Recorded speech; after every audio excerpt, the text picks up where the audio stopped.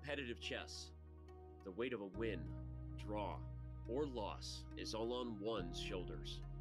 It's easy to feel alone. Those lonely days are over. Oh my goodness. The Pro Chess League is back. Once again, in chess, teammates matter. That's it. Is over. Alice Lee secures victory for the Archbishops. What an incredible performance. Welcome back, PCL.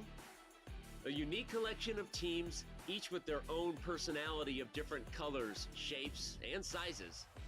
There are gnomes and knights, Chessbrahs and bishops, and whatever the heck this is. The PCL is the only place where the best players in the world risk their fate alongside content creators and players from different levels, ages, and perspectives. Unbelievable. And you see Arjun, he shakes his head, but Pranav with a second huge win in a row.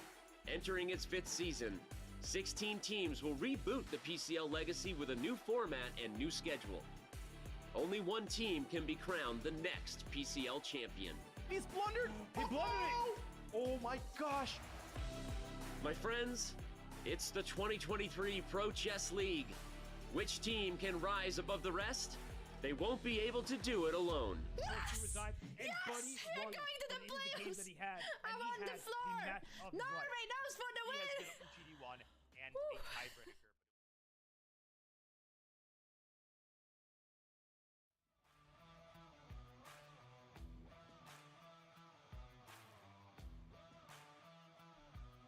Hello and welcome everyone to the 5th and final week of the main event of the Pro Chess League season 2023, and this week is going to be about heartbreaks and celebration as the teams battle it out in elimination matches. A roller coaster, and for the ride with you and with me is my co-commentator Grandmaster Robert Hess. Robert, welcome. How excited are you? Hey, Tanya. I'm so glad to commentate with you, and I'm very excited. I think the players and the managers and captains, they're super stressed because, as you said, this is win or go home time for all the remaining teams in the Pro Chess League. Wow, go big or go home, as they say. And we kick off with two big matches featuring, well, a certain defending champion of the Pro Chess League. We start the day with St. Louis taking on the Croatia Bulldogs in an elimination match. These two teams are on 2 wins, 2 losses. 1 win, you go through, 1 loss, and you're out. Robert, the second match, it's the Chessbrahs taking on Blitz. And we've got some big breaking news coming in that for this very, very crucial match, the Chessbrahs have got to deliver without a certain Magnus Carlsen in their team. Yeah, Magnus Carlsen had to step out of the lineup at the last minute. It's good news when your team captains and managers have secured the likes of Anish Giri. So while Magnus is out, Anish Giri swapped in. It is not the best start to the 5th and final week of the season for the Chessbrahs because they'll have all they can handle in the Blitz. We hope the world champion feels better soon. And also, of course, as you're mentioning, 1 win is all these teams need to make it through. But some of the teams have already punched their tickets into the playoffs. Let's bring up our standings. The first team to do that, Robert, were the Indian Yogis. We've got 5 teams there who are already in the playoffs. It is the fight this week for the remaining 3 spots. And we see there with a 2-2 score for the St. Louis Archbishops, the Croatia Bulldogs, and the Chessbrahs. Yeah, we have 5 teams already securing their spot in the playoffs. They're all deserving squads. As you mentioned, the Indian Yogis, they look great, undefeated, as were the Gotham Knights. But today, we're going to focus on those teams right after those with the blue mark next to their name. We have the Archbishops and the Bulldogs. And Tanya, these 2 teams, very balanced rosters. Hard to predict who's the favorite between them, but you know they both want it so bad. Oof, that's what the fight is about. It is about getting those 3 wins to make it to the playoffs. We started with 16 teams, Robert. By the end of this week, we will be down to just 8 teams. We see some big names at the top there who've already made it to the playoffs. The Yogis, the Gotham Knights. What a performance by Levy's team it's been this season. The Shanghai Tigers as well, with Ju Vengeance scoring some big wins. And of course, the Wizards weaving their magic. Now, while these teams weave their magics, on the flip side, we've also had teams which have been knocked out of the Pro Chess League. And let's bring that up now. The first team to have been knocked out were the Charlotte Cobras. Of course, the consolation prize on that was that we got Daniel to commentate on the Pro Chess League. We did. Daniel Naroditsky, he was able to join us so many times, unfortunately, because his team was suffering. But that's the nature of the Pro Chess League. And you look right above the Cobras, another team that was eliminated in just 3 matches. The Berlin Bears had the best start you could possibly ask for in the Pro Chess League. Josephine Heinemann had the upset of the season against Hikaru Nakamura in the first game of the season, and yet they went down swinging in just 3 matches. So the teams are so strong in this league. There are no easy matches, and for the Blitz, the Garden State Passers, and Team MGD1, they don't want to fall to the red line. They do not want to be eliminated from this competition. Absolutely, and that's the dream, to make it through. And we see big names there as well, with Blitz at the top of our standings with 2 wins and 2 losses. Now, this is a team that's being headed by the 2021 World Blitz champion Maxime Vachier-Lagrave and the 3 times World Blitz champion Alexander Grischuk, and yet they're fighting for their life today when they play in that elimination match up against the Charlotte, not the Charlotte, but the Canada Chessbrahs. Big games coming up. We've got the St. Louis Archbishops going up first against the Bulldogs, and this is their roster. Talking about biggies, talking about big hitters. Look at this, being led by none other than the 2018 World Championship challenger Fabiano Caruana at the top, 2766, but all the way down. What has been super impressive about this team, Robert, has been their 4th board. Yeah, when you said talking about Biggie, I thought you went up about Biggie and Tupac, but you're talking about Fabiano Caruana, and, you know, he may be from Brooklyn, so we know where it's at. So Fabiano, he is the #1 player on this team, but as you're highlighting Alice Lee, she's been punching above her rating. That's been huge for them because it allows them to trot out such a star lineup like they have today. And Tanya, if they make the playoffs, no team wants to face them because look at their list of reserves. Lenier Dominguez, Jeffrey Zhang, and the rest of the cast. Oh no, you know that every single team that's in the playoffs is rooting for the Bulldogs. Wow, that's actually a really cool insight. You know, we always, as fans and commentators, may the best team wins, but of course the competitors don't want to face the Archbishops. Now, this team had quite a devastating start. They were down 2-0 in their matches.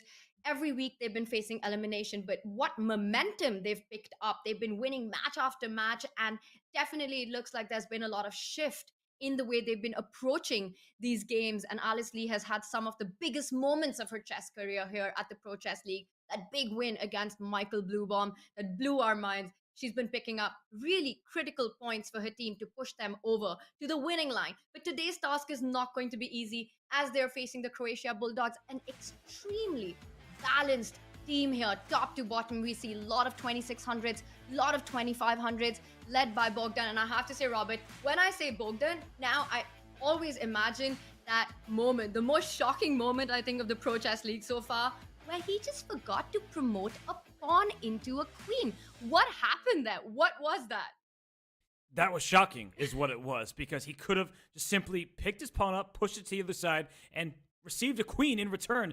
Something was going on in time trouble where he was not able to make the right move, and he lost that game, and it was a critical one for the Bulldogs. But if we know anything about Bulldogs, they have not just bark, but a lot of bite. And as you look at their roster, it is led by a 2700 in Deac, but they have Paulina Shuvalova, a nearly 2500 rated player, on board 4. We have Bardia Dineshvar on board 3. These are very strong players, and to add to that, we have their reserves. Mustafa Ilmaz has played a big role for this squad. So, Tanya, another team that is probably more dangerous than their lineup initially looks, but they have some stars that are waiting to strike come playoff time.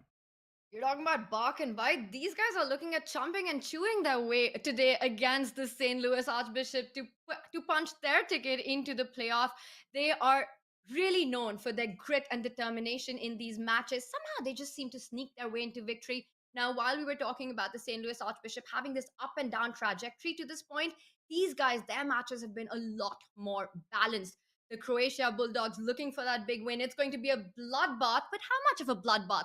Let's bring up our featured question for today, Robert, because it is about how many decisive games there will be in the matchup that's coming up with the Archbishops taking on the Bulldogs. What do you think?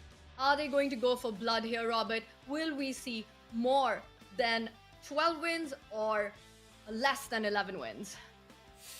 It's a tough question. You know, these are the fun things that sports and games have added these days, and you should get involved, so use that command predict. But Tanya, I'm going to go with the under today. I love fighting chess, and just because there will be some draws sprinkled in there doesn't mean that it won't be fighting. But I just think that we have such a solid lineup from both sides. It's hard for me to see 12 victories out of 16 possible games. I'm going with the under.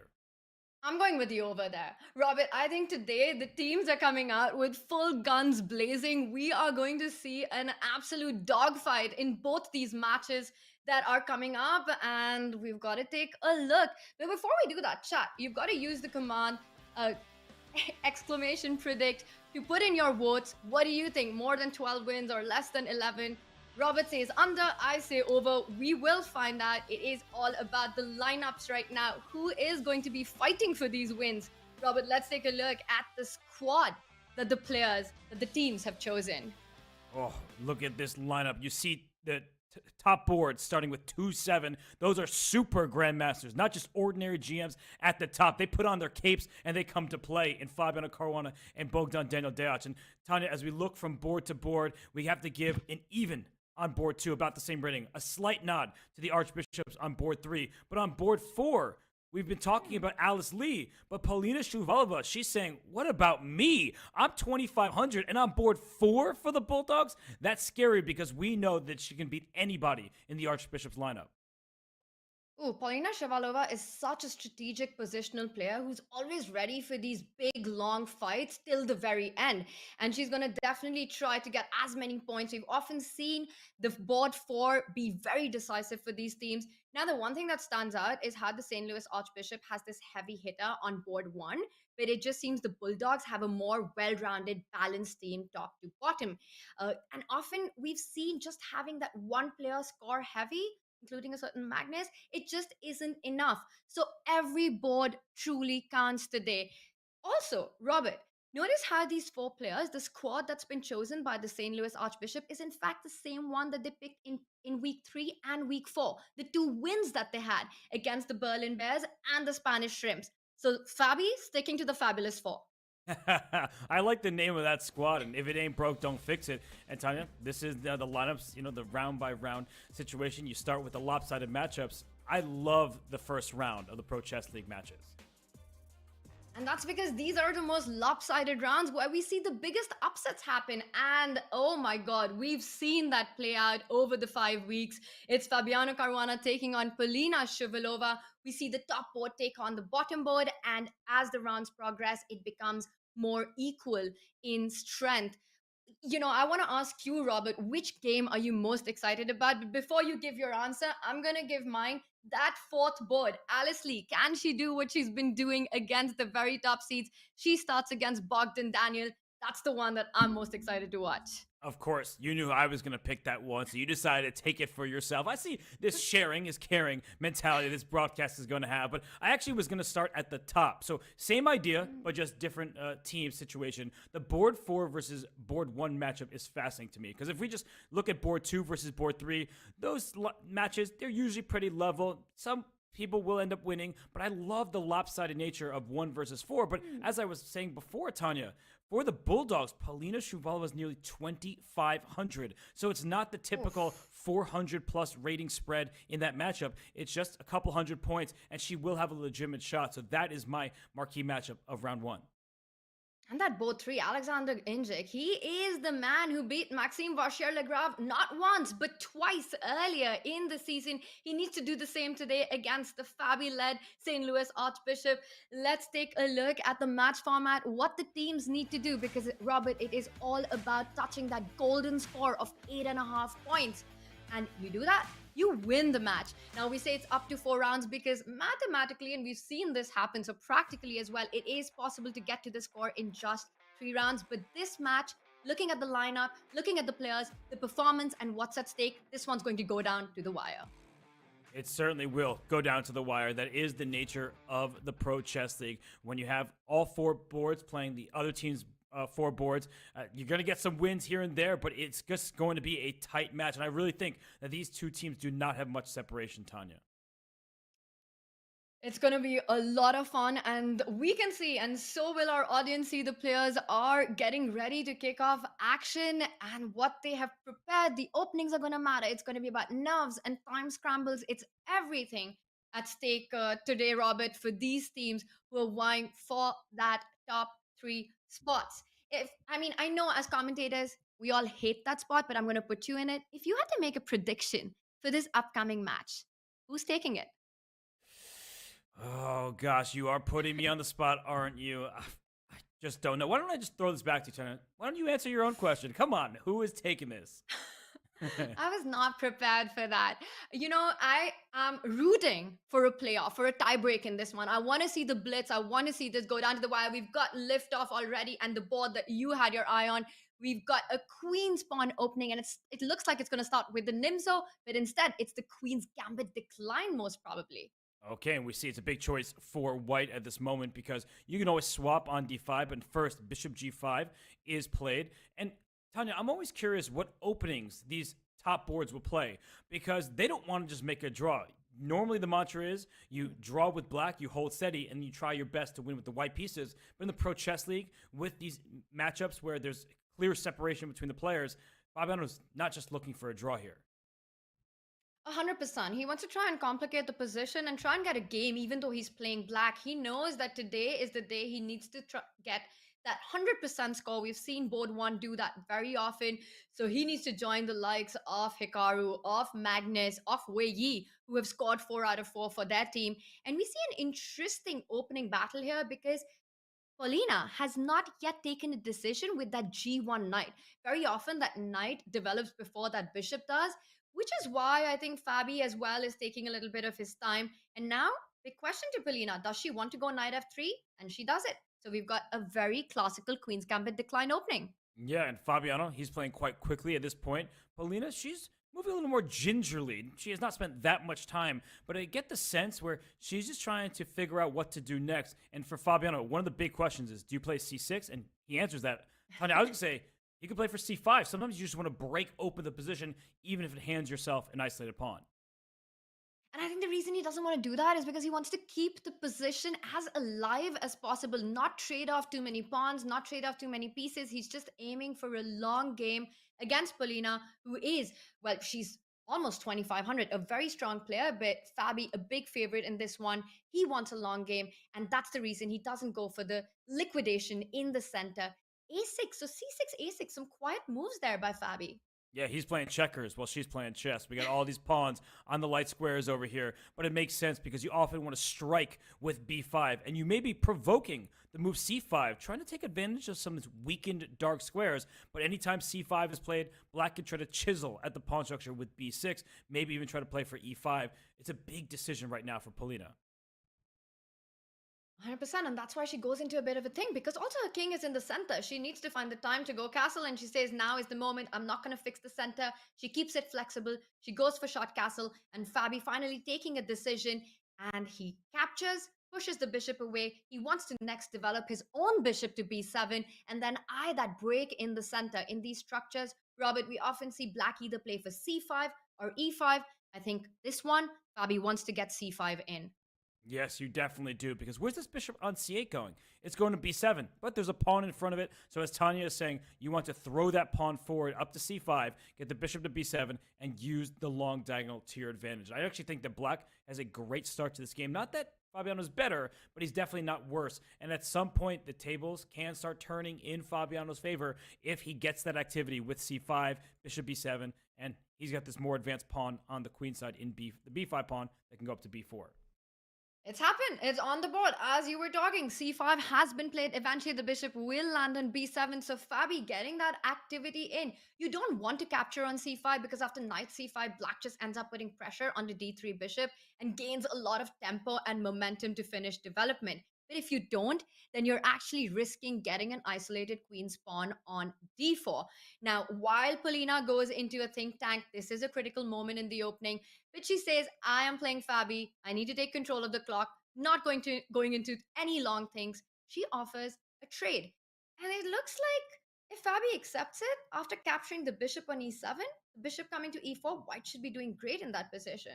Yeah, that's why Fabiano, he decides not to trade knights, as Tanya was indicating. A bishop on e4 would hit this rook in the corner and just gives it a nice diagonal. So the f6 square, perfectly well defended by Black's pieces. The bishop can go out to b7 soon. So I feel like Black is steady here. No issues whatsoever for Fabiano. How are the rest of the squad doing?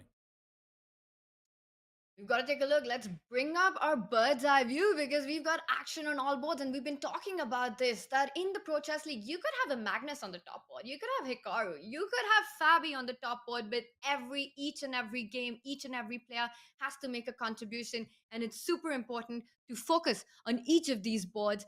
And Robert, I see on the bottom right, Alice Lee against Bogdan. And it looks like that Alice should be pretty pleased with the opening outcome that she's had. I like her bishop on b2, but some questions to be answered. A pawn has been pushed in the center, attacking that knight.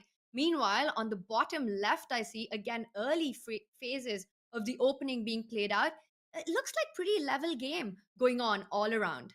Yeah, the games do look pretty steady. In the top right, the queens are gone, so that's already into an end game between Bardia Dineshvar and Benjamin Bach. And as you were mentioning, Alice Lee's pushed a pawn against Bogdan Daniel-Diaz in the bottom right, hitting her opponent's queen. Wow. So, Tanya, which one should we go to? We have excellent choices. You know it. Okay. You know the one I want to pull out, Robert. I'm not even going to say it because I know you're going to pull it out. And it is Alice Lee's game. We've got to get her on because take a look at that wild position on the board. I mean, the knight was attacked. And now Alice says, I don't care about that knight. I just want to push your queen out. She goes for b4. Bogdan trying to think where he wants to retreat. I think c7 looks like the natural square. You bring your queen back. And again, big questions to Alice. What does she do with the knight? I'm guessing the knight is going to go into the center to the d4 square, but that looks very risky with a rook coming to d8, pinning the knight. There could be some pressure down the d file, and we see the chat. I mean, they're going crazy for Alice Lee. They love supporting her. She's young, but she's very talented and can take down a super gem. Remember, she almost took down Wei Yi. That game was very close, but in the end, she couldn't just quite land a knockout in a complicated position. But Tanya, right now, I'm looking at this. I'm seeing a position where Black is very stable, has Connect 4. I know we talk about different board games all the time here, so there's that one going on. But I think the knight has to jump into d4 and just avoid the queen trade for now because Black's sort of pawn chain here is causing White some problems. Wow, so not queen c7 as I was expecting, but queen to d8. And Robert, what do you think? Is Bogdan saying that, I feel that I have better chances in the end game? He wants to trade off the queen. Alice has shown such excellent play in the middle game. He wants to try to liquidate as many pieces as possible to ease out the pressure in this one. Yeah, and I think that when you push pawns, you're in danger of overextending. There's a big difference in the pawn structure. We see Black's pawn structure towards the center, hitting this knight, whereas White's queenside pawn structure, a quick bishop e6, will go right after this pawn, and she does trade queens and bring her knight up to g5. But Tanya, after h6, this knight is going to be forced back to the rim, and I just get the sense that White's pieces don't have the best footing, whereas when this knight goes back, the bishop hops out here, attacks this pawn. At some point, Black can strike with a5, trying to open the queenside. I just like the foundation of Bogdan Daniel-Diaz's position a little bit more. Not saying that White is in danger of losing in the next few moves, but I just get the sense that it's just a little bit easier to play for Black.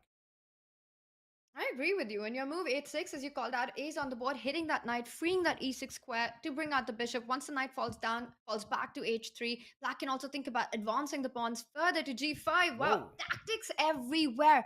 Alice is so good at this. We saw her not defend her knight, attack her opponent's queen, and again, she doesn't defend her knight, attack her opponent's rook, and it all seems to work out. You can't pick up the knight because of rook d8, and if you trade the rooks first, Robert, in this position, after rook d1, maybe we can just bring up our analysis board as well. Yes, and rook d1, and you take on g5. There's a check on d8, picking up that bishop on c8. It's not just about equalizing material, but that's a dominating position for White with horrible pieces on the queen side for Black.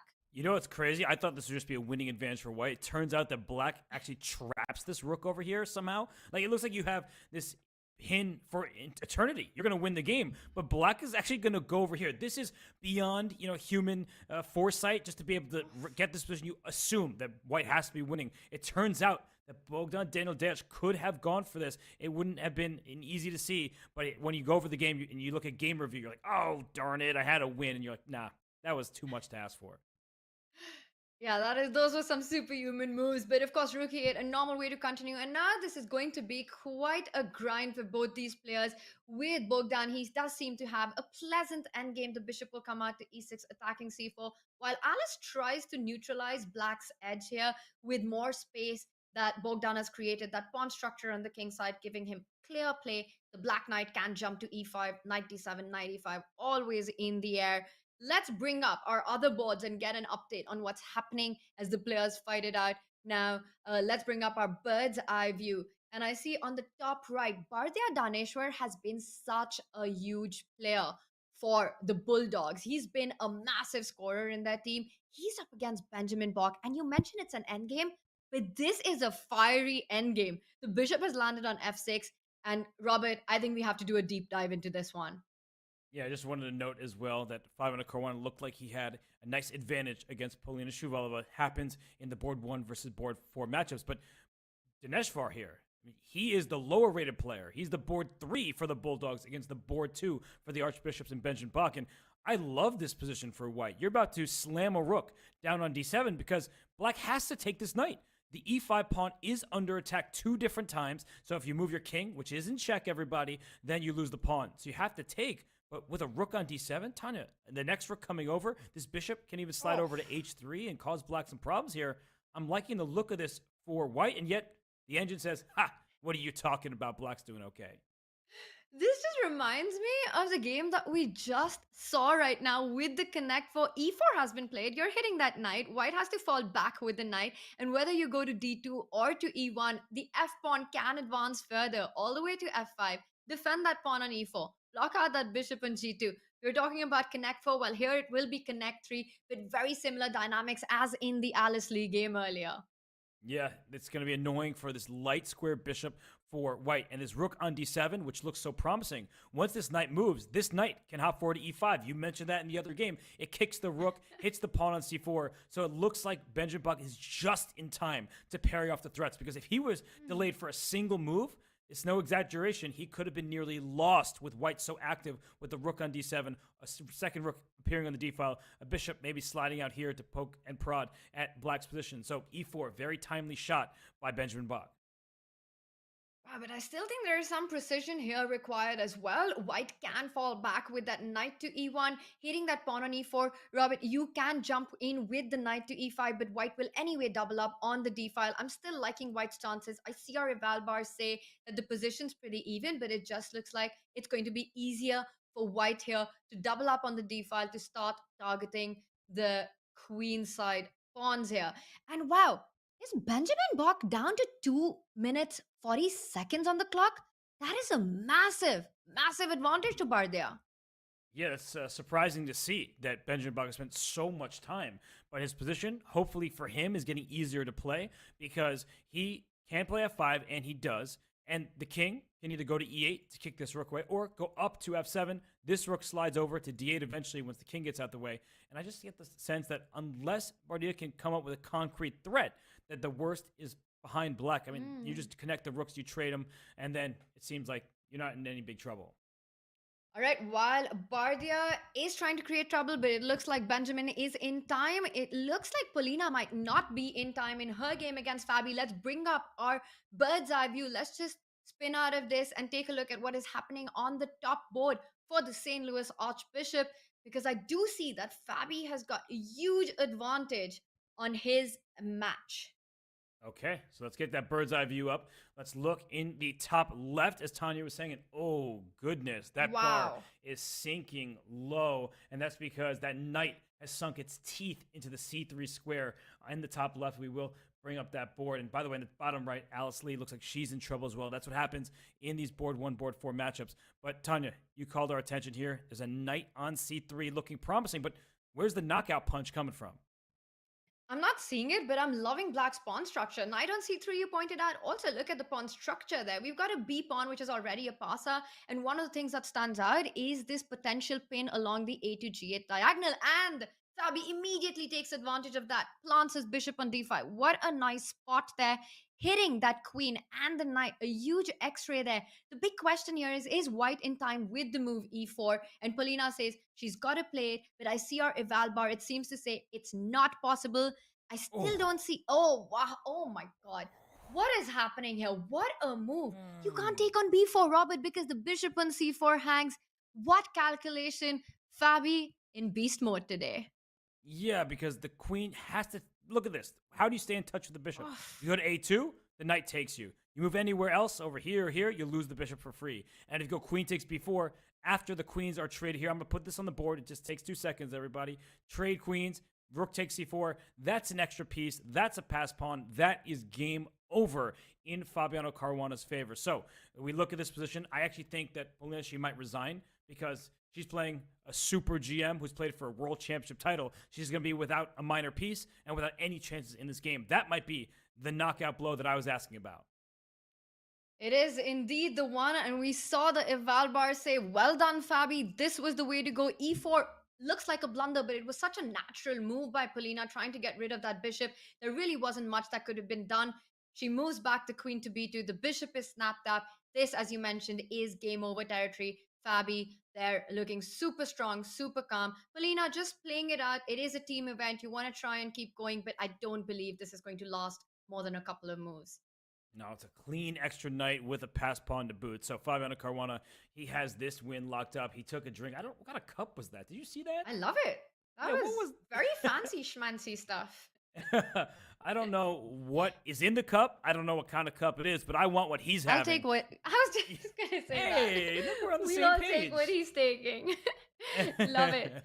Well, he is. It is seem to be working for him. Whatever he's drinking, he's got a winning position with the black pieces in about 30 moves, beating one of the strongest players here in the Pro Chess League for the fourth board, Polina Shabalova, going down to Fabiano Caruana. Yeah, wow, look at that A-pawn. It just can't be stopped. There's a knight protecting it. Although, there is a trick. The rook is threatening to take here. Well, you can't do it just yet, but the knight is pinned to this rook. Unfortunately, for white, there's a back rank checkmate. So even though this looks fancy, you get to steal a pawn for free, you'll get checkmate. So white has to spend even more time just to get out of it. And I think black could say, let's get out of this pin by going for the back rank and the pass pawn as well there. This looks like black should have this one in the bag. Maybe bring the rook to b4 and to b1 is a better move order, but either way, it looks like Fabiano's taking this, and that's going to be good news for the archbishops to get out to an early lead. I love it. I love the idea of just put your rook on the b file, take advantage of the back rank weakness that white has, and you're threatening rook b1 to promote the queen. Fabi taking it a bit slow. He just wants to be super precise in this one, but this is definitely going St. Louis Archbishop's way. I'm actually quite surprised at how much time Fabi's taking in this position. It's very instructive for everybody that when you have a winning position, you know you're winning. There's no need to rush, and he does play rook b8. So he's giving up this knight on c3. But if we just can quickly analyze this for a second here, it's a really important thing to note that when you have a pawn on a2, you need to get your rook to that last square to break the blockade down. So after rook takes knight, we're going to analyze this. We might not even have to because Fabiano is showing it. He could... All right, we don't even need the analysis board. He was too fast. So rook b4 at the end. Unfortunately for white, your pawn is too slow because this is not just a check. It's a mate. The king has no luft. It's all war here, and this king is losing the battle. Wow, and only if there was one pawn move in front of the king, then white could have actually advanced her own d-pawn all the way to d7, but that's not a possibility anymore. So Fabi there combining all these tactical ideas to finish the game. Rook b1, and now you take on a1 after d7, you give it... Oh, he could have given a check on e1, but he does go the other way, rook d1. That is some stunning tactics, and that is it. Polina Shabalova throws a tower. It is advantage St. Louis Archbishop as Fabiano Caruana takes the first point. He does, and he goes away. Fabiano has left the building, so we should go to the teammates because the 3 games are still in session. Fabiano gets the first win, but Tanya, as we look at the eval bars throughout these matches, it looks like in the bottom left, we haven't even checked that game out. Injic is a bit better, but still, that's an endgame territory. And in the bottom right, Alice Lee, she's fighting. She's giving it all she can possibly give. Which game should we go to of the remaining 3? Wow, it's endgame territory in all of them, but I see Benjamin Bog down to 17 seconds on the clock with a minor piece endgame, and we know how tricky these can be. A very symmetrical pawn structure. We see on the top right just how equal the position looks according to the eval bar, but with 17 seconds, anything can happen here. Yeah, no, the mistakes happen when you don't have time. The good news is mistakes usually happen when your opponent has knights, but Benjamin is the one with both of the knights. So there are no knight forks.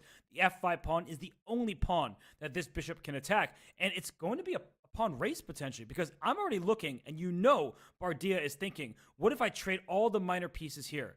And maybe we can bring up an analysis board and just look at it very quickly, because the king is about to sprint for white. So as we just look at this line, after knight takes knight, knight takes back, bishop takes, I'm already thinking, is the white king just running up the board here? And Tanya, if the king tries to defend, the answer is absolutely. The bar goes up, because the king doesn't get to g7 in time. Your king cannot move like a knight, even if you would like it to. So after the swap on c6 in the live board after knight c6, once we trade all these pieces here, Tanya, I think the black king will have to go in the other direction. And this is so hard to calculate when you don't have enough time. And that's exactly what Bardia is thinking. He's gone into a long think here because he is trying to figure out and navigate his way all through these calculations that you pointed out, Robert. Will he go for the king pawn ending? This is a big moment. And as you're pointing out the analysis, white takes the pawn, black takes the pawn. It is a race, but it looks like black might just be in time. It wouldn't matter because you have to be careful where you place the king. It might come up under check when you queen on h8. So d4 might not be a very accurate square. Very important details for Benjamin to take care of with just seconds on the clock. Yeah, and as you said that, I put the king on a better square, because that would be right. Because then when we get this mutual promotion, right, simultaneous queening here, the difference is that once this queen happens, it's not check to this king on d4. It's a very important point, and that means black can actually steal this pawn on f4. It's a good call by you, Tanya, and that is what Bardia Dinesvar is calculating. Go for it. That was it's going to happen, Robert. The more time he takes, we're going to see a king pawn ending on this one. I think he's going for it. But if he's calculating like we just did, that could actually be good for black. So it puts Benjamin on the spot. He needs to find the moves quickly. It's happening. He's traded the bishop for the knight. Yeah, and is he going to go this way? Or is he going to give this fork and try to take the pawn? But then the knight gets a bit trapped over there. Maybe that's... Also, knight a5? Yeah, knight a5 going after the c... We're just going to pawn race no matter which way we look at it. I'm predicting a king pawn ending, and it's happening. The line that we were just looking at, it's going to appear on the board. We see white racing towards the h pawn, black picking up the c pawn. He needs to find the right square for the king. Don't go to d4, Robert. Do not do that.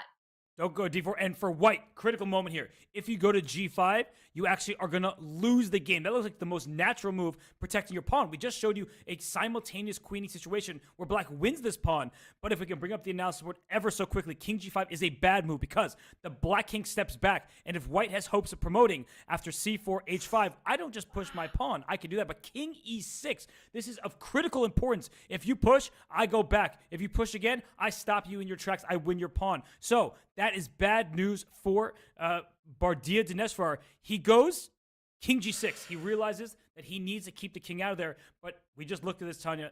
Black is going to promote, win this pawn. And I just feel like white has no real winning chances at the end of the line.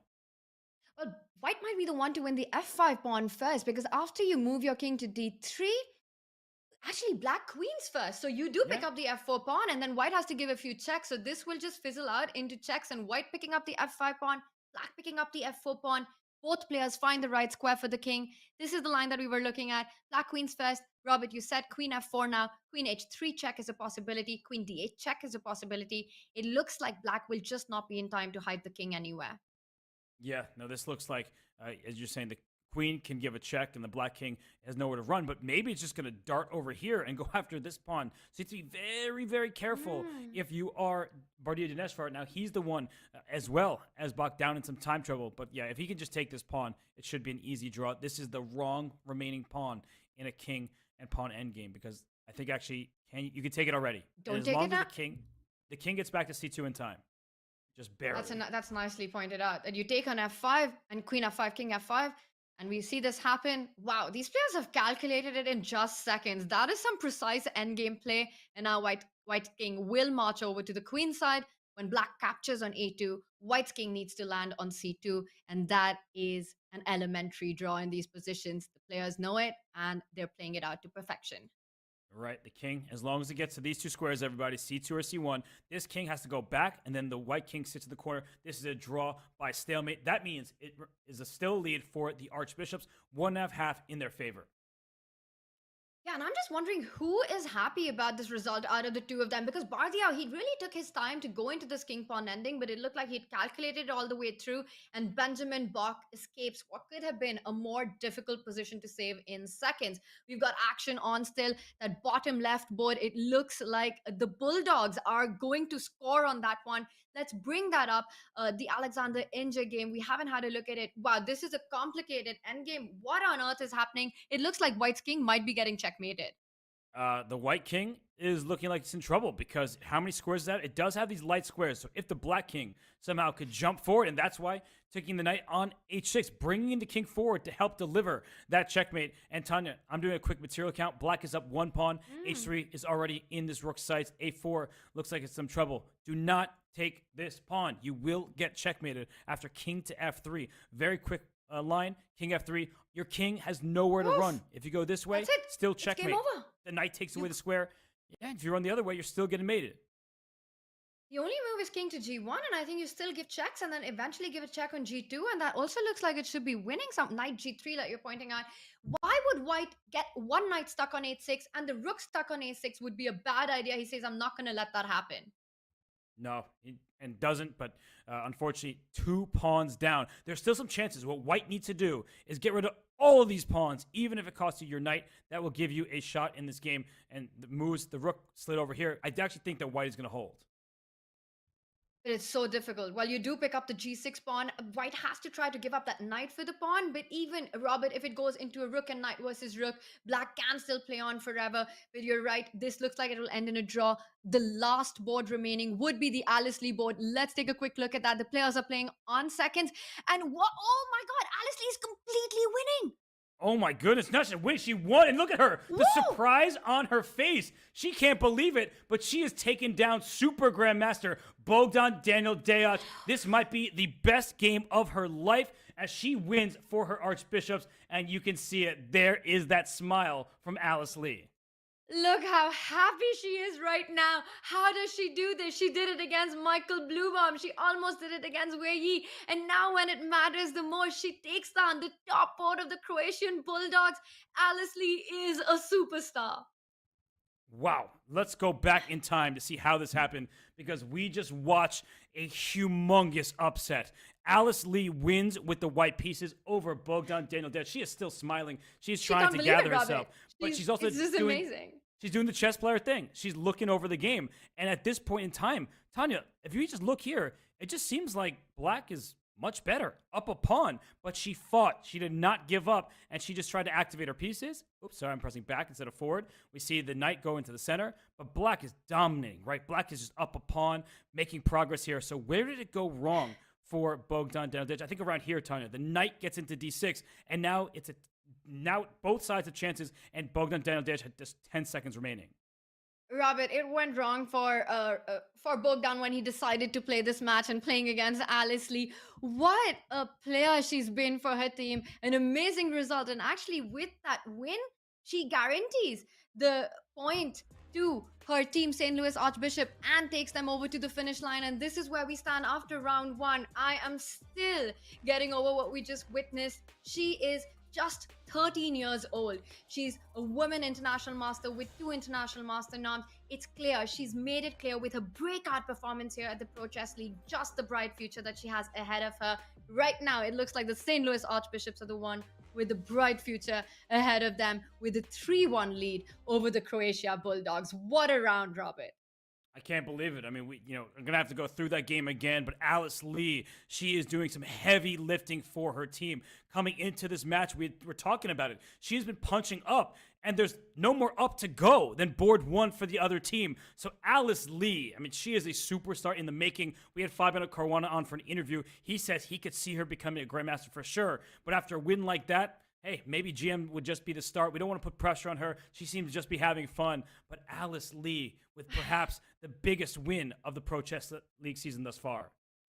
And that too at the most critical moment, the most crucial match for her team, Robert, where she's got 3 big rounds also coming up. So she has to keep up that same energy. It almost feels like she's played her part, but champions never get complacent. And I am sure we've got a lot more coming up with Alice Lee ahead of us. Now, we know that this is the final week for the main season, the main event of the Pro Chess League. But the drama and the action on Chess.com never stops because the teams will be back for the Arena Royale on March 24th. Now, it's been difficult to watch so many great teams being eliminated from the main season these past few weeks.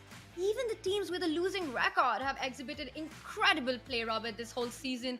So to celebrate all of the talent that we've got here with us on the PCL, we are hosting an Arena Royale on the March 24th. You don't want to miss that. It is going to feature all the 16 teams who will be playing with up to 10 players competing from each team. It's going to be an epic show on the 24th March. Mark your calendars. You don't want to miss this. Use the command !Royale in the chat for all the details. Yeah, it's going to be fun, right? It's just all the players, even those who are eliminated, they get to come back and take part. So it's a nice kind of end or all-star game, if you want to call it, for the Pro Chess League season. I love it. Can't wait for that. What I can't wait for right now is to see the action that's coming up on the other side of this break. Do not go anywhere.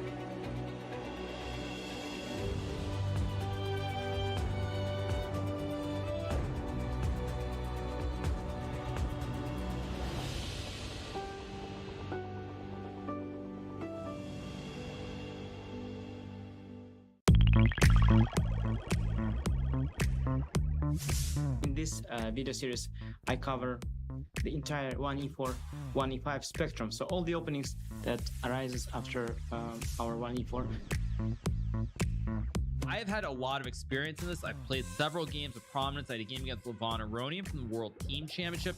I also had a game from Gibraltar against Marcus Rager, which is the game that I'm going to show here. The key here, when this happens, when your opponent finds the resource of playing f4, or you reach this position in your calculations, don't panic.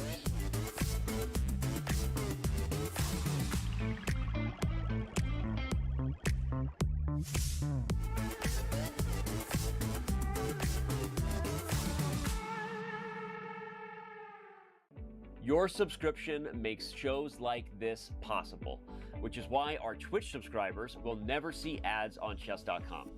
Connect your Chess.com account and Twitch account at go.chess.com/connectaccounts, and bang, boom, voila, you're done. 100% ad-free bliss forevermore.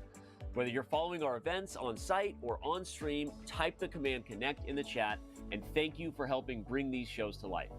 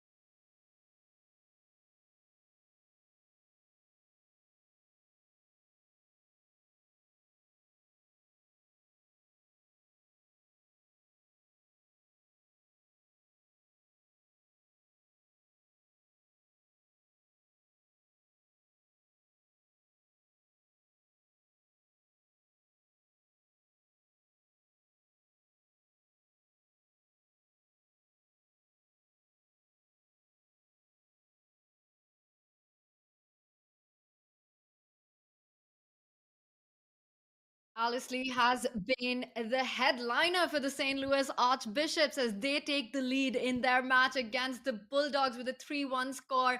And truly, the star of the round, the hero of the round, is this 13-year-old. What a performance. What a game, Robert, there against the top board of the Bulldogs, taking down Bogdan Daniel Diak.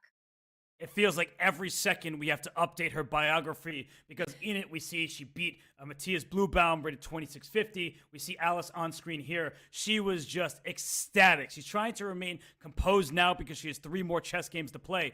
But I think we want to take everybody through the finishing touch of her win over Bogdan Daniel Diak because, Tanya, that was actually some great stuff from the youngster. She's playing in her opponent's time trouble. And at this point, after Bogdan Daniel takes the pawn on a3, Tanya, she plays b5, giving up another pawn, but springing free a passer because after pawn takes rook d5, look at this. The knight is pinned and under attack. The bishop is loose.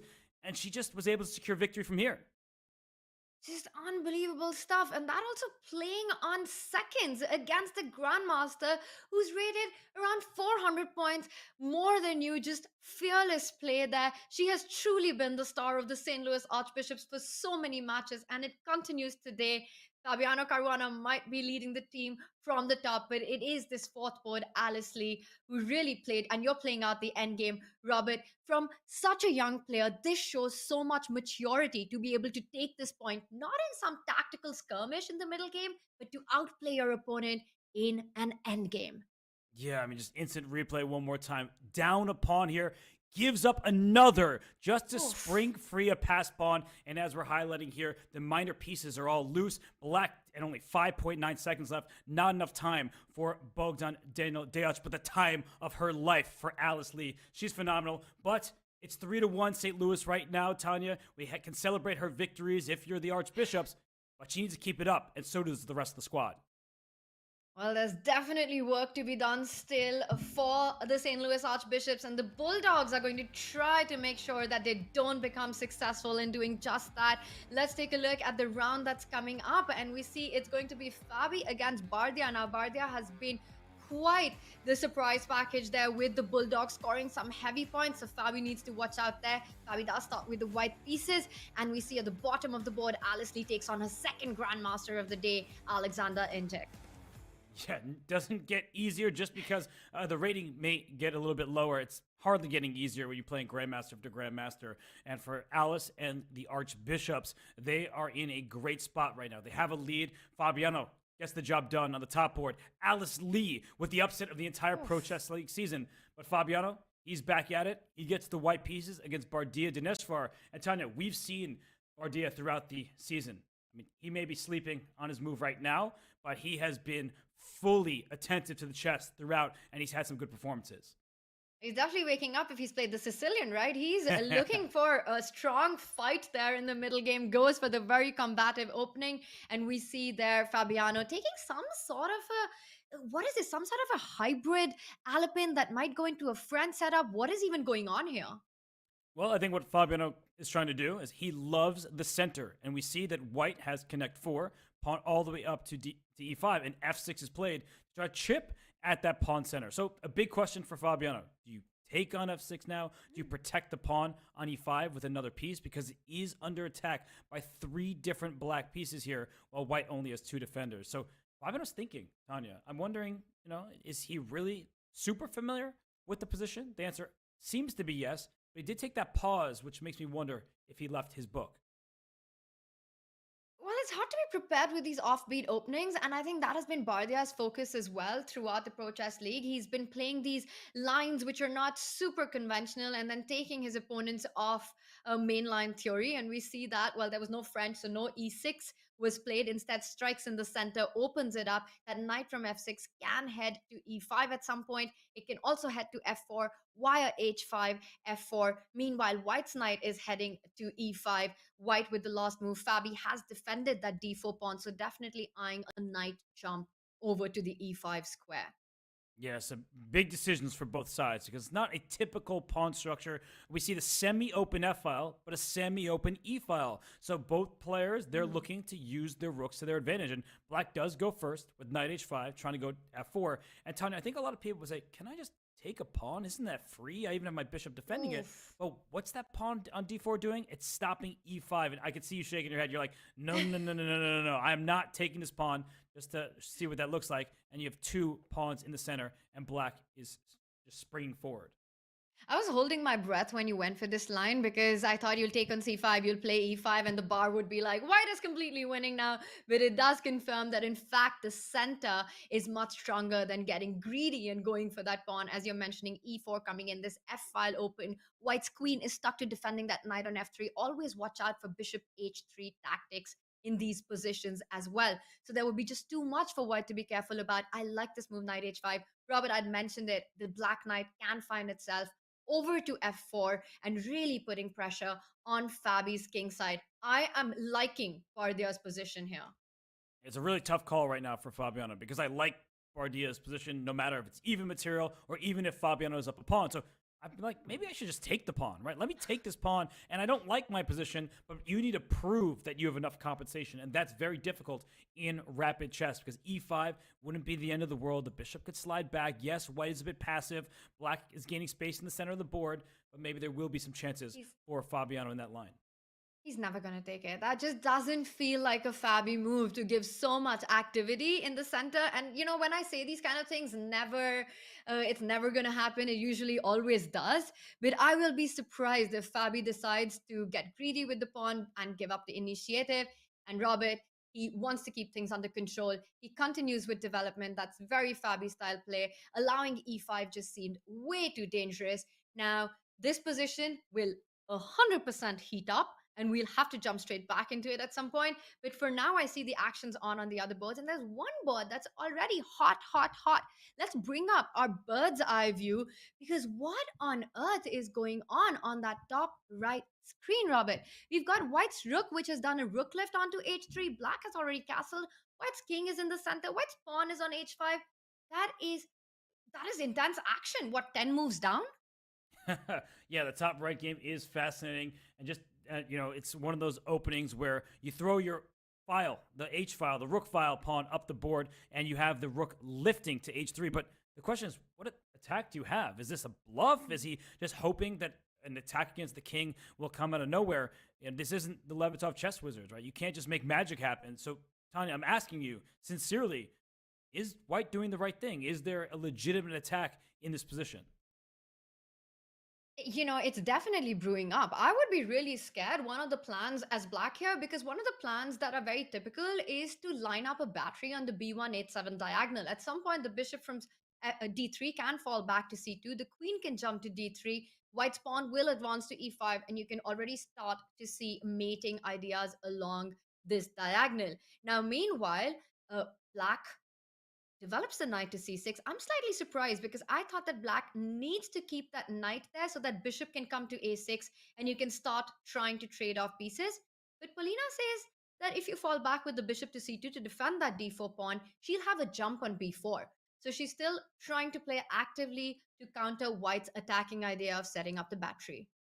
Yes, and this pawn on d4 is actually hanging. Sometimes when you see a queen in line with another, with a bishop in between, you look, can I move this bishop away with some check? The answer is not here. So knight takes d4 is a threat, and e5 shouldn't be counted out either. With the rook in the bishop's line of fire, you could push that pawn up the board. So, Tanya, do you have to make a move like bishop b5 then, just to protect the d4 pawn? Well, it does move the bishop to protect the pawn on d4, but slides back to e2, and it's a mistake, which means e5. We have the help of the eval bar off to the side. That's a double attack in the position. Wow. Yeah, and that rook lift that we were talking about, suddenly the rook on h3 is vulnerable. Who would have thought e5 coming in? Will Polina Shevalova find this move? It's not an easy move to spot. Wow. And she says, might not be easy for you guys, but here I am. Plays it out in under a minute on her clock. Hits that rook on h3, hits the center pawn on d4. She does see that Benjamin's king is still in the center. It's time to open it up. And the eval bar says with that move, it's advantage Polina. And I'm trying to understand, what does Benjamin have in mind? And it looks like, we look at him like he doesn't have too much. I think he missed this idea altogether. And at this point, right, whether or not he missed it, and I think you're right, he did, you just have to get the most out of your position. And I would play the move d5. So I have two options. Either I give up my rook for this bishop, that's seemingly a 2-point swing, right? 5 versus 3. But we don't just count in points, because if you move the rook, you'll only be down quote unquote 1 point. But it's a very important pawn in the center, and I think that position is actually more difficult for white to play, and he does go for it. He didn't want to give up the exchange, but I think I would have tried to lock the center and given up the rook. But he's just saying, all right, knight takes d4, for example. You can, I guess their e5 pawn is loose, but I don't know about this, Tanya. I feel like it has to be really, really good for Polina, no matter how she takes this pawn on d4. Yeah, I feel you, because white's king on e1 suddenly looks extremely loose there. You know, after knight d4, that knight on d4 is so strong. At some point, the black bishop will come to b7, and it looks like white is going to take a long time to get to black's king. So things under control here. The other way that she could recapture the d4 pawn is with her own e5 pawn. I think what Benjamin has in mind for e takes d4, where Polina does win a pawn, is to simply get the bishop to b2, start piling up the pressure on the d4 pawn, and hope that you can get to g7. Even those positions with black's bishop coming to f6 to really challenge that long diagonal, it looks like everything's under control here for black. Polina doing well out of the opening here. Yeah, no, this is a good position for her, and she's doing the right thing by slowing down, because there are 2 different ways she could take this pawn on d4 if she wants it. I'm also wondering if at some point there's a bishop takes h6 type of tactic. It might not work here, but sometimes just, you give up a bishop, open up the opposing king. But Wow. I just feel like she can safely take on d4. Hey, Robert, that's a brilliant idea. And I just to demonstrate that, let's just make a non-move here. For example, a5 or rook b8. I'm loving the concept that you have. You take on h6, and bishop takes 8. And I see the Evalbar approves, and queen c1. Queen c1 was the point. And it seems to work, because it's a double attack. You hit the knight, and you're threatening mate in 1 with queen h6. That is a massive tactics that exists in this position. Wow, you know what's funny is I was thinking queen d2. This little sideways queen move is actually much more difficult than it would appear. Queen d2 is natural. Let's get the queen up the board, round to the side, but it is a double attack. And Tanya, I think you've actually highlighted the downside of playing pawn takes d4. That bishop takes h6. After g takes h6, there's still maybe this queen c1 idea, hitting the knight and hitting the pawn, because if you play queen d6, which seems to defend both, then look at this. I think rook g6 works. I mean, this is incredible stuff. There's a microwave behind Benjamin Bach. The action would absolutely heat up here, because after you take the rook, queen h6 check, king g8, pawn takes g6, and excuse me, that looks like a checkmate against this black king. You see the bars at plus, it looks like plus 13. It's just game over. It doesn't matter. It could be a plus 100. This is mate in the next move. You're not surviving it. You move the rook. It's still queen h7 and followed by queen h8 checkmate. This would be game over. So it's really fascinating to see the kind of tactics that exist in the position. There's a third move that's been played, one that we were not considering. Doesn't take on d4, pushes the bishop. So she's still targeting that rook on g3. Bishop h4 is actually quite interesting, Robert, because if white decides to trade that bishop for the knight, the queen suddenly becomes super powerful on h4, hits that pawn on e4, is threatening queen h1, and don't forget, notice the d4 pawn still hangs. I like this. I think bishop h4 is a brilliant move. I see the Evalbar went from better for black to in the middle, but I think it's a great choice by her, because she takes away these bishop takes h6 options. d4 is still loose, as you're mentioning, and if you take on h4 and the queen gets out here, I think you're in some pretty big trouble. So I think this one, both players will start using their time here, but bishop h4 was a good choice by Polina. And just before we move on to the bird's eye view, to finish your point, if white does go for the 8-6 sacrifice, black can pick up the rook on g3, doesn't even have to bother picking up that bishop on 8-6. So everything remains safe for black. Really nice practical move, as you're pointing out. Let's take a look at the other boards. Let's bring up our bird's eye view as action is heating up all around. And again, my eyes are drawn to the bottom right, because it's madness there one more time. Alice Lee, unstoppable on the king side. She's really going for it. She's playing against Grandmaster Alexander Inchik, but we see the position there with the pawn march. Fearless play there by Alice. And on the bottom left, we see that Bogdan Daniel Diak, who suffered a major upset in the first round, looks like he's back in control in his game. Yeah, it looks like the board ones, the top left 5 in a Caruana also has a slight pull against Bardia Dineshvar. But those games on the left-hand side, they're kind of locked up for the most part, whereas the games on the right-hand side, it just seems like much more open space, kind of hectic positions. So you get your two different options. Whatever your flavor is, you can choose between them. So Tanya, speaking of choosing, I'm going to make you do it. Sorry, partner. Which game do you want to dive into? Well, I like being right. So we're going to go for the right side and we're going to pick up the bottom right board there with Alice Lee against Alexander Injik. The position just looks super fun there with Alice's queen in the center. So let's do a deep dive onto that one. It's really heating up. A pawn has been traded on G3, opening up the F file. And the F2 pawn looked very tender. Bishop F5. She defends the pawn on E6. But our Evalbar says, hold on, that's a mistake. Yeah, well, it's as it takes a little bit more time, gains a little bit of depth. It's saying that was a mistake, but it's probably not one that's easy to recognize if you don't have the engine as your assistant. So why would that be a mistake? Well, I would like to play G4 as white, but of course I can't get away with that. There's a queen and bishop in line with it. So maybe knight C2 first. Let's kick this queen out of here. And I just want to get at this bishop. That's my big goal. Perhaps the knight slides into E3 so I don't even have to push my pawn. But I feel like maybe now white's pieces can join the party where this knight is sitting and doing nothing since the D3 pawn is already defended enough times. That's really interesting that you want to get your pieces out, but actually big tempos hitting that queen on d4 that I was just mentioning when we jumped into this game looks like such a powerful piece. And after knight c2, it's kind of hard to see a very stable square. You've got to fall back all the way with the queen, go back to d7, your idea of d4. Well, it looks like Injik needs to find that, because if not, then black has got ideas of her own. Alice might be threatening bishop g4 next. Notice how the pawn on f2 is pinned, so you can't really go f3. So it's really all about timing, and Injik needs to be precise right now. This is his moment to push back on the pressure. Yes, and both players, they're about the same on the clock. Now he has just dropped a little bit below her in terms of the time. But if we look at the material, it is even. 5 pawns per side, 2 minor pieces, 2 rooks and a queen. But the board is so open. It's not just about the material, and it's a complicated position. I don't think that there are easy choices here. I mentioned knight c2, the queen slides back to d7. The question is, and then what? That's hard to recognize for white because you see one-off moves every here and there, but the actual plan is not that straightforward. So I actually think that this is a very complicated game, and the result of it will be determined far down the line, not right now.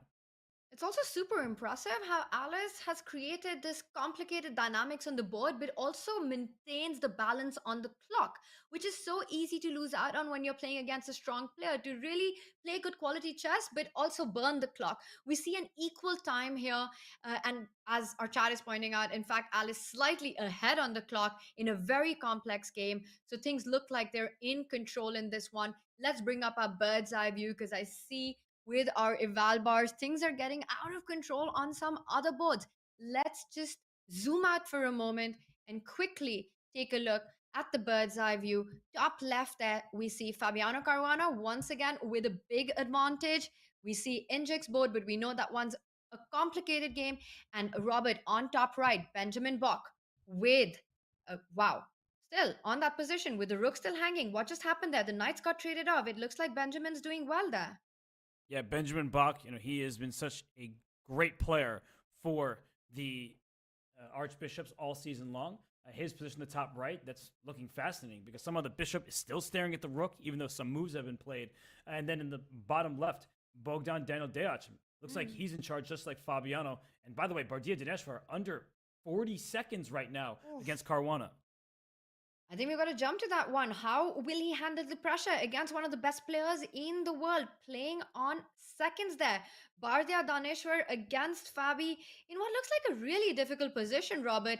Let's see if we can do a deep dive into that one. Fabi in driver's seat in this one. And that's all because of that big weakness on e6. He goes rook c3, so shifting that rook to the open c file, and not easy to find a good square because the rook will jump onto the 7th rank. And by the way, this queen, it's on f4, but it's looking like it's running out of squares. I could see a future where knight e5 happens and then a rook to f3, things of that nature. And so knight d8, Tanya, protecting e6, you pointed out as the big weakness in black's position. But there's no activity, right? You have a rook and a queen staring into nothingness over here. The bishop is staring into the rook. The knight is retreating. And of course, Fabi jumps his knight forward to e5. Well, you called it. He plays it, and after knight e5, he keeps all the threats alive. The white rook from c3 can go to c7, it can go to c8, it can also go to f3, hitting that queen on f4. So instead, Bardia slides with the queen, preempting that. He goes queen h4. The only thing that Fabi needs to be careful about is it doubling up on the f file. That f2 pawn can, in certain situations, be extremely tender, but I think it should be easy enough to defend that, Robert. But that's the counterplay that Bardia is looking at. Will he be able to put pressure on f2? That's what he needs to do. And this knight, by the way, can keep hopping. Hit the rook on f6. Try to win this pawn on b6. But I love your move. Rook c8. Just pin this knight back here. I feel like black is completely tied down with no major threats. The knight on b5 defends this pawn on d4. So if you think about stealing a pawn, you're going to gambit your queen and not in a good way. So this knight on b5 is doing great work. This rook can slam down on c8. Tanya with 16.4 seconds left playing against Fabiano Caruana in this kind of form. I do not envy the task of Bardia Dineshvar. Barcia just looks so chill about it, though. He's just leaning back on his chair like he just doesn't care, and he's absolutely doing fine. I mean, that just shows the kind of nerves and the control that he has, but that's exactly what you need in this Pro Chess League format. But things are getting more difficult. Fabi plays a prophylactic move. He defends that f2 pawn with the move rook f1 before taking action on the c file, and Bardia plays bishop f8. Now your move, rook to c8. With the last move, Bardia wanted to activate his bishop, perhaps eyeing that b4 square, or trying to at least keep the d6 square under control so that white's knight cannot jump over with knight d6.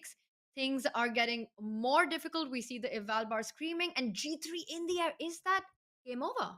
I think it is. I think you just fork the rook and the queen, because a queen trade will be an immediate win for Fabiano. Yeah, rook e4. I think you can even just take this queen over on h4 and then have knight c7 ideas at the end. There's just too much going on down on the back rank. So maybe knight c7 to start with, don't even push the pawn, is good enough. But he plays g3, and I guess rook e4. Goodness, he's going for the f-file. Knight c7 just gets this rook. Get this rook. The rook is trapped. The rook on e8 is just trapped. Yeah, he can just go for that. Yeah, this is just game over for black now. Knight c7, and Fabi doing that thing that he did against Polina, where he knows it's winning, but he slows down just a little bit.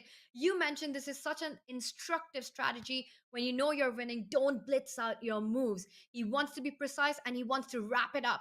He does it in style. The move that you mentioned, and that is it.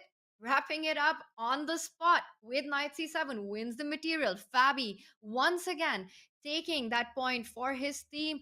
But of course, we've got action on the other boards. Let's quickly bring up bird's eye view. This was a devastating loss for Bardia in grand style by Fabi. But look at the bottom boards down there. Bogdan Daniel Deac in the bottom left with a huge advantage against Nicholas Theodorou. And then in the bottom right, it looks like Alexander Injic. He is trying to do what Bogdan Daniel could not. And he has a sky-high advantage against Alice Lee. So unfortunately for the Archbishops, they have a big lead. But those two boards are going the Bulldogs' way. In the top right, Tanya, that one looks like anyone's contest as Bach once again in time trouble. And not only that, I mean, you look at the eval bar, it says it's even, but the position's crazy. We've got to rush to that one because Benjamin Bach with just seconds on the clock. The queens have been traded off. What on earth is happening? It looks like Polina has everything under control. Let's bring up that board, Robert. Yeah, I mean, look at this position. What's going on? This pawn on b6 is loose. This king on e1 is almost checkmated. Like, if this rook were to take the pawn, the bishop slides into c3. That king has nowhere to go because the other bishop takes away the f1 square. So I feel like if you are Polina, you want to make use of the fact that Benjamin's in some time trouble, but it's not easy to figure out a plan for black because these bishops, got to give them credit, they're taking away key squares from the rooks. Doubling on the d file doesn't seem to do all that much. This is blunder territory. It's so easy that in an even position, you just get checkmated in one. You've got to make sure that the king on e1 doesn't get into any more trouble because that won't be trouble. That will be game over. b5 has been played, so the b6 pawn is now defended. White can continue pursuing that pawn with moves like rook b7, targeting, trying to trade off pieces as much as possible. It's on the board.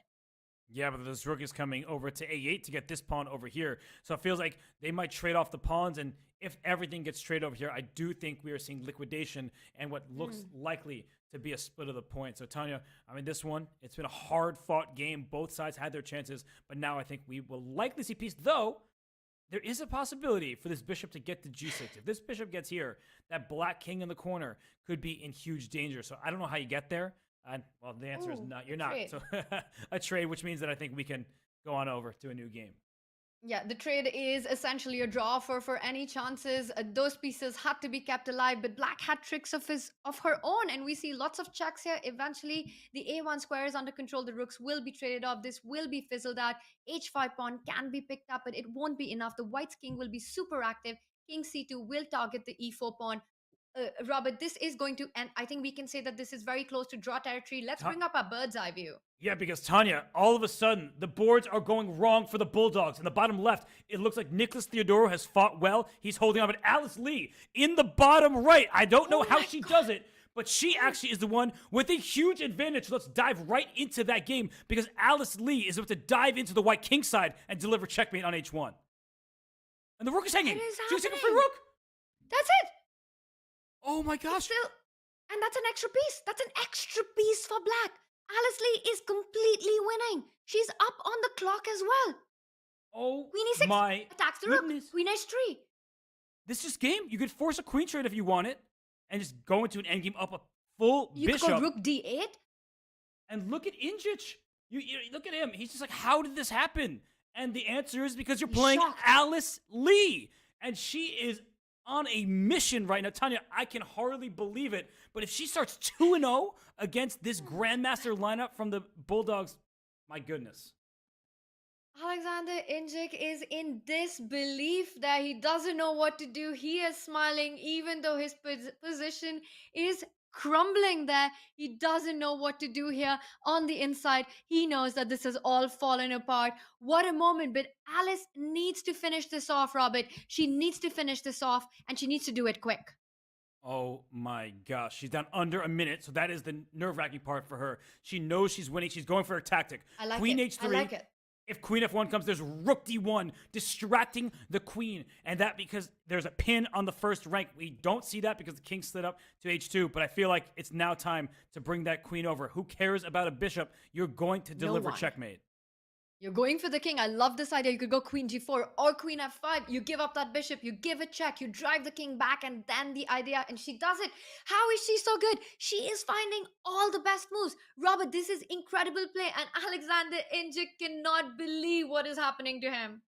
It's over. And, you know, he's kind of looks like he's maybe smiling a little bit, just probably to avoid some tears. But I think there'll be happy tears coming from Alice Lee. I mean, she beat Bogdan Daniel Dech 2,700, and now she's on the verge of taking down another super strong grandmaster. So how does she end this game? She goes queen h5 check. You have to trade queens. And we talked about this before, Tanya. It's a full extra piece for black. I think this should be sufficient. Although, Injich, playing this smartly, he's trying to grab these pawns.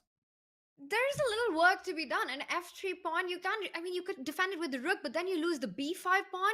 It's still completely winning, but needs to show a little bit of good technique. I'm a little worried, Robert, about Alice's clock right now. She goes c4. I like this move. It does create a passer, but this means you trade off one more pawn. White can go rook c7, start targeting that passed c4 pawn, and it looks like Alice has to give up one of the two pawns. Not easy to decide which one. Yeah, and by the way, it looks like Deoch did in fact win the game, and Shuvalva and Buck, they drew as we expected. So that leaves just this game in the round, and Alice Lee trying to get it done here. e7, that pawn is one square away from promotion. The king is trying to help out, so she gives away this c pawn, but unfortunately, this h-pawn and the bishop, they do not match the h1 square. So this means that in the long term, if the rooks get traded, there could be drawing chances for white. And I think Alexander senses that he has chances here. He isn't going for the pawns. He's trying to get more in this position. As unbelievable as that sounds, he now picks up the c2 pawn. He will go for the f3 pawn next. Rook c3, as you pointed out, very important that the h1 square is of the wrong color. The king will step back to h5 to g4. White will pick up the g4 pawn, the f3 pawn in the end. And this looks like it's getting close to white defending this one. Yeah, actually, this looks much more likely to be a draw to my eyes than for it to be a win for black. Rook h5 or rook f5. The king comes up to g4. And because of this h-pawn, it leads me to believe that it's not going to be a win for black. But don't take right away, because h5 check would distract the king away from the rook. So there is a trap set by Alice Lee. I can't believe it. That is so tricky. That is so sneaky. So easy to fall into this in seconds. If you pick up that pawn, you lose on the spot. And now you can offer a trade with rook f4. It comes down to that h1 square being the wrong color. It's the wrong color to black's bishop. And this is what will decide white's fate. Alice's only chance is to keep the rooks alive. She does it. She's still playing for the win. Yeah, she's going to try to pile up pressure on this f2 pawn, and she is going to get it. I just don't know how you do anything from there. Like, where's the king going? It's cut off along the f-file, so maybe she'll walk her king around.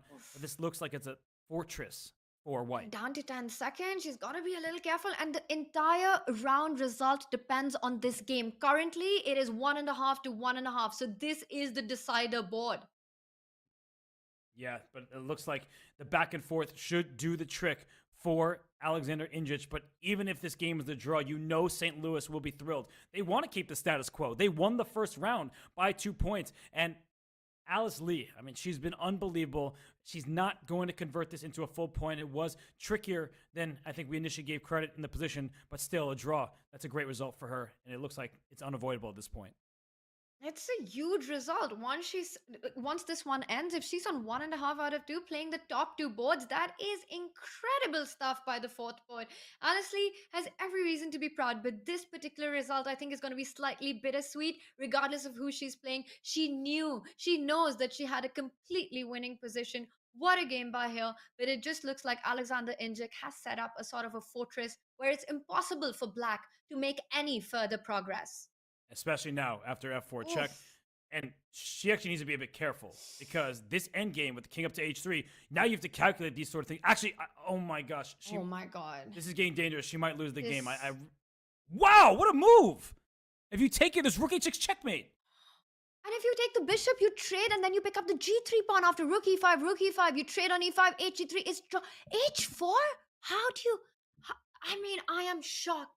Robert, this is stunning stuff. And Yeah, rook e5 and you trade on g3. She finds the forcing draw line. Amazing play Oh there my by goodness. Alice. Oh my goodness. Look at this. By the way, I'm going to turn on the actual moves here.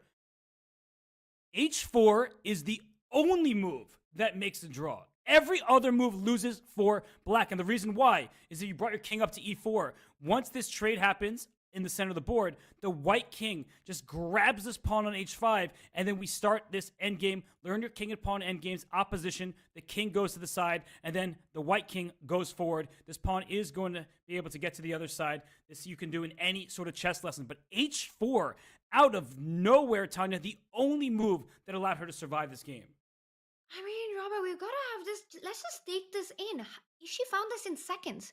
She literally played this in 2 seconds. It's the only move that survives forcing a trade on the spot. After h4, white can't capture the h4 pawn with the g pawn because then the f4 pawn falls. And as you're pointing out, king h4 would be a huge blunder, a mate in 1. After h4, g4 is not a possibility because f4 pawn falls. You take on e5. We saw how the game ended. I mean, h4 is a stunning move to find in just seconds on the clock. That just shows the kind of champion and how powerful a player she really is. Just amazing stuff here. I'm in shock.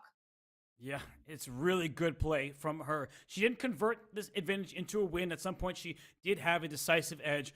Time trouble was not her friend in this game, but credit actually to Alexander Ingic, who fought very hard. And he's actually keeping the Croatia Bulldogs in the match because if he had lost, then St. Louis would have taken the round 2.5 to 1.5. But Fabiano Caruana, he gets the job done for the Archbishops, and Bogdan Daniel Deac gets the job done for the Bulldogs. The other 2 games were hard-fought draws.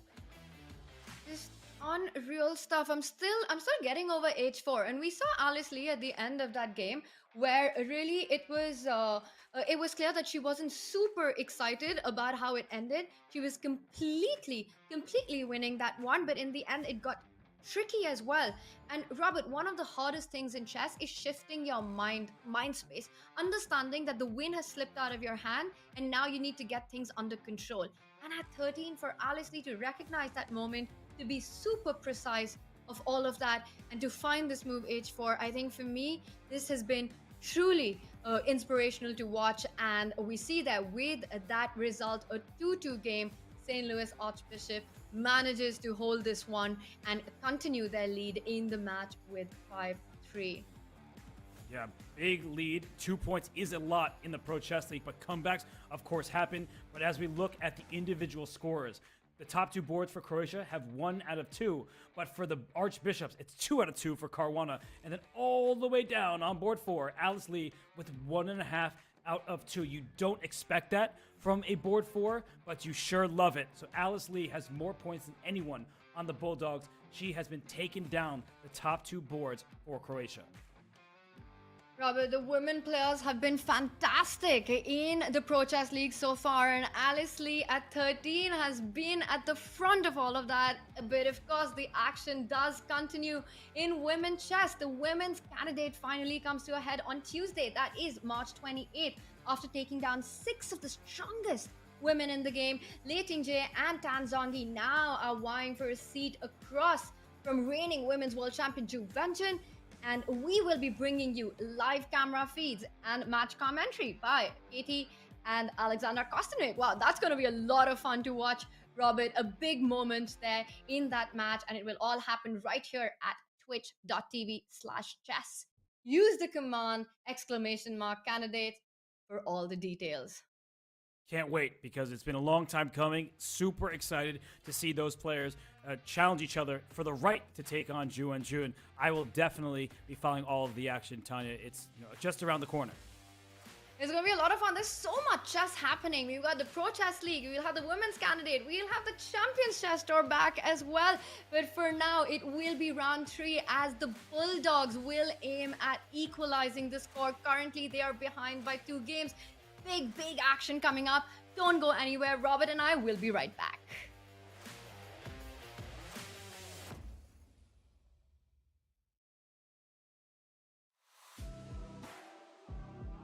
From the World Chess Championship to the candidates, the Speed Chess Championship, Title Tuesday, and so much more. Chess.com/events has all of the top chess tournaments played both over the board and online. Analyze and review games from the world's greatest players with live commentary, cloud analysis, opening explorer, and table bases. Find all the key event information, including schedules, prizes, results, news reports, player bios, tie breaks, and more.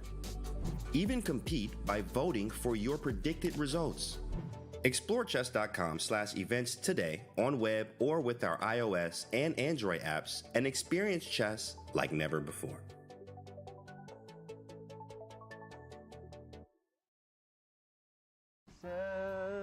Celebrate one sign. Come on, we got one sign.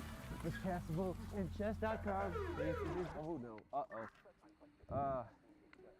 Hey, officer. Hi. Sir, I've talked to you about this many times. No, now it's okay. No, we're you one. may not be advertising Chess.com and Chessable together at the same time. I told you there was one sign. Sir, you may not be advertising Chess.com and Chessable at the same time. Please give me the sign. I don't want to give it to you. Please hand me the sign. I'm an Not this officer of time. law. Okay, Not to the this car. time. No, you can't do this to me. We're one company. Tell the world, everybody. Your hands behind your back. You have the right to move 1 square at a time. If it is your very first move, you may move 2 squares at a time. I can't go backward. You have the right, when you have reached the 8th rank, to consult with a promotional officer about your future. I want to be a queen. Please come with me to the back of the car. I Let's want go. to be a queen. I can't go backward. I can't move backward.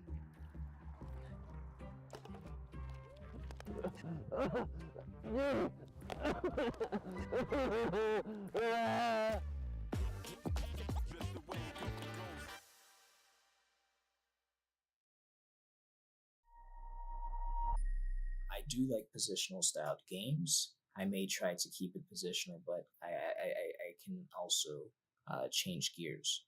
And I think that's very important in terms of, anyone trying to develop their chess game.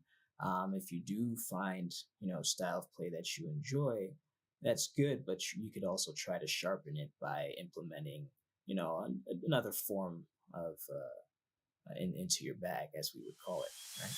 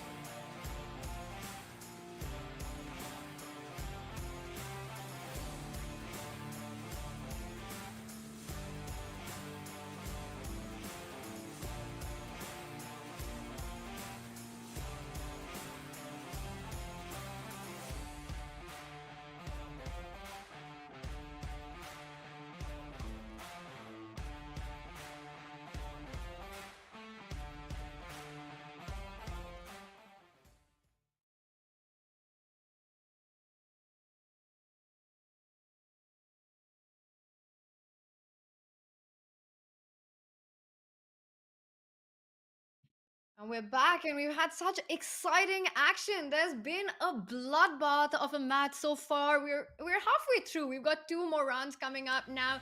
The St. Louis Archbishop is being headed by Fabiano Caruana on the top board. And take a look at the kind of percentage, the win percentages that we've had throughout the Pro Chess League. Fabi with 7 wins, 3 draws, and 2 losses at 70%.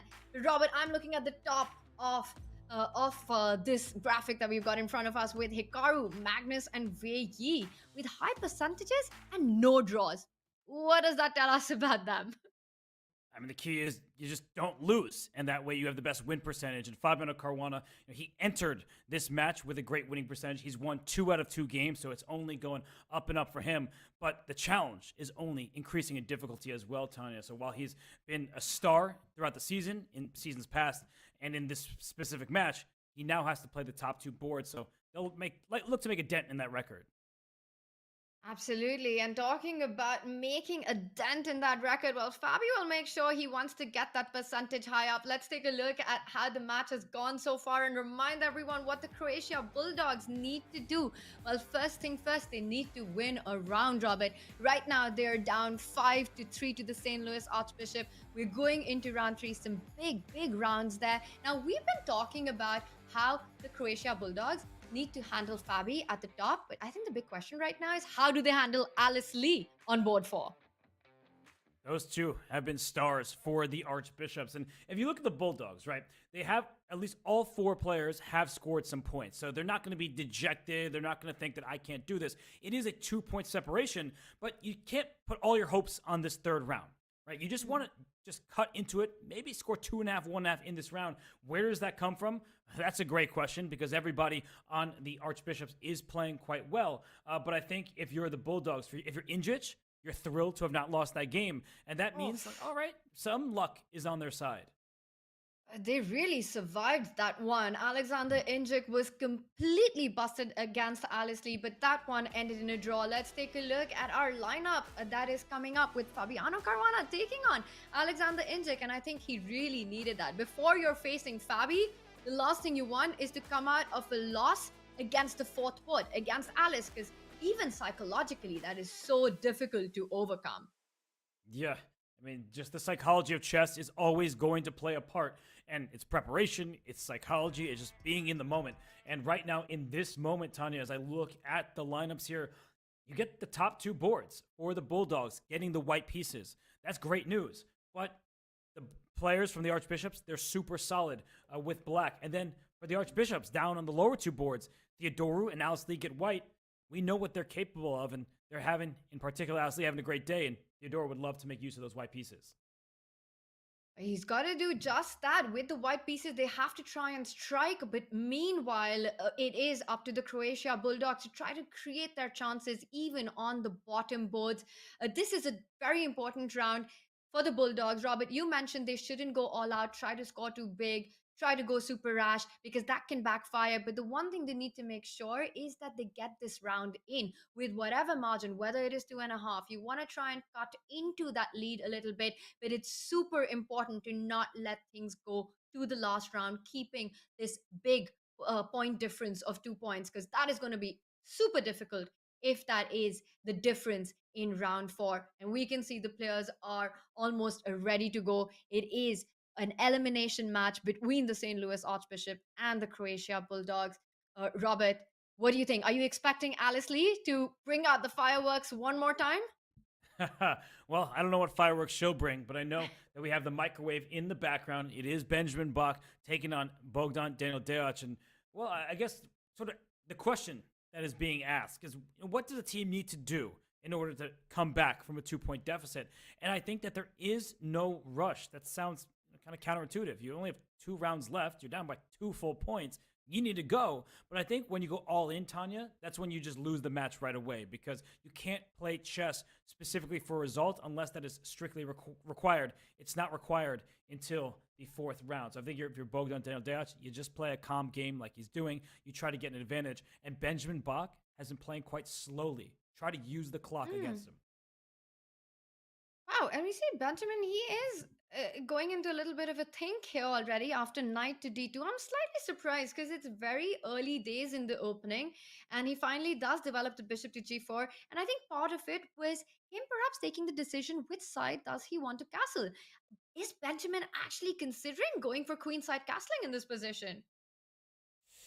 Sometimes you do that, right? You just go to the other direction. And with the bishop on h5 now, I'm a little bit worried that that bishop gets caught on g6 and is staring into pawns, doesn't have a great future. But Bogdan Daniel Deac says, let me just bring the knight back to f1. I'm going to do the same thing with my knight coming to g3, and I have not committed my pawn to g4. I could be overextended if I do that, especially, Tanya, as you point out, the black king likely to go queenside. I think so. I think we're going to see an opposite side castling most likely in this game. Well, it depends if Bogdan Daniel decides to go with the kingside castle or keep things safe, because he also has the option to get the king to safety over to the queen side. But right now, black needs to watch out for threats of knight g3 and maybe even take a decision. Do you want to trade that knight on f3 with the bishop or fall back to g6? I'm loving what we're seeing, Robert. It's a queenside castle. We know that that means it's going to be, well, we might have fireworks on Alice Lee's board, but this one's going to be really feisty as well.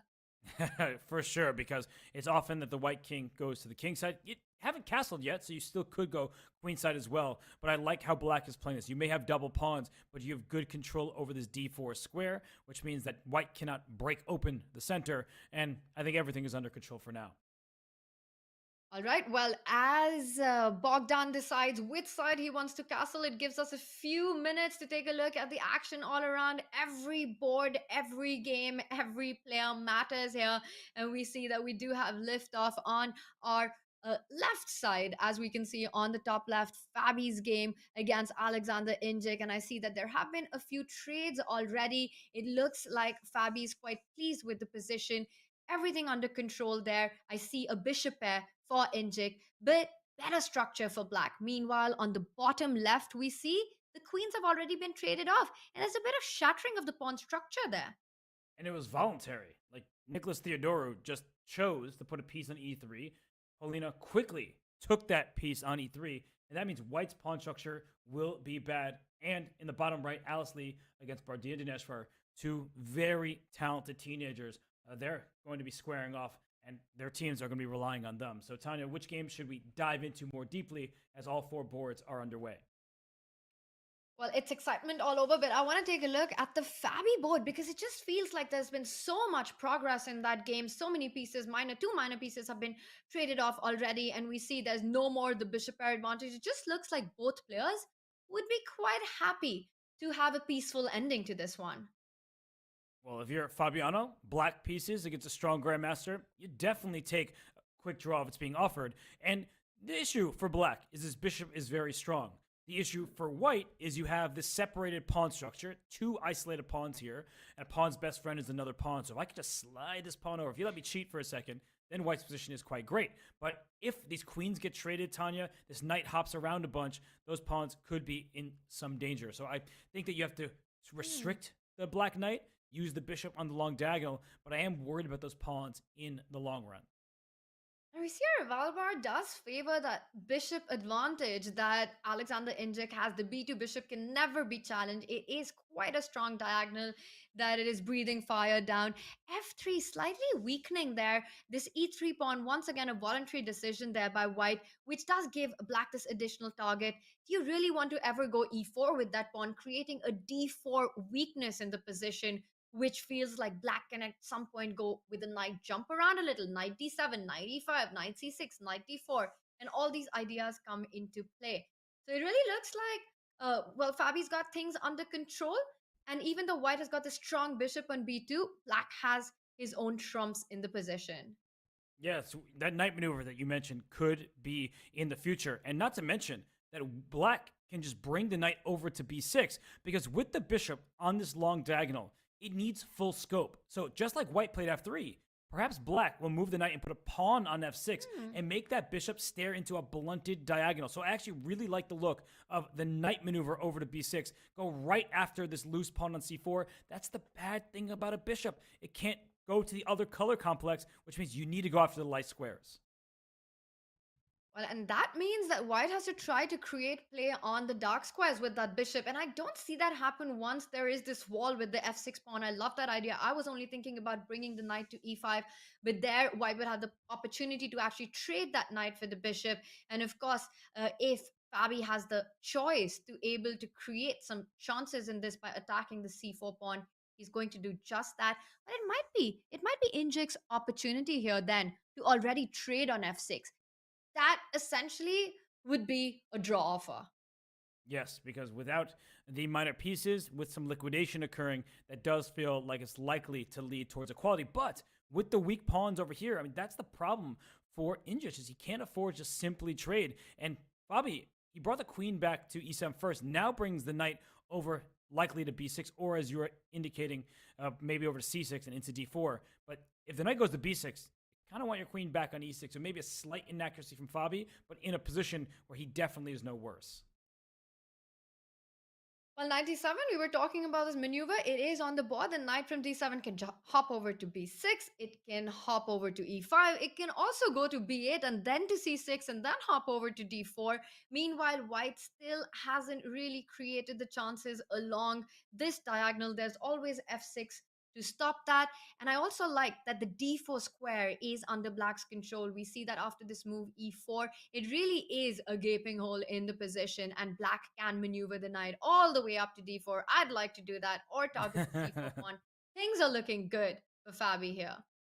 Yes, no, Fabi, he's doing well for the Archbishops. 2 out of 2 scored thus far here in game 3, really having no issues. He goes home. He went to the other home, right? He said the other knight's home is my home as well. But this rook on d5, it's more menacing at first glance than it actually is in practice, because where's it going? The answer is nowhere. And maybe this knight will just kick it out by going to b4. So the knight went from f6 now to c6. And I think that's a huge improvement from where the knight can go to. But this can get really tricky depending on where the knight jumps, whether it goes to b4, and you could get this very asymmetrical, very unbalanced pawn structure if there's a trade, or the other option is to jump to d4. But you've got to be careful you don't end up losing a pawn there. Fabi choosing an interesting idea with the knight maneuver. This one's going to develop over the next couple of moves. Let's bring up our bird's eye view. Let's just zoom out from this, because there is action on the other boards as well. And wow, big action on, because take a look at that top right. It's not just Benjamin Bach who went queenside castling, but Bogdan Daniel also decided to keep his king on the queen side. And we see a nice little knight there posted on f5. And I see our eval bar, but I think white does seem to have a little more space, a little more activity in that one. Meanwhile, on the bottom right, the Alice Lee board. A lot of trades in the center there, Robert. The pawns are all off, and it's all about piece activity in that one.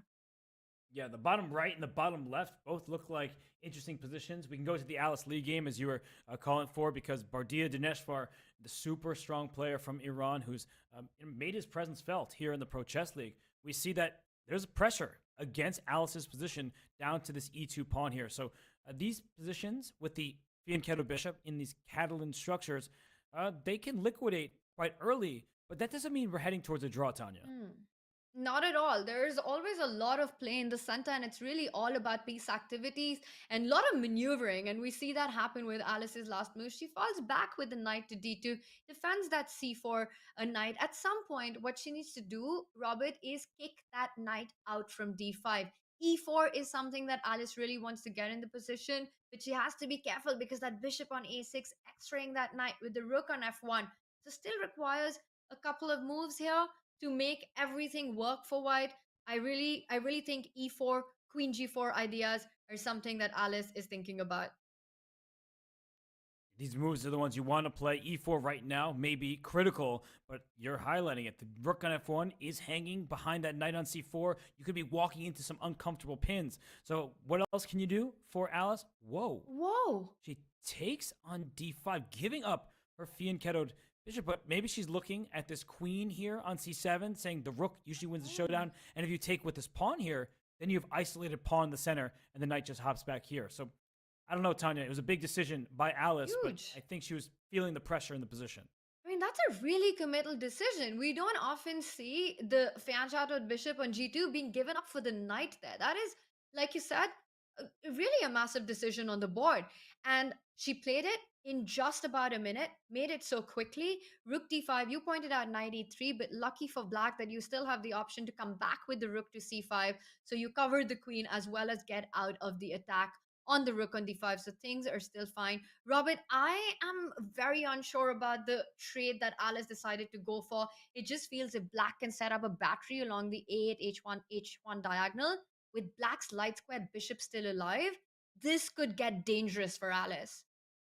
So what Tanya is suggesting, if I'm reading between the lines, you need to trade queens if you're Alice. You desperately need to get those queens off the board because you may get checkmated in the near future. So I think you're 100% spot on here.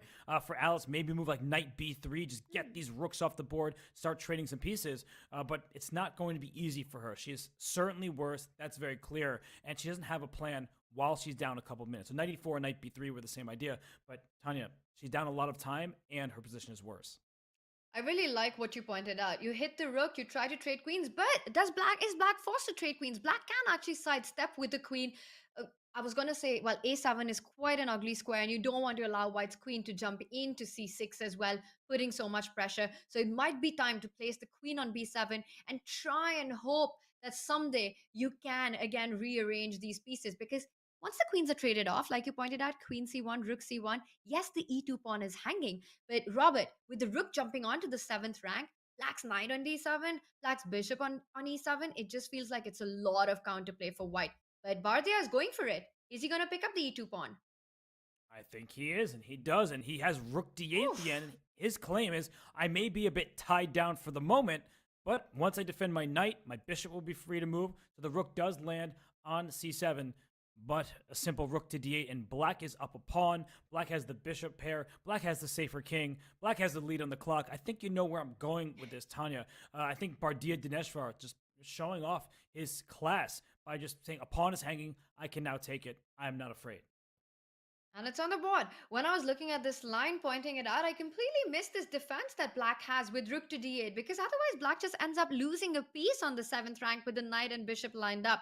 But Bhartia, seeing a move ahead there, has an extra pawn, and it does look that Alice has a lot of piece activity, but she has got just a couple of moves to try and make something out of that. I like that move, knight c4. What that does is make sure that the d7 knight is stuck to defending that b6 pawn. You're also eyeing a knight jump on d6, but I would still be a little afraid with the rook coming to d1, a bishop f3, a little move by black, taking control of that long diagonal and really boxing up white's king in a potential checkmating pattern. I see what you're going for. That looks very, very dangerous. And so white has to be careful. The good news is that if the bishop goes to f3, you can kick that bishop out of there by even bringing your knight back to d2, and the bishop will have to leave the f3 square. So for now, it does seem like Alice is hanging in. And what she needs is a trade. If she can trade this bishop for a knight, that would be ideal. But what she really wants is to get these pawns off the board, because without the queenside pawns, with all the concentration in the center and on the king side, that actually helps the knights and helps the defensive task. So she has her work cut out for her. Bhartia Dineshvar up on time, up a pawn, but it's not going to be easy from here. Well, he's not the only one who it's not going to be easy for, because I have my eye out. Let's bring up bird's eye view, because there has been a big turnaround, as I see with our Valbar on that top left board, Robert. Look at that. Fabiano Caruana is in trouble. And wow, what is this position? White has managed to plant a rook on d6. There's a pawn on e5. Sure, Fabi got his nice knight to a nice little spot on b4, but it's not really doing anything there. That's a knight with all bark and no bite currently. And it looks like Fabi needs to be up for a huge defensive task here. And he's also down 2 minutes on the clock with a worse position, limited activity. The knight on b4, as you're saying, it's out. Great, it's advanced, it's not threatening anything, and it can't go anywhere. The knight is not actually helping as much as it would appear. And for white, this rook on d6, excellently placed piece. Pawn on e5. This queen can maybe go back to b1 and use the light squares, or it can slide to d2 right now. So if you take pawn takes, that looks very scary, as white has a far advanced pass pawn and a bishop on an open diagonal. It's happening, and he's now going to pick it up with the e pawn. That is a huge passer. That is not a pawn. That is a big, big pawn. Now that combined with threats along the long diagonal, and Fabi's queen stuck on d7, and we see that little shift in Fabi. He knows that this is a tensed position for him. Yeah, this queen takes f4, but that was a mistake apparently. So Alexander Ingic, he rushed both because he had 5 minutes on the clock and in the position. Let's bring up an analysis board because that's a very instructive moment for players. That just a couple turns ago, after pawn takes d6, the queen is blockading. This queen cannot move. So let's say white had pushed this pawn to h4 right away instead of taking on f4 first. This pawn's not actually hanging because the pawn goes up to d7 and now it's going up to d8. I am getting a new queen. The best you can do is give your knight up for that piece. But in the ensuing position, white is up a bishop and delivering checkmate. I'm not even sure if it matters which square I go to, but let's go here. Checkmate is next. Good game. So I think that Ingic, Tanya, he rushed it by taking on f4 because when he did that, that allowed the black queen to take on a4. There is no d7 and there are threats along the first rank. Wow, that's a super point that you make. And it just goes on to show that how the f4 pawn was hanging. You could have picked it up at any point, but you could have improved your position further. But now we have a similar position, but Fabi has an a pawn, which gives him a lot of counterplay. Earlier in the analysis that you showed, if h4 was played earlier before taking on f4, things would have been very different. Now this a pawn is going to give Fabi the counterplay that he needs, but it's still very difficult. The black king is exposed, goes to f8. But Robert, it looks like a4, a3 coming in. Fabi might be able to save this without too much trouble. Yeah, that's an annoying pawn to deal with. The good news for Ingic is even if it gets to a2, the bishop, being the long-range piece it is, it covers the promotion square while putting pressure towards the black king. But this knight, it's free to move. It can go to d8, maybe to f7 at some point to go after this pawn. And how does white actually make progress? Like, if black is playing to do nothing, and the question was answered there with g5, but I was going to say, if black was playing to do nothing, what's white's plan? But you just said g6. g6? Oh, and it's queen h5. Queen h8. It's coming in. You've got to watch out. Is queen h5 possible? You give up the d6 pawn, but you win the g7 pawn. But it could be another moment of, do you need to do it right now? Let's bring up that analysis board because queen h5, that's the automatic move. That's the, I simply must go for queen h5, queen h8. But the eval bar says, not so fast. After queen takes d6, queen check. You take on g7 with check. You have a new passed pawn. But somehow, Tanya, the king is escaping. And because there's, that's the wrong arrow. Because there's so many checks against the white king in various directions, I guess that's why black is staying in the game. So Ingic, he rushed once. He should not rush again. I don't know what the best move is, Tanya, but apparently queen h5. Oh, and he played it. So second time he has rushed a queen move, and we see the eval bar drop. Queen takes d6, keeps black in the game. But it was so natural to go for queen h5. You pointed it out yourself. It is the most human move in the position. And queen h5, you've got this position. It still looks very scary, but also for the white king, Fabi having enough counterplay with that a3 pawn and that queen g3 check would be a pipette on the spot. Queen g3, queen f3, and the g6 pawn just doesn't have enough time to advance. If you give a check on h8, the king moves forward, g7, and then black follows that up with checks, and that would end in a draw on the spot. Tanya, I actually think black could win this game. I know that seems What? ridiculous. And the reason why is queen g3 is a threat, and this knight is going to go back to e7 at some point. So if white is not careful right now, you could find yourself in trouble if you're so singularly focused, if you tunnel on pushing this pawn. So I'm worried for Ingic, but Croatia, I mean, they really need him to get at minimum a half point in this game. He cannot afford to let it slip, and he is slipping about to be 2 minutes on the clock. This is where mistakes happen when you're in the mindset of, I should be winning. Where's the win? And you don't play the board that you currently have. Well, he can't burn the clock too much. He can take a few seconds because it's an important moment. That is a smart move, Robert, there, because it defends that f3 pawn. So sure, you can jump in with a check on g3, but that's the only check that you're getting. And if you go for this bishop on c3, then white intends to advance the g7 pawn and queen next. You have knight e7 there. So what's going on after queen c2, queen c3? I'm telling you, white needs to find a forced draw, and it might be available. I think we are going to see queen c2 takes bishop, the pawn goes up, and once the knight returns, we will get a promotion. I think there are enough checks against the black king, but if there are not, then this pawn is just about to promote. Black will be a pawn ahead. Tanya, this is scary territory if you're injured. He's dropping to a minute and a half, and suddenly things have gone wrong in every single way. And look at his face. He's shaking his head right now. Yeah, he knows it. He knows that he's let this slip. And you're absolutely right. For the Bulldogs, this is such an important board. He at least needs to save half a point. Also, once again, getting that mind shift that you were completely winning and now you have to find the precise way to hold this game is so easy to go wrong. He doesn't seem happy with any move that he's making right now. King h3, he shakes his head. Fabi quickly picks up that knight on c3. Sorry, the bishop on c3. The knight will jump to e7 to defend the pawn from queening on g8. So you need to force a draw if you're injured. But this is bad news for the Bulldogs, but there's good news. So if we are able to get towards the bird's eye view, because this one, it looks like Indrich can force a draw. That is the expectation. But look at this, Tanya. In the top right, it's all Bogdan Daniel-Dach. In the bottom left, Paulina Shuvalova is delivering, or on the verge of delivering, a huge upset over Theodoru with the black pieces. And then in the bottom right, Bardia Dinesvar is winning with the black pieces. So it looks like it might be a 3.5 round for the Bulldogs, and they'll take the lead.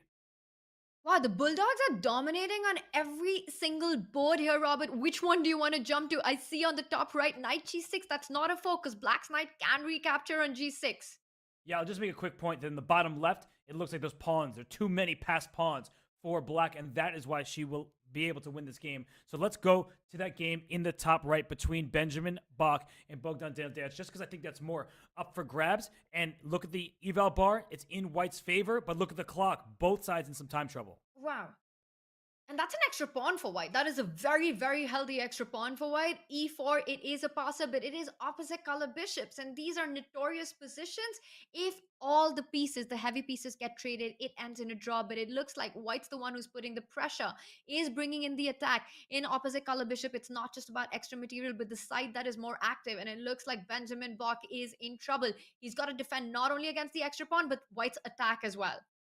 Yeah, no, this is going to be an annoying defense for Benjamin Bach, but he's got the perfect setup, right? The queen and the rook defend everything. He goes back and forth, back and forth. Let's trade a rook. Let's trade the queens. If you can get the major pieces off the board, you're much more likely to draw. That doesn't mean you certainly will draw, but it is much more likely. And so Benjamin Bach, look at him. He's going back and forth. Let's trade. And if you're Dach, you avoid that trade at all costs for now. He's doing everything to try and trade off the major pieces because that would make life so much easier. And as you're pointing out, White is targeting, trying to get to that c7 pawn.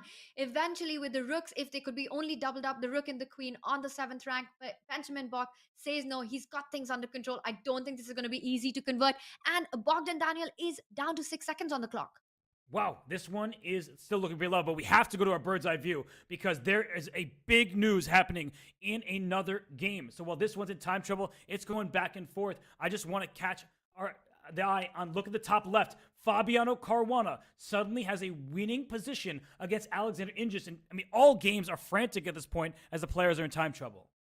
Let's go to Fabi's board. We've got to head there. And you call this, that you think Fabi's the one who's going to take this point. And you call it at a moment when Fabi was in huge trouble.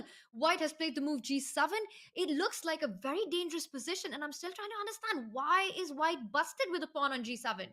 Maybe it's because the black king can sit in front of this pawn, because as you approach it, the queen would need to be able to get to the f8 square. That's very hard to get to. So king f7 might just be able to pick up the pawn. And what about a2, by the way? This queen is stopping the white pawn from promoting, and I don't think there's an endless series of checks. So king b7 was in fact played. Sorry, king f7, excuse me. I wonder if now at this point you have to go after this a3 pawn. Just give up g7, win a3. I just think that it's not going to be enough because black has these two other passed pawns to work with. This has been such a heartbreaking turnaround for the Bulldogs because Alexander Indrich looked like he was completely winning against Fabiano. And wow, he just flags. Indrich flags. He's beside himself, and Caruana just laughed a little bit because he didn't like the game he played, but he moves to 3 out of 3, and we have to move on because for Indrich, it's disappointment. For the Bulldogs, it could mean elimination. So let's go back to our bird's eye view because, well, actually, I mean, there are just 2 games remaining. It looks like Nicholas Theodoru salvaged a draw. Oh my goodness. Wow, he survived somehow. But we've got to go to that top right board with Alice Lee against Bardia, players playing on second. Alice has got 6 seconds on the clock, Robert. The rooks are being traded off, but it just looks like, wait, White is down a piece. You can't save this. Yeah, Alice Lee in the bottom right, she's in a losing position, down a full minor piece. So we know the results of that game. Credit to Bardia Dinesvar. That one is over. So we have 1 game left between Benjamin Bach, he is the black pieces, against Bogdan Daniel-Dach. So let's dive right into that one. It is the last game of the round, and the Bulldogs, they desperately need this to inch closer in the scoreboard here. But how do you break this shell, this pawn, right? How do you get through? You've got to start pushing that e-pawn. You bring back your queen, you go e5, and the dream is to advance it as much as you can. But he's gone for queen f6. So watch out now. If the queen moves and loses control of c6, white could have jumped in with queen c6, given a check, and then advanced the e-pawn. Well, I do see e5 is still in the air, but Bogdan not taking that decision. At some point, Robert, he's got to go for it. He's got to start pushing that e-pawn. You called it queen c6 check, and it was d6. That looks he like... allowed it. Oh, with this pawn's hanging too. Everything's hanging in a position. Over. Oh That's my it. goodness! And every pawn is dropped for black. And he attacks the bishop, but this is over, and we see Benjamin there absolutely frustrated. He completely missed queen c6, queen b6, and now Robert, this one has 3 extra pawns, and it looks like the Croatia Bulldogs will take it with the margin that you mentioned at the start of the round, 2.5 to 1.5. It could have been more. They could have stolen this round and the match lead, but this one is going their way. It is a clear win at this point. The bishop is hanging. That's checkmate back there. You could probably even trade queens at this point and win the game, and that's what he does. It's simple now. Well, if it was just 2 pawns, then black saves it. But with 3 extra pawns, that is absolutely lost because a black's bishop and king cannot control and stop the advance for too long, as you're pointing out. Eventually, the a pawn will get forward. Right now, the b5 pawn is hanging, so you've just got to be a little careful on how you actually push these pawns. So bring the king back and then push the a pawn. So that's what he does. He recognizes his initial mistake. Now his a pawn can go forward. The e5 pawn is protected. And that is sufficient because you are just going to push them all. Don't stop. Don't stop because you're down to seconds as well. Just make sure you don't flag. He hits the bishop. And now the thing is, if you play a move like b6, you give black a lot of control on the light square. So you want to also push the right pawn. I like that move, king d8, stopping black's king from moving anywhere. And almost looks like a zugzwang here for a black. Now you can go a6 and you can potentially queen. Oh, but watch out! A6, king a8, and queen, and that was a stalemate. That would have been a disaster. Don't do it now. King a8. Why not king a8? Gotta try king a8. Yeah, no, you're trying to go for a stalemate. That's funny, but I think it's going to be a resignation. I'm going to show that what you were just saying as Bogdan Daniel Dejac gets a huge win for the Bulldogs. He's keeping them in the match, but Tanya brought up a very funny tactic that Bogdan was able to avoid because if a6 check was played and the king went to a8, the move b6 is winning for sure. But let's say you want a queen. I'm going to win your bishop. The eval bar sinks because after bishop takes, king takes, like, no. That's stalemate. The bishop takes away the escape square. Yeah, but what a miss by Benjamin, right? I mean, in this position, of course, it was still lost, as you pointed out. B6 was in there, but there are always these tricks you have to be careful about. Benjamin there making a huge blunder at the very last moment when it looked like everything was under control. He blundered into queen c6, losing a bunch of pawns in that position. And with that, the Croatia Bulldogs take their first win of the day against the St. Louis Archbishop. So now, Robert, we've got the smallest of margins between the team. This was a 2.5 to 1.5 win with a Bogdan Daniel and a Bardia Daneshwar scoring big and very important wins to keep the Bulldogs hope alive. 2.5, 1.5 in the round for the Bulldogs. It could have been more. It could have been disaster for the Archbishops, but Fabiano Caruana, I don't know how. It was a miracle. He wins the game, and that is the reason that the Archbishops, they maintain a lead. But Tanya, it feels like a closer match. The Bulldogs have to believe in themselves because each and every board for them has shown potential. And as we see the overall scores, the Archbishops, they're led by board 1 Fabiano Caruana. And then for the Bulldogs, similarly, their board 1 is leading the way, but it feels balanced on the rest of the boards. Yeah, absolutely. And it's also very impressive how the board 4 has actually contributed so much to the team. We also see Polina with 1 point and Alice Lee, of course, at 1.5 with that first round win and the second round draw. And she went down to a Bardia Daneshwar in that last round. And now with the smallest margins, we go into a round 4, Robert. So that's a big one coming up. But what do you make of this? Do you think, what are the chances? Are we going to see a tiebreak or not in this one? I think everybody wants to see tie breaks, except for the St. Louis Archbishops. They've been leading since the start, but the Bulldogs, they've had their chances. I mean, even though it was a 2-point lead for the Archbishops at some points, it was closer than that. There were mistakes from both sides. That's the nature of this event. And we've had a few draws, but not many. So for those of you who predicted the over on today's featured question, I think you're looking likely to win. Ooh, that one of them was me, by the way. Just saying there, Robert, that I did predict this was going to be a bloodbath, a big fight, and that's what we're getting. But it's far from over as the Bulldogs are currently chasing the Archbishop, but just by 1 point. We've got a huge round for coming up on the other side of this break. Don't go anywhere.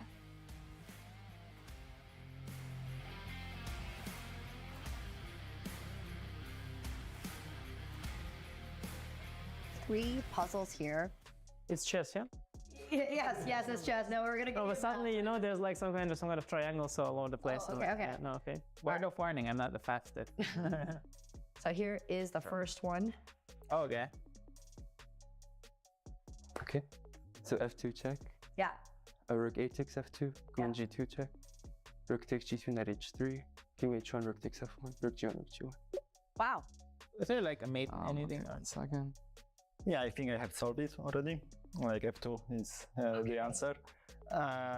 Actually, I didn't have time to calculate king takes f2, which looks. I mean, at the very least, I can just take on d3 and on f1, and I'm much ahead. And there is also rook f2 in the end, so it's just checkmate. But of course, the point is after rook, doesn't matter which rook takes on f2, then there is queen g2 check, followed by knight h3 check, and rook takes f1 checkmate. Or rook g1, rook takes g1 checkmate. I mean. Okay. Okay, I did more 10 seconds. Currently blind. All right. Your 10 seconds is up. Harder than the. Yeah. I just got it while I was singing briefly. Yeah, so it's obviously f2, and then queen g2, knight h3, and rook f1. Wow. Okay, so you're. I mean, there's also rook f takes g2, but same thing, yeah. Yeah. I mean, rook f takes f2, queen g2, rook g2, knight h3, king h1, and then rook g1 spade, but yeah. Black to play and win, or what? Yes, black to play away. I think I got it right. I think stakes. I don't know. I didn't find the mate. So dumb. Oh, you're good. You're good. I'll make a move. 92, yeah. Unfortunately, the move is not 92. Yeah, same thing. I can go find the mate. F2. Rook takes F2. I need the warm up. Get me tired again. That was different position. Yeah, I need the warm up. If it was a game, I would go 92 takes g3 and then c4. But I think it's just perpetual there, no? Or I don't think it's a mate. Yeah, no, I don't. All good. The correct move is actually F2. Yeah, rook bf2. And then. Oh wow, like that. Somehow it's an unusual pattern, but it's really cool. No. Exactly. Yeah. It's so easy.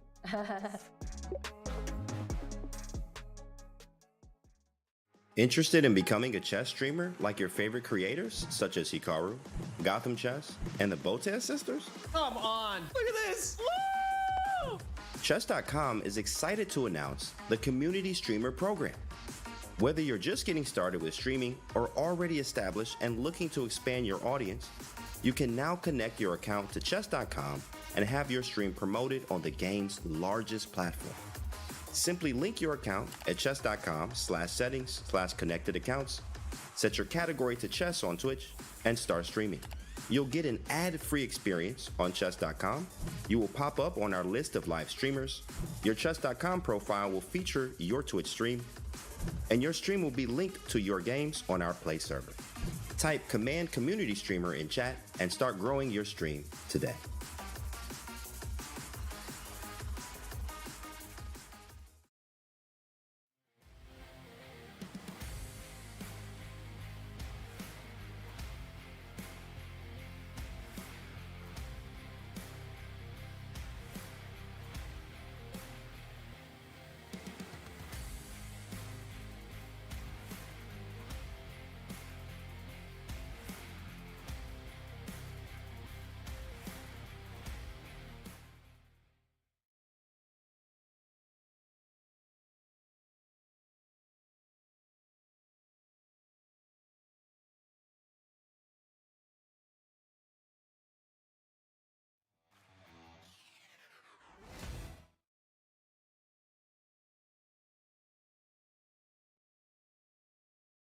The defending champions, the 3 times champion of the Pro Chess League, the St. Louis Archbishops, had a devastating start, but now they are leading this final match, which is an elimination match. They need to win to make it to the playoffs of this season. They won the 2020 season, the 2019 and 2017. 2 of the seasons were headed by Fabiano Caruana is back for the 23 season as well, but it hasn't gone well, at least not the way they would have wanted, Robert, from the start. But they've had 2 back-to-back match wins and currently leading against the Bulldogs. And Fabi has played a fabulous role. Oh, he certainly has. He's 3 out of 3 today. It's surprising to many that they would need to win just to get into the playoffs. That's been their season. It started on the downward swing, 0-2, but they've won 2 straight matches. They currently have a 1-point lead here, Tanya. So now the answer is, with their season on the line, down to the wire, the final round of action, will they be able to get the job done, make it 3 wins in a row, and make the playoffs? It's so difficult, Robert, to get our head around the fact that St. Louis Archbishops have been staring at elimination the last 2 weeks and this week as well. They needed to win every match. They won 2 back-to-back matches. This is the 3rd one, currently leading with just the smallest of margins against the Bulldogs. Anything can happen to force a tiebreak to go into a playoff. The Bulldogs need a 2.5 to 1.5 win, but if they win with a bigger margin than that, then actually with a 3-1 win, the Bulldogs will eliminate the Archbishops. We've got a big round 4 coming up, and this is the most equally matched round of the Pro Chess League, where board 1 plays against board 1. And we look at this, and Robert, here in this particular matchup, we see Fabi. Sure, he's that heavy hitter, he is the big name at the top, but actually the Bulldogs in the other 3 boards have a huge rating advantage. Well, I'm looking at these lineups and I'm thinking, where do the points come from? Because you need to score 1 extra point if you are the Bulldogs. I'm looking down at boards 3 and 4. You have the white pieces. Bardia Dinesvar against Nicholas Theodore. Theodore is a very strong grandmaster. He medaled. He won an individual medal at the Olympiad. That says a lot about his skill. Not to mention, he's one of the top-rated Blitz and Bullet players on site. But then on board 4, Polina Shuvala, she gets the white pieces against Alice Lee. Alice Lee is amazing. There's nobody in the world that's going to deny that. But what Polina might deny her is that last round victory. Polina is fantastic. She's already at that GM level. Alice still has a little bit of work to get there. She's showing that she can punch up. She can win these big games. But that, I think, is a critical game for the Bulldogs as we get set, as Fabiano Caruana gets the white pieces and needs to make his first move here. 100%, and that board 4 is where there's maximum rating difference as well. Not that Alice Lee cares about rating differences, but as you pointed out, Polina is almost 2,500 for all practical reasons, almost a grandmaster, and we see our players are ready to go. Very important, the last 2 boards, the board 3 and board 4 with the white pieces for the Bulldogs. They need to try to get those points in, and Fabi starts with the English opening, 1c4 on the board. Yeah, he goes for the English. Not something you see every day from Fabiano, but it makes it harder to prepare for. And we see e6 from Bogdan Dendech. He's likely going to strike with d5. But in those situations, white will often take and push the pawn to d4. And he goes right away. He could have created an isolated pawn. Instead, he wants to strike in the center. And Tanya, these are confusing positions with all this pawn tension. Oh, 100%. And he decides to trade off, so not keeping the tension alive for too long. Then he takes off the bishop. I was quite surprised that Fabi took about 30 seconds to make that first move c4. It almost seemed as if he's forgotten that the clocks have started. Yeah, I think Fabi, just was relaxing a little bit too much. But now that he has recognized that he needs to make moves, he's doing them quickly. He's playing a very natural opening. Just look at this tension. He's waiting for his opponent, Dejach, to move the bishop, and then he'll take on c5. You don't want to allow the bishop out in one turn, and that's why for black, you might think about a move like bishop e6, developing the light square bishop first. He goes all the way to g4, and wow, look at how quickly Fabiano played bishop e2. Tanya, I think he knows what he's doing. 100%. That speed, bishop e2, is not a move that you make too quickly, but it was also necessary because there was so much pressure on d4. As you pointed out, Fabi doesn't want to take on c5 just yet, welcoming the dark squared bishop for black to develop with a nice square on c5 with a tempo by recapturing. So he's delaying that as much as possible. We see that Bogdan Daniel is also up to the task of knowing what he's doing. He keeps delaying that development of that bishop on f8. It's really about who blinks first with that d4 and the c5 pawns staring at each other. Well, I just watched Fabiano blink a few times, but I don't think he's going to take on c5. I think he'll play h3, make quiet move. Maybe he'll play b3 at some moment because the bishop does want to go and develop. But bishop d2, that's not really doing anything. You're staring into your own pieces. So both sides are trying to figure out this tension, and b3 is useful because later in the game, you might want to fianchetto, especially if you do eventually take on c5. It opens up the long diagonal. Yeah, lots to think about, and the way the center gets fixed, if black trades on d4 and then white, what does he recapture with? Whether white ends up picking up on c5 and the d5, we get an isolated queen pawn. So really the central pawn structure will determine the characteristic of the middle game that we've got, where each side plays for the attack and for the counterplay. So while these players have a think on how they want to sort out the central tension that we're looking at, we've got liftoff on the other boards as well. Let's zoom out and see the opening action on our bird's eye view as the games are well into the opening phase. And I see our top right board we've been talking about pawn structures and centers. That is quite a fixed pawn structure with white advancing the pawn to d5. Currently the knight is hit. He's moved to b4. Meanwhile, on the bottom left, again, a lot of flexibility in the center with a face-off. And wow, knight e4, what is that move, Robert? What just happened? I was about to talk about the other games. I think we have to go right into the board 3 matchup between Bardia Dinestra and Nicholas Theodorou because that's a knight sacrifice in the center this early in the game. So Theodorou says, here, take my knight. And, well, Dinestra hasn't taken it yet. You've got to do a deep dive on the Nicholas Theodorou Bardia position. Knight e4 was the last move played. Let's have that up, and we see the knight on e4 is hanging. Robert, you're doing a replay of the action, and just in this position, he calmly snaps up the pawn on e4. But the knight is under attack and can be captured. So let's bring up an analysis board because it seems like it's not an easy decision. But what other moves do you have? You've given up a pawn, and the point is after pawn takes d4, the queen hits this knight. So the pawn hits this bishop, and you could take on d4. But after queen takes e4, this is the big question, Tanya. Black is up a pawn, but this queen is in the center. It's actually in some loose territory.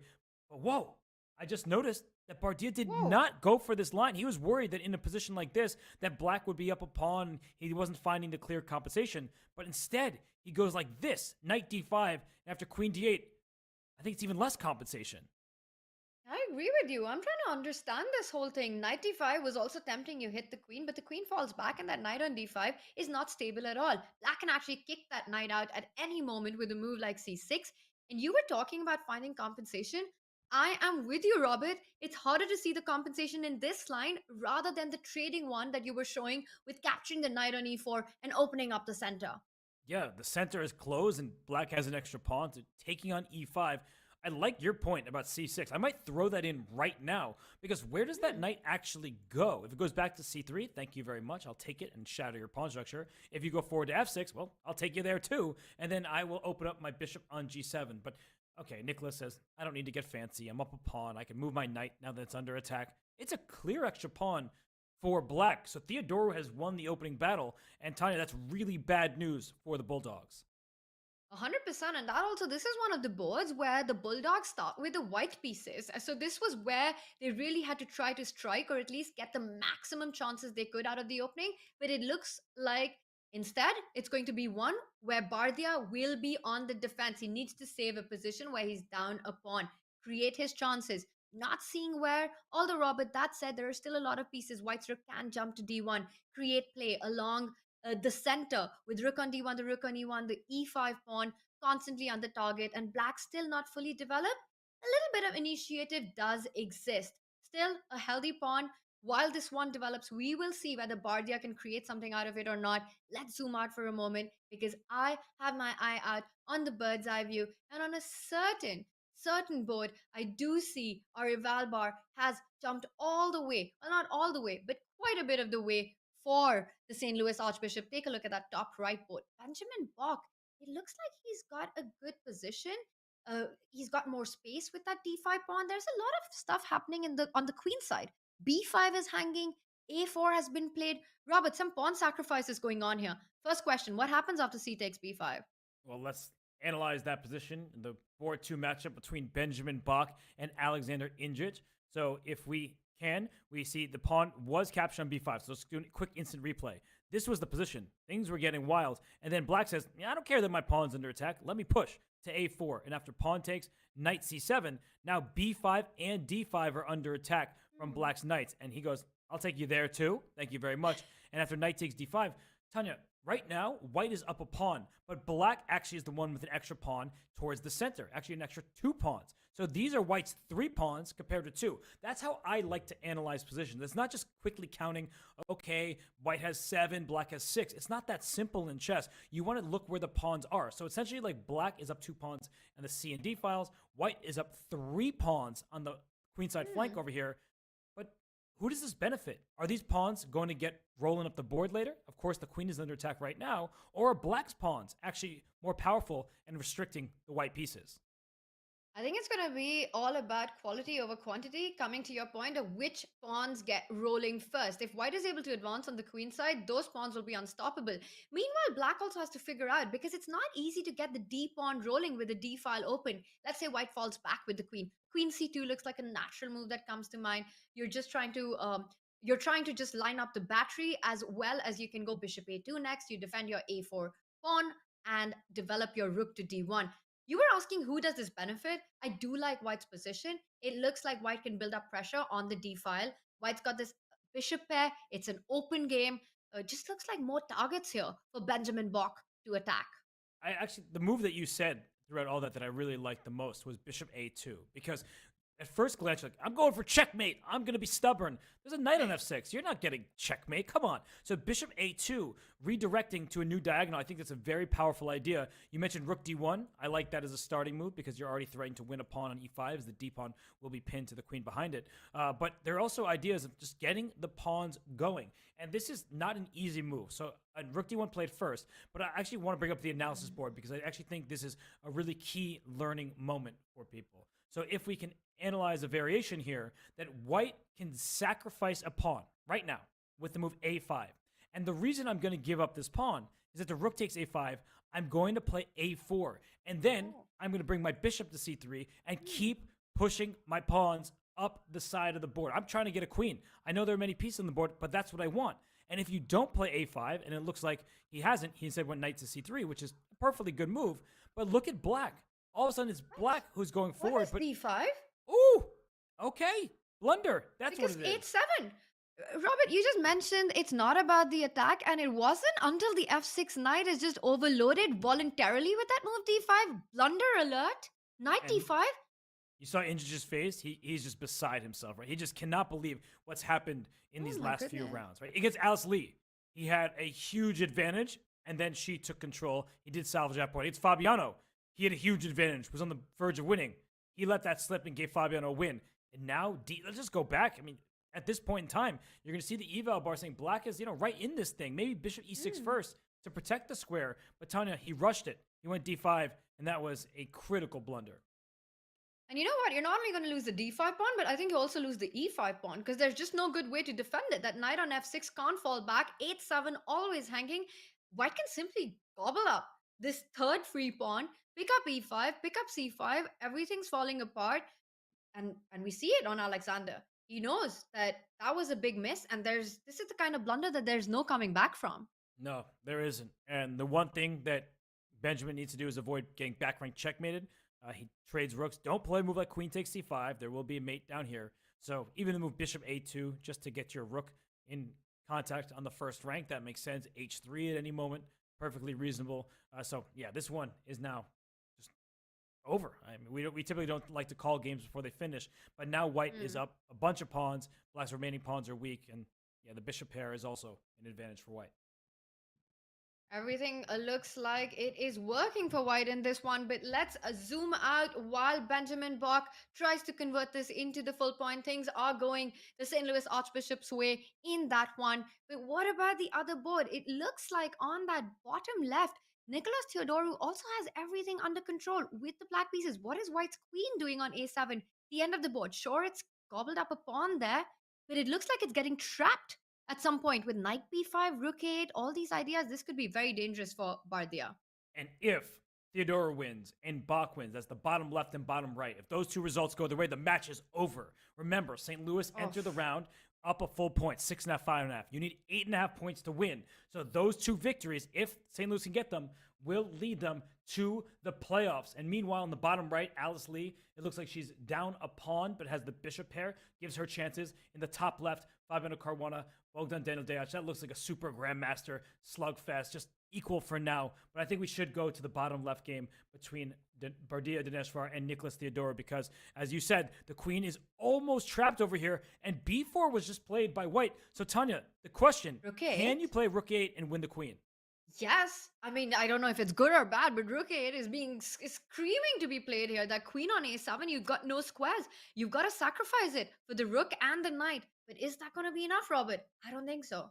Wow, it's such a big question. And by the way, there's a G pawn missing. Like, if there's pawn on G2, I think white could sacrifice the queen. So we'll bring up an analysis board to show you very quickly what we're talking about. Rook a8, no, their knights cover the square. You can't go to b6, the queen covers it. You just can't go to any of these squares. So the queen is trapped. And after queen takes, pawn takes c5, okay, we see a position where white has a rook, a minor piece, and this passed pawn on d5 after bishop takes c5. But if this pawn were on g2, and white's king were safe, we'd be saying, wow, the Lasker compensation feels legitimate. Lasker compensation is a rook minor piece and a pawn for a queen. That equals 9 points. It's a fair trade, but the king is open. This pawn's a target. I feel like that is what leaves black ahead. It's really about the placement of this pawn. If it were on g2, the king would be safe. White would actually maybe decide for choice.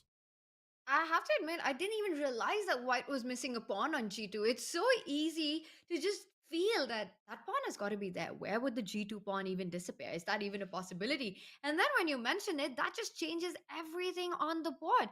b4, you're talking about the compensation of picking up the material, and the reason that it falls apart is because white's king is super unsafe. We can imagine a position where black's knight can jump to h4. The queen will come back into play, and that will be game over on the king side. b4 currently played, and Nicholas goes for it. He goes for the move. Rook to a8.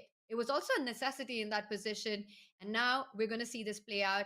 Robert, you called it. Bishop c5. You can come back with the queen. You can go bishop e5. I like this move. You defend that knight. You're eyeing that h2 pawn. Move the rook next. Rook comes to e8. Free up that knight. And, well, Bardia says, not going to allow you to do that. And at best now, white has chances to make a draw. There is this passed d pawn. That's really what's keeping white in the game. You could take on a2, but then that pawn starts rolling. Like, let's get that pawn going. Maybe it's a little bit too soon, of course. The bishop is hanging, but you just need to get it going, and it's getting there in the near future. So there's still a lot of work to be done here. Well, the rook on d8 at least fights against the d pawn. If you go d6, black can fall back with the queen to e6, put pressure on the d6 pawn, and also find itself at a good square to put pressure on black on white's king side as well. So that's what Nicholas is relying on with his last move. Well, rook d5 is not a threat. Watch out. Do not pick that pawn up on d5 because knight f6 is devious. Yes, and I just want to point out for people who try to envision what defensive configuration you want. What white wants is to trade these pieces that I'm going to highlight. Just, you can lose your d pawn, but as long as all these pieces come off, the queen will not beat the rook and bishop, as the bishop will just slide back and forth. The rook can go up and down. There's just really no way to win. So that is something that Bardia is looking for. But while this one is looking relatively balanced, and both sides have some dynamic play to them, maybe we should zoom out for a second, because I see Benjamin Bach once again in big time trouble. He has a big advantage, but he does not have much time to work with. And then the bottom right, it looks like Polina Shuvalova is much better against Alice Lee. So the Bulldogs need every point right now because their back is against the wall. Wow, Benjamin Bach is up an extra piece, but he's playing on seconds, but it does look like that one is completely winning for white. So I think we should head over to another game. Let's take a look at the let's pick up the Benjamin Bach, and then we'll move over to the Polina game. Well, here it looks like everything's over. Everything's defended for white. An extra piece, a lot of extra pawns. I don't really see how black can create anything here. Yeah, you're just trying to flag your opponent, but Benjamin Bach is one of the best bullet players on the site. He plays with a minute to start the game. He is not afraid. He has 2-second increment in this one. And as you point out, Tanya, an extra bishop for white. Queen g1 saves this bishop back here. And after queen h4, going after this h3 pawn, I'm pretty sure you can even bring your king up to g2 just to defend everything. So I think you're right. We can zoom out of here, but it was good just to check in to see what the position was, because Benjamin Bach, he is winning this game. Absolutely, and he goes for bishop h6 on that top right, threatening a mate in one. That's an interesting choice because queen f3 can be picked up with a check, but once white's king moves forward, everything is under control. Let's say that is Benjamin Bach's game. Meanwhile, we see on the bottom right, Polina Shevalova is the one who is in driver's seat for the Bulldogs, and we've got to try and pull that one up because that's a very important game that Polina has to take. She plays with white against Alice Lee there, and we can see that there's a lot of pressure. The d5 pawn has advanced. That is an extra pawn for white and a really nice one. The h pawn can start advancing down the board. Yeah, this knight on f5, a knife on f5. Can't really kick it out. You need your bishop somewhere to do that. And this is the nature of having double and isolated pawns. You would love to just push that pawn to the side. And I think black has great compensation. But for now, this rook on d2 is under attack. So Paulina on the clock. She needs to move a rook somewhere. Don't go there. That would blunder the rook to this bishop. So that's where the compensation comes from, is these bishops are causing some problems to the white rooks. This pawn on d5 can be targeted in the near future. But I love white's position. This knight on f5, the h-pawn going. And once this rook moves out the way, I feel like even if you drop d5, you should still have a sizable advantage. Polina's taking a bit of a think, and I don't see so many squares for the rook, as you pointed out. Don't go e2, don't go d3. Rook c2 looks like a natural response here. You sidestep, and then you want to start pushing on the king side. The d5 pawn is still under control, and we see that Polina does move her rook. Now there are ideas of going g3, of starting with h4 already, and it looks like the Bulldogs are going to take the point on this one. Let's zoom out and get a look, because this means, if we just get our bird's eye view, Benjamin Bach, let's say he takes the point for the St. Louis Archbishop.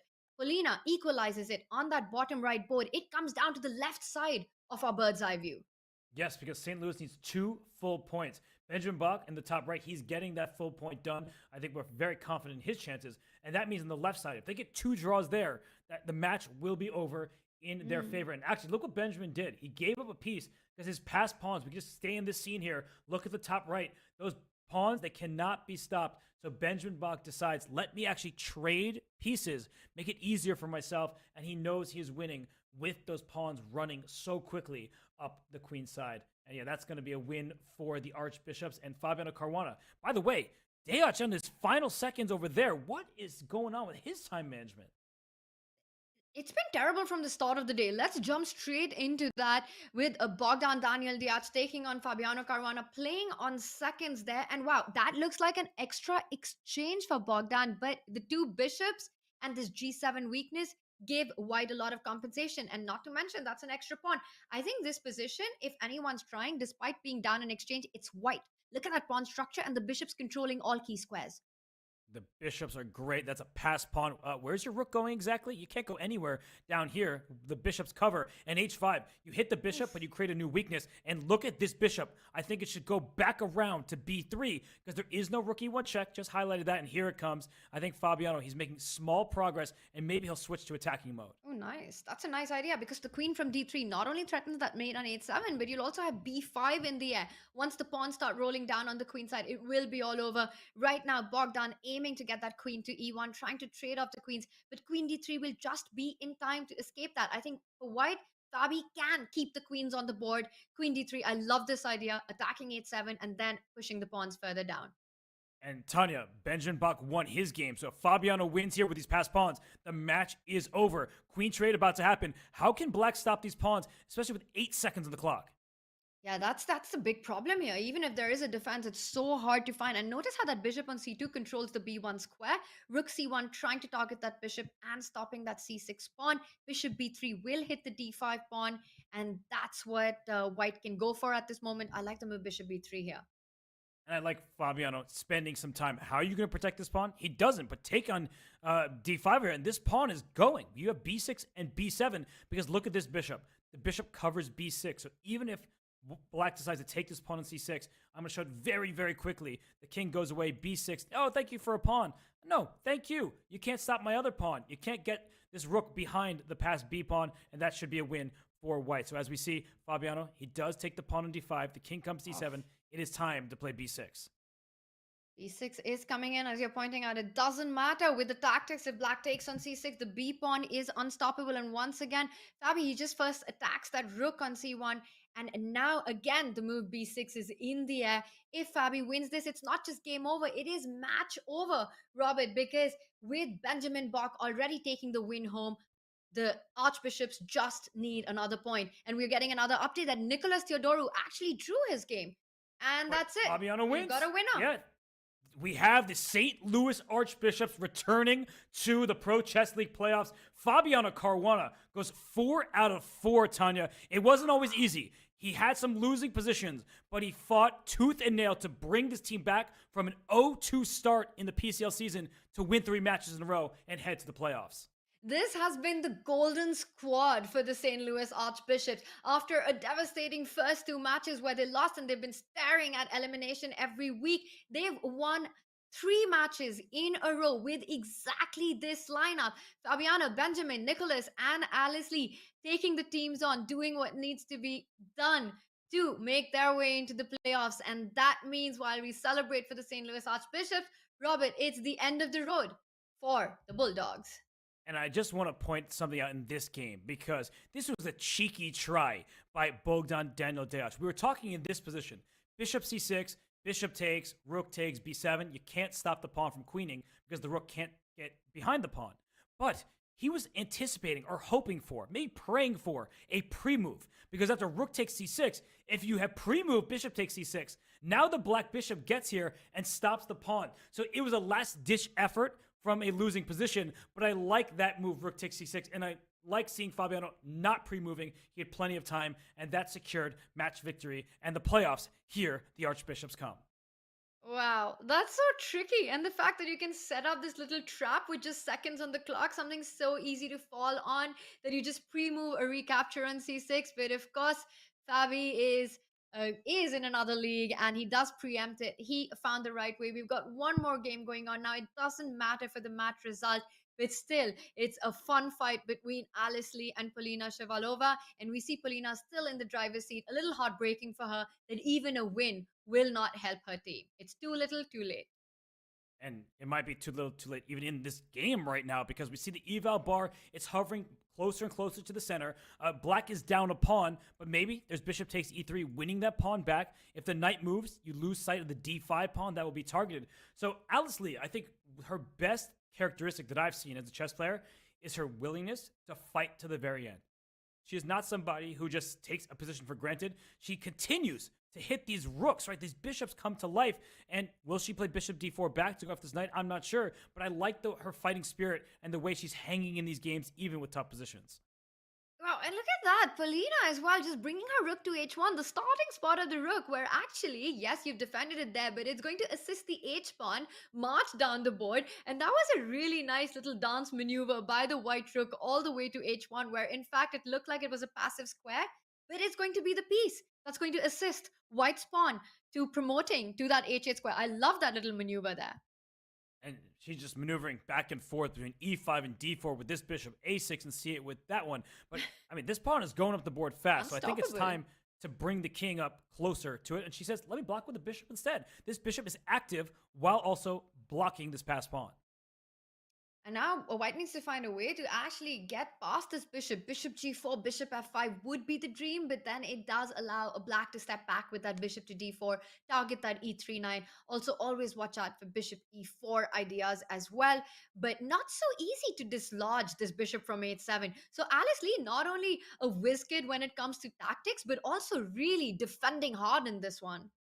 She is. I mean, look at this. Her bishop just took away the f5 square, so the knight's going to go. It might go to c4, but then what's your next move? Maybe d6, but then the knight gets kicked out of there. She, I think, did that a little bit too early. She welcomed the knight into c6. I was just mentioning that pawn push. She shouldn't have rushed it.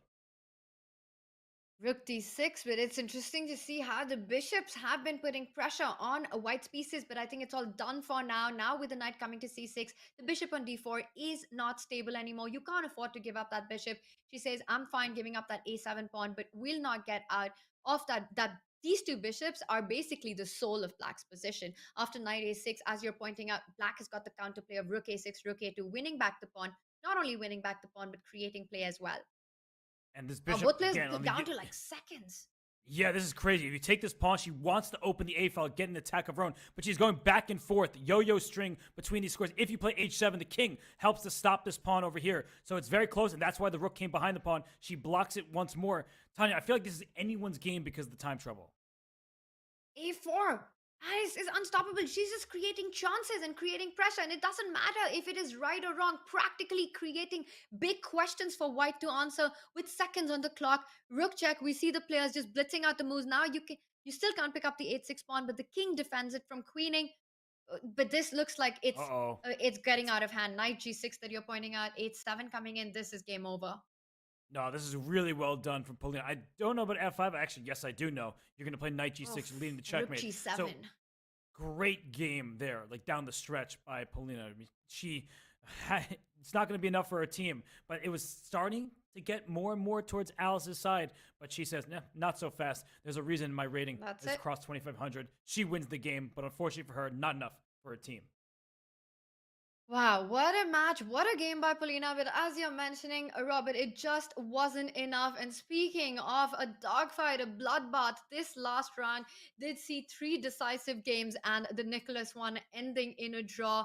And with that, it is the St. Louis Archbishops who move on to the playoffs. It is the end of the road for the Croatia Bulldogs. What a close match we had, but it always felt like it was the St. Louis Archbishops who deserved this one, Robert. They had been leading the match from the start of the day, from round 1, and a lot of credit for that goes to Alice Lee. Alice Lee with 1.5 out of 4. I know at the end, it's the score she had after 2 rounds, but to get those early victories against the opposing top 2 boards, that's why Alexander Ingic had a bad day. I mean, he's 1 out of 4. He couldn't get a victory against her. Bogdan Daniel Deac, he lost against her. So she took points from the top 2 boards. And then Fabiano Caruana. I mean, how much more can we say about that guy? 4 out of 4 score against this Croatia squad in an elimination match. Tanya, he's just one of the top players in the world. He's played a world championship match. He's a beast. That's nothing to say about Fabi. No amount of compliments are enough for his chess. He is the leading player of the St. Louis Archbishop, and he's led the team into the playoff after a difficult start for the team. What a performance by him. And Robert, not only by him, by everyone who predicted an under 11 score, including yourself. I know you're celebrating on the inside there even though we had so much action, so much drama on the board, it looks like the decisive games were under 11. So congratulations to everyone who made that predictions. And let's take a look at our standings as one more team has made their way into the playoff, and that is the reigning champion St. Louis Archbishops, the 3 times champions, which was staring at elimination just after week 2, finally win the 3rd match in a row and find themselves into the playoffs. Robert, I think it's surprising, the trajectory, the road that they had to the playoffs, but it's also not surprising to see them there. This team belongs in the playoffs.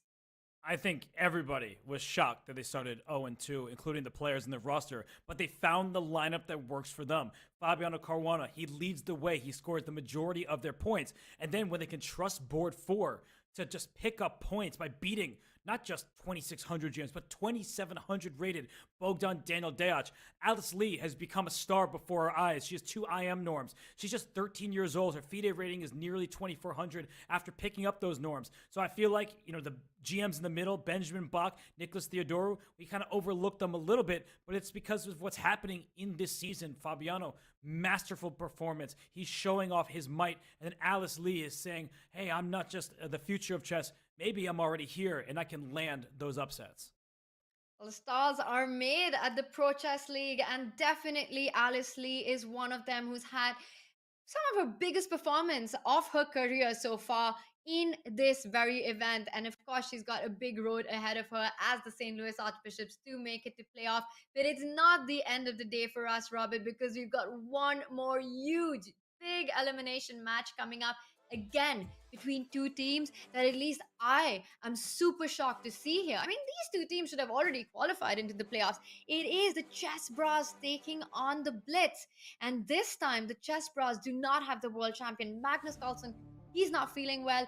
It was a last-minute replacement, but we do have Anish Giri replacing Magnus Carlsen, making his debut in the next match that's coming up with Chessbrahs taking on the Blitz.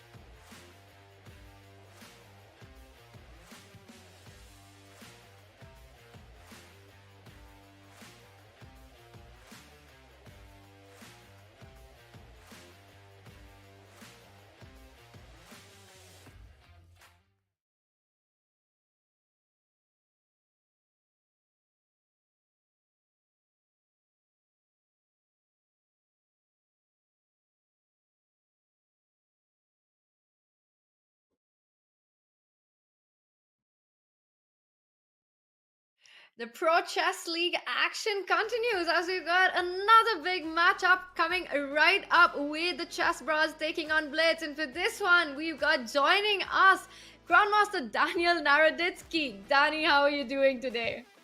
Tanya, I'm doing great. I was just on the edge of my seat as a spectator watching your excellent commentary with Robert. Now I'm still on the edge of my seat, but this time it's as a commentator. Glad to be here to cover the second match with you. I'm so excited to have you here with us because we've got big chess action with two extremely strong teams. And Daniel, I don't know if you heard about this, but the big breaking news of today was that the Canada Chessbrahs are in fact without Magnus Carlsen. He's got some health issues, a last-minute replacement. Take a look at the roster of the Canada Chessbrahs. Now, looking at this lineup that we've got, it's hard to imagine that they're even here right now, Daniel. These guys should have made it to the playoffs a long time back. They've got the world champion on top. They've got Anish Giri, who, by the way, today will be replacing Magnus. Yeah, I mean, listen, they had to scrape the bottom of the barrel for a replacement, and I think they found a pretty decent one in Anish Giri. The Chessbrahs really need no introduction, Tanya. I mean, Giri, Jordan Van Forest, and Jean-Rodrigue Lameau is somebody I'll talk about in greater length when the games begin. He's an incredibly impressive young man. He went 9 out of 9 in a Charlotte Norm tournament, so this guy is not to be messed with. Well, if you're impressed by the Chessbrahs roster, take a look at the Blitz roster. These are the players that they're fighting against. Another team that many of us are surprised that they're even playing an elimination match in 5th week. Alexander Grischuk is the 3 times world Blitz champion. Maxime Varchelagrave is the 2021 Blitz champion. I mean, these guys are super GMs. They've got above 2700s. And we've got Katerina Lehano, who at 2563, just such a strong player. This roster, I mean, what are these teams doing here today, Daniel? How did this even happen? No, it's crazy. The fact that these teams lost 2 matches is a great indication of how monstrously strong the PCL is this season. But the Blitz, such an easy team to root for. I believe the only husband-wife team in the PCL, Katerina and Alexander, and of course Grischuk. Up top, you see all you have to know. We win, Tanya, or we die, and if we lose, then we lose, but we will try to win, and hopefully we try to win, yes. They indeed need to try to win. I love that, Daniel. As you said, a family affair there with Grischuk and Katerina both playing. Let's take a look at the board assignments, the big reveal of the lineup of these two teams that we're going to be seeing in action today. And we see the Canada Chessbrahs, Anish Giri, making his debut at the top board, along with Jordan, along with another debutant, Sean, who hasn't played yet for the Canada Chessbrahs. He comes into play today. He is the world under-18 champion, so do not underestimate that board. And Jennifer Yu taking that 4th board. Robert, I think the reason that Blitz hasn't made it through yet already is because Grischuk and Maxime, I mean, these two players, they play like God, but it just feels as if they haven't performed to their expectations and their level so far at the Pro Chess League. You're absolutely right. I mean, in terms of MVL's performance thus far, those 2 losses against Alexander Indic at the end of the Blitz's matchup against the Croatia Bulldogs, which unfortunately did just get eliminated, is a memory that he is going to have to wipe out. I think MVL and Grischuk are both going to have to score over 2 out of 4, 2.5, 3 out of 4. That would really propel them to victory. And on the Chessbrahs side, Tanya, again, Jean-Rodrigue Lameau. If he can score, I think 1.5 or more, and if Jennifer Yu can pull out an upset, I think they're in pretty good shape to make the playoffs. Speaking of upsets, we know the round that it matters the most and is the biggest possibility. It is a round 1. Let's take a look at our lineups for kickoff, because this is the most tilted, the most lopsided round of the match, where board 1 plays against board 4. We've got Anish. Now, Daniel, it's going to be also a lot about how quickly he can find his form and rhythm. He hasn't played in the Pro Chess League so far. Magnus has been the anchor of the ship for the Canada Chessbrahs with a heavy score. But now it's Anish's turn to really show up. He needs to do what needs to be done for this team to take it to playoffs. The other player, Jennifer Yu, she's at half out of 8 for the team, and she has also underperformed. Now we know just how strong a player she is. This is her chance at redemption. This is the match that it matters the most. Can she deliver today? And that's going to be a deciding board as well. It absolutely will, Tanya. That is the big question. And Anish Giri, as you're saying, with huge shoes to fill, literally and figuratively, he didn't know he was playing until a couple of hours before this match began. So can he calm himself down? Can he drink his coffee or tea or whatever he drinks before a PCL match like this? And can he perform at the level that Magnus Carlsen has performed thus far? It's an incredibly tall order, but I think we're all very excited to see Anish Giri in the PCL. Super thrilled. It's always exciting to have him in the roster. And of course, he's had quite a good year so far. So let's see what Anish brings on the board. Well, it is going to be all about bringing up your play to the point so that you can get that golden spot of 8.5 points to win the match. Because take a look at the match format. Now, we know that the time control is 10 minutes with a 2-second increment. The team that scores 8.5 goes through. One will be eliminated. One will make it to the playoffs. And Robert, somewhere in my heart, I feel as if I want... I'm sorry I called you Robert. It's just been a long day. And I took that as a compliment, Tanya. You're good. Daniel, I have to say that I'm slightly heartbroken because I would have loved to see both these teams in to the Pro Chess League playoff because they belong there. They have, as Mikhail Tal famously said, you have to take your opponent, in this case your opposing team, into a deep dark forest where 2 + 2 = 5, and there's only a path back for one. So which one is that going to be? There we see Mr. Giri cupping his head in his hands. He needs to start off with a bang. He needs to try to defeat Mihail Boyer with the black pieces in game one. And, of course, you can see that 1-minute penalty, Tanya, that he starts with because of the late replacement. You can thank Magnus Carlsen for that. But in all seriousness, we wish him the best of health and a quick recovery. That's a really important point. So every game, Anish will be starting with a 1-minute deficit, being a late replacement for Magnus. But you got to do what you got to do. And Robert, as you pointed out, Robert, I need to stop saying that. Daniel. Daniel, it's so important for him to get on the game as quickly. And we see a Sicilian on the board. Is he going to go for the knight off? We know he's got a course on that. So in the CGC final in Toronto, Tanya, I called Levy Wesley like 6 or 7 times across multiple days. So you've got a long way to go until that's filled. But again, I take it as a compliment. So you're totally good.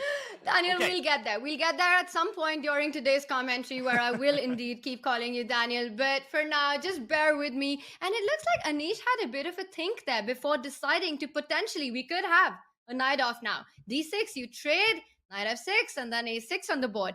I'm predicting it. It's going to happen, Daniel. Does Anish realize that he started with 1 minute less and not 1 minute more, though? Yeah, that's a great question. Why is he taking so long to make these opening moves? He appears to be a bit distracted. Yeah. I don't know what's up, but he's already spent a minute, Tanya. I mean, that's a little concerning on move 3. Yeah, and we can see on camera that there is a little bit of switching of screens going on there. It looks like he's figuring something out, but this could prove to be very costly. He's down 2.5 minutes on the clock, trades quickly, knight f6, knight off coming up, Daniel. Oh, not coming up, Daniel. Knight c6 on the board.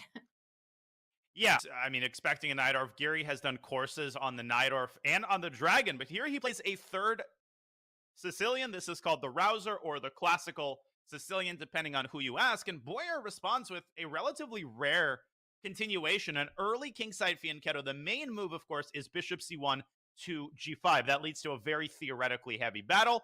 Boyer kind of sidestepping the most topical theory. Of course, g3 is also pretty well known. Wow, so g3 played and quickly answered by Anish, making his intentions clear that he wants to fan shatter the bishop as well on g7. And now it is Boyer taking a little bit of a think here. Trades on c6 before developing that bishop to g2 because he wants to go e5. And that looks like a pawn sacrifice really early on. Can't black just snap that up on e5? Yeah, I've sort of been vaguely aware of this continuation. It's a positional pawn sacrifice. So Black is not going to give that pawn up easy, or is he? I thought Anish was going to put his king on c7. Instead, he gives back the pawn, which white can take. Bishop takes c6, rook c8, and the bishop could dip back to a4, simultaneously guarding the c2 pawn. And Tanya, white will have a 3 on pawn majority on the queen side. So a bit of a questionable choice in the early going by Anish, but in any matters related to the opening, I trust him completely. So I'm halfway sure that bishop f5 is still his preparation. I mean, Anish and his openings, right, Daniel? You can't fault them. He's one of the strongest, most well-prepared elite grandmasters of the world. And it's hard to imagine that he doesn't know what he's doing, but it looks like he's taken huge risk out of the opening. Yeah. Not even to talk about the clock deficit, but the pawn deficit that he's going to be facing, trying to prove his compensation there. But he will show us the way. And while that develops, let's zoom out and take a look at the other boards. Anish Giri today heading board 1 for the Canada Chessbrahs. But of course, this is the Pro Chess League. Every game matters. Every board matters. And I see action is on. Let's bring up a bird's eye view, because we also have the world Blitz champion, Maxime Legrave, who, by the way, has been quite a mainstay in the Pro Chess League. Maxime and Grischuk have both been playing every week for their team. And we see he goes up against Sean, another debutant for the Chessbrahs this week. Yeah, and Sean, as I mentioned, he is an international master, but not for very much longer, Tanya. There's certain young players, you look at their chess, and you just know that it's not a matter of if, it's a matter of when they achieve their Grandmaster title. And the responsibility on the shoulders of Sean and Jennifer Yu and boards 3 and 4 isn't to go 4 out of 4. That responsibility belongs to Anish Giri. They have to score a well-timed upset or two, and that can really give their team the need. So what do we make of this opening? We're 11 moves in. This started out as a Moscow variation. That's early bishop b5 check in the Sicilian. So Rodrigue sidestepping MVL's Najdorf preparation. He's just captured the bishop on e7. What catches my eye, Tanya, as MVL recaptures with the king to connect his I love rooks. it. What a move by MVL. He decides that his little pawn shell in the center guarantees king safety. I love it too. I think MVL has a pretty decent position here. And most importantly, it's unbalanced. So it gives him some chances to win. This is going to be a lot of fun. And one of the other subtleties of capturing with the king is that if he would have taken with the knight, a thematic idea for white is to open up the b file with the move b4. That's why the rook on b1 will get super active. So with this recapture, MVL has made sure that Sean doesn't have the break of b4, at least for the time being. And as you mentioned, a very unique way to finish development there. And we see the rook comes out, and we're probably going to see an artificial castling with the king marching to f8 and to g8. Very likely we will. Rook e8 signals that MVL wants to bring his king back, and after he does, he will have the possibility of reopening the center with e5, e4, although positionally that could favor white, because if you look at this d6 pawn, once white captures on e4, Sean can put a rook on d1 and start harassing that backward pawn on d6. So I don't think Maxime is going to rush with a move e4. I think he's going to drop his king back to g8. And Tanya, two can play at that game. You pointed out a3, b4. Well, black could expand on the queen side as well with the equivalent idea a6, b5. So the eval bar, it assigns a slight edge to the Frenchman with 3 names, although there are 2 Frenchmen with 3 names in this game. I guess Sean is a Canadian with 3 names, but we'll see who is able to strike on the queen side first. Wow, that is the big question. And as we see Maxime getting the king to safety, as you mentioned, a match between, well, a 3-name game here going on between Maxime and Sean. And it looks like instead of going for a6, b5, another different pawn structure controlling that b4 advance that we've been talking about. Maxime takes control of that square with the knight and the pawn on c5 and the pawn on a5, controlling all of that. Also, white doesn't have a d4 break. I'm really liking black's position here with no breaks for white. It looks like black's the one with the piece activity. Daniel, while this one develops, and I'm so glad I didn't call you Robert, by the way, almost did there. Let's get up our bird's eye view and check out the action that's on, because there is a board that caught my attention. Take a look at that top right with Katerina Lano against Jordan Van Forest. There's a lot going on that one. Katerina is an incredibly dangerous 1e4 player, and we have a very complex Caro Khan. It's very obvious when you look at that structure as we go to that game that this emerged from an advanced Caro, where Jordan at some point played the move c6, c5 in order to break up white's pawn chain. Katerina said, thank you very much. I'm grabbing that pawn. I'm defending it with my knight, and I'm defending the other pawn with my other knight. And Tanya, the problem in these types of positions is that black can win the pawn back on e5. And if we bring up an analysis board, you might wonder why Jordan is procrastinating, why he's not taking on f3. But if you extend this line, white gets the bishop pair, white hits the knight on e5. If you fall asleep, you blunder a piece. And if you move the knight back, Tanya, with the black king stuck in the center, I've seen a lot of games decided quickly by the march of the f-pawn, which could shatter black's pawn chain and open up the king. So Jordan isn't touching that with a 10-foot pole. Instead, he's focusing on his kingside development. But right now, that comes at the cost of the pawn. If he doesn't take on f3 for a couple moves longer, Katarina could secure that extra pawn by putting a bishop on d4 and maybe a rook on e1.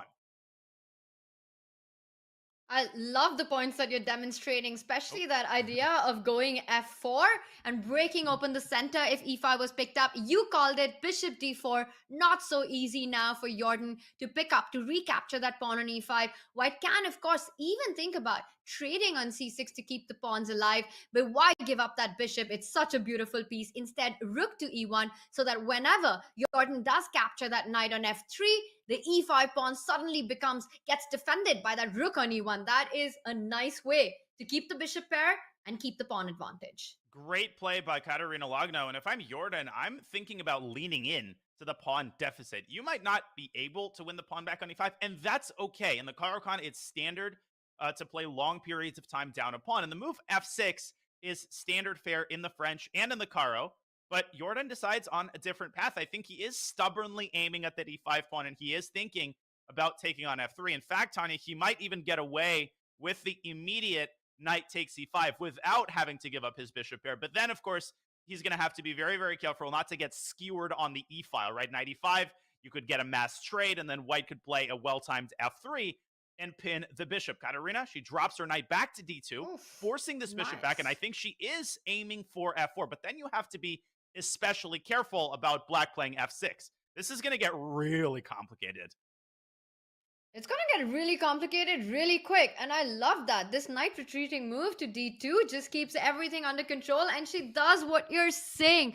Daniel, she goes for the idea of f4, and it looks like f6 is the only break in the position because black has to find his activity here. After f6, also notice how the f4 pawn becomes a little tender, but instead first, Jordan asks Katrina to make a decision with her bishop. Does she want to trade the bishop for the knight on c6 or fall back all the way to f1? If she falls back, I have little doubt that Jordan will strike in the center with the move f6. There's f6, but the more I look at the queen side, the more it occurs to me that this knight from c8 can also move back to b8 or perhaps even to d8, and black will suddenly have 4 attackers on the c5 pawn. So maybe it's that pawn which Jordan is trying to win back. I haven't even been paying attention to this pawn, but Jordan could win it back. He could delay the move f6, save it for a rainy day. But right now, he's tossing the ball back into Katarina's court, forcing her to invest valuable seconds, decide where to put the bishop, whether to take on c6. I like Jordan's position. Push of the f-pawn was a significantly weakening move by Katarina. So we'll watch this middle game closely as it unfolds. But we've got a couple of other fascinating games unfolding before our eyes, Tanya. Let's go back to the bird's eye view. This is a feast for the eyes. Absolutely, and you're totally right. While Katrina invests her time, let's invest our time into these positions, especially that bottom right board with Alexander Grischuk taking on Jennifer Yu. Alexander's got the black pieces, but we see the kings have been castled on the queen side. There's so much happening here. That d5 square is weak. The bishops are eyeing each other on the long diagonal, and that is the board that I would like to do a deep dive on. But also really quickly, just on that bottom left, Maxime Vachier-Lagrave with a slightly bit better endgame there, and it all comes down to that pawn structure we were talking about on the queen side, where he's fixed white's pawns, the rooks in the center, there's a pin on e3, the knight can jump to b3, the pawns eventually can go forward to b5. Looks like it's black with all the play there. I'm loving Maxime's position, but let's do a deep dive first in the Grischuk Jennifer board as that's heating up. Great observations, Tanya. We will keep an eye on the MVL game, and should more clarity be reached in that endgame, we'll try to catch the end of that game. But yes, I really like this Jennifer Yu Grischuk position. There's a lot to unpack here.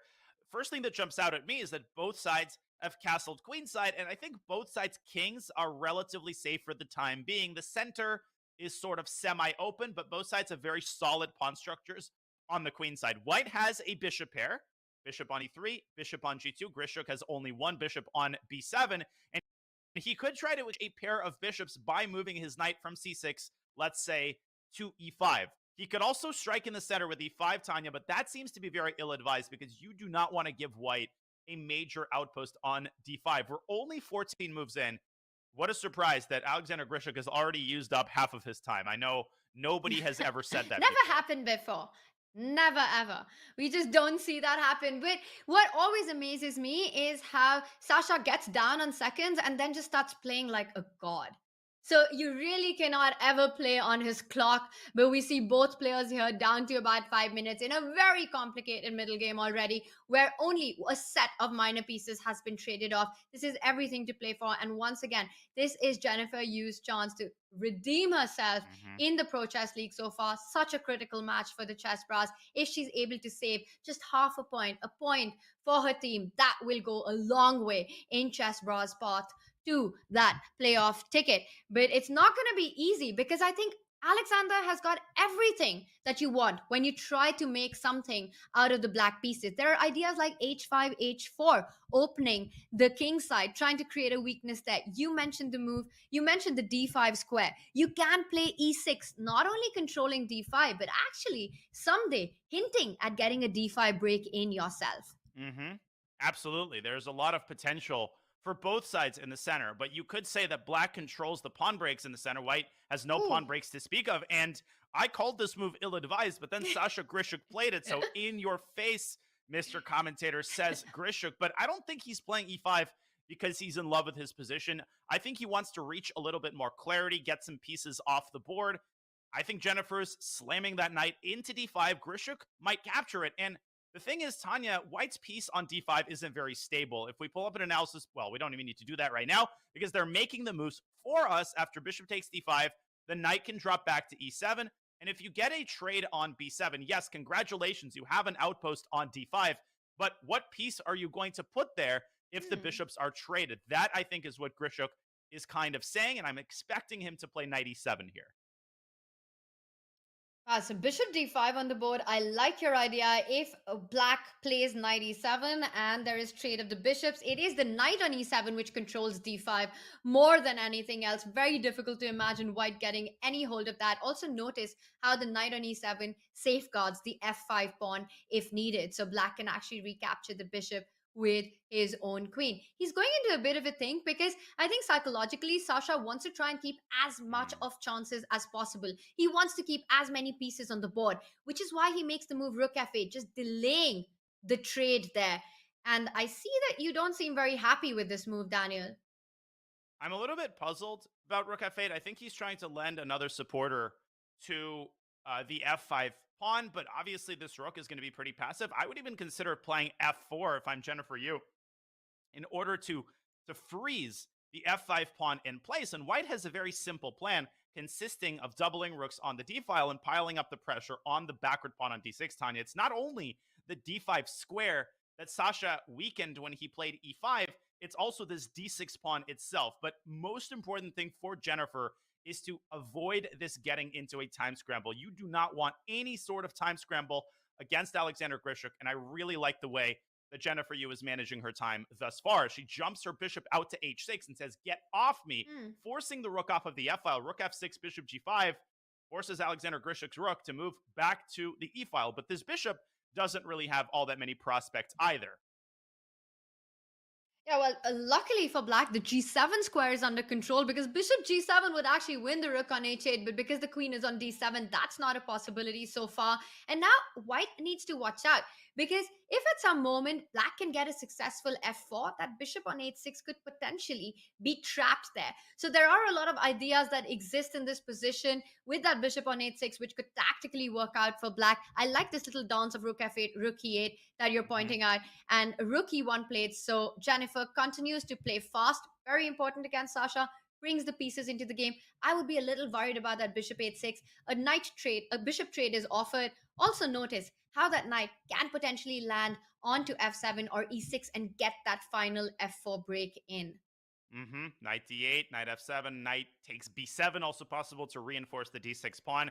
I think it's impossible to speak of an advantage for Grischuk. This is going to be a fascinating climax in this game, but a couple of other games have reached a climax. So let's dive back into the bird's eye view. I'll point out lower left, Tanya, it looks like MVL continues to make progress in that endgame. His knight on c4 threatens a fork on b2, a fork on e5, and the pawn on a3, which I think he's about to capture. So MVL, I think, is pretty much has this in the bag.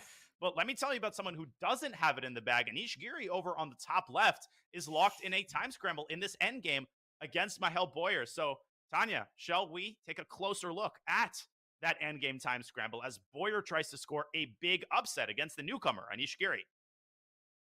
We shall, Daniel. And it's funny that you say Anish Giri, a newcomer, in the same sentence. Yeah. Never thought we'd hear that one. But as you're pointing out, well, the only impressive thing for Anish has been that he's managed to equalize the time. And it looks like, in fact, more than equalize, because Mihail is the one who's under 30 seconds. He needs to be fast in a position which seems very much in control. That knight on c5, hitting that pawn on a6, but he decides not to capture it. I'm slightly surprised. Knight a6 was a possibility. This is too passive.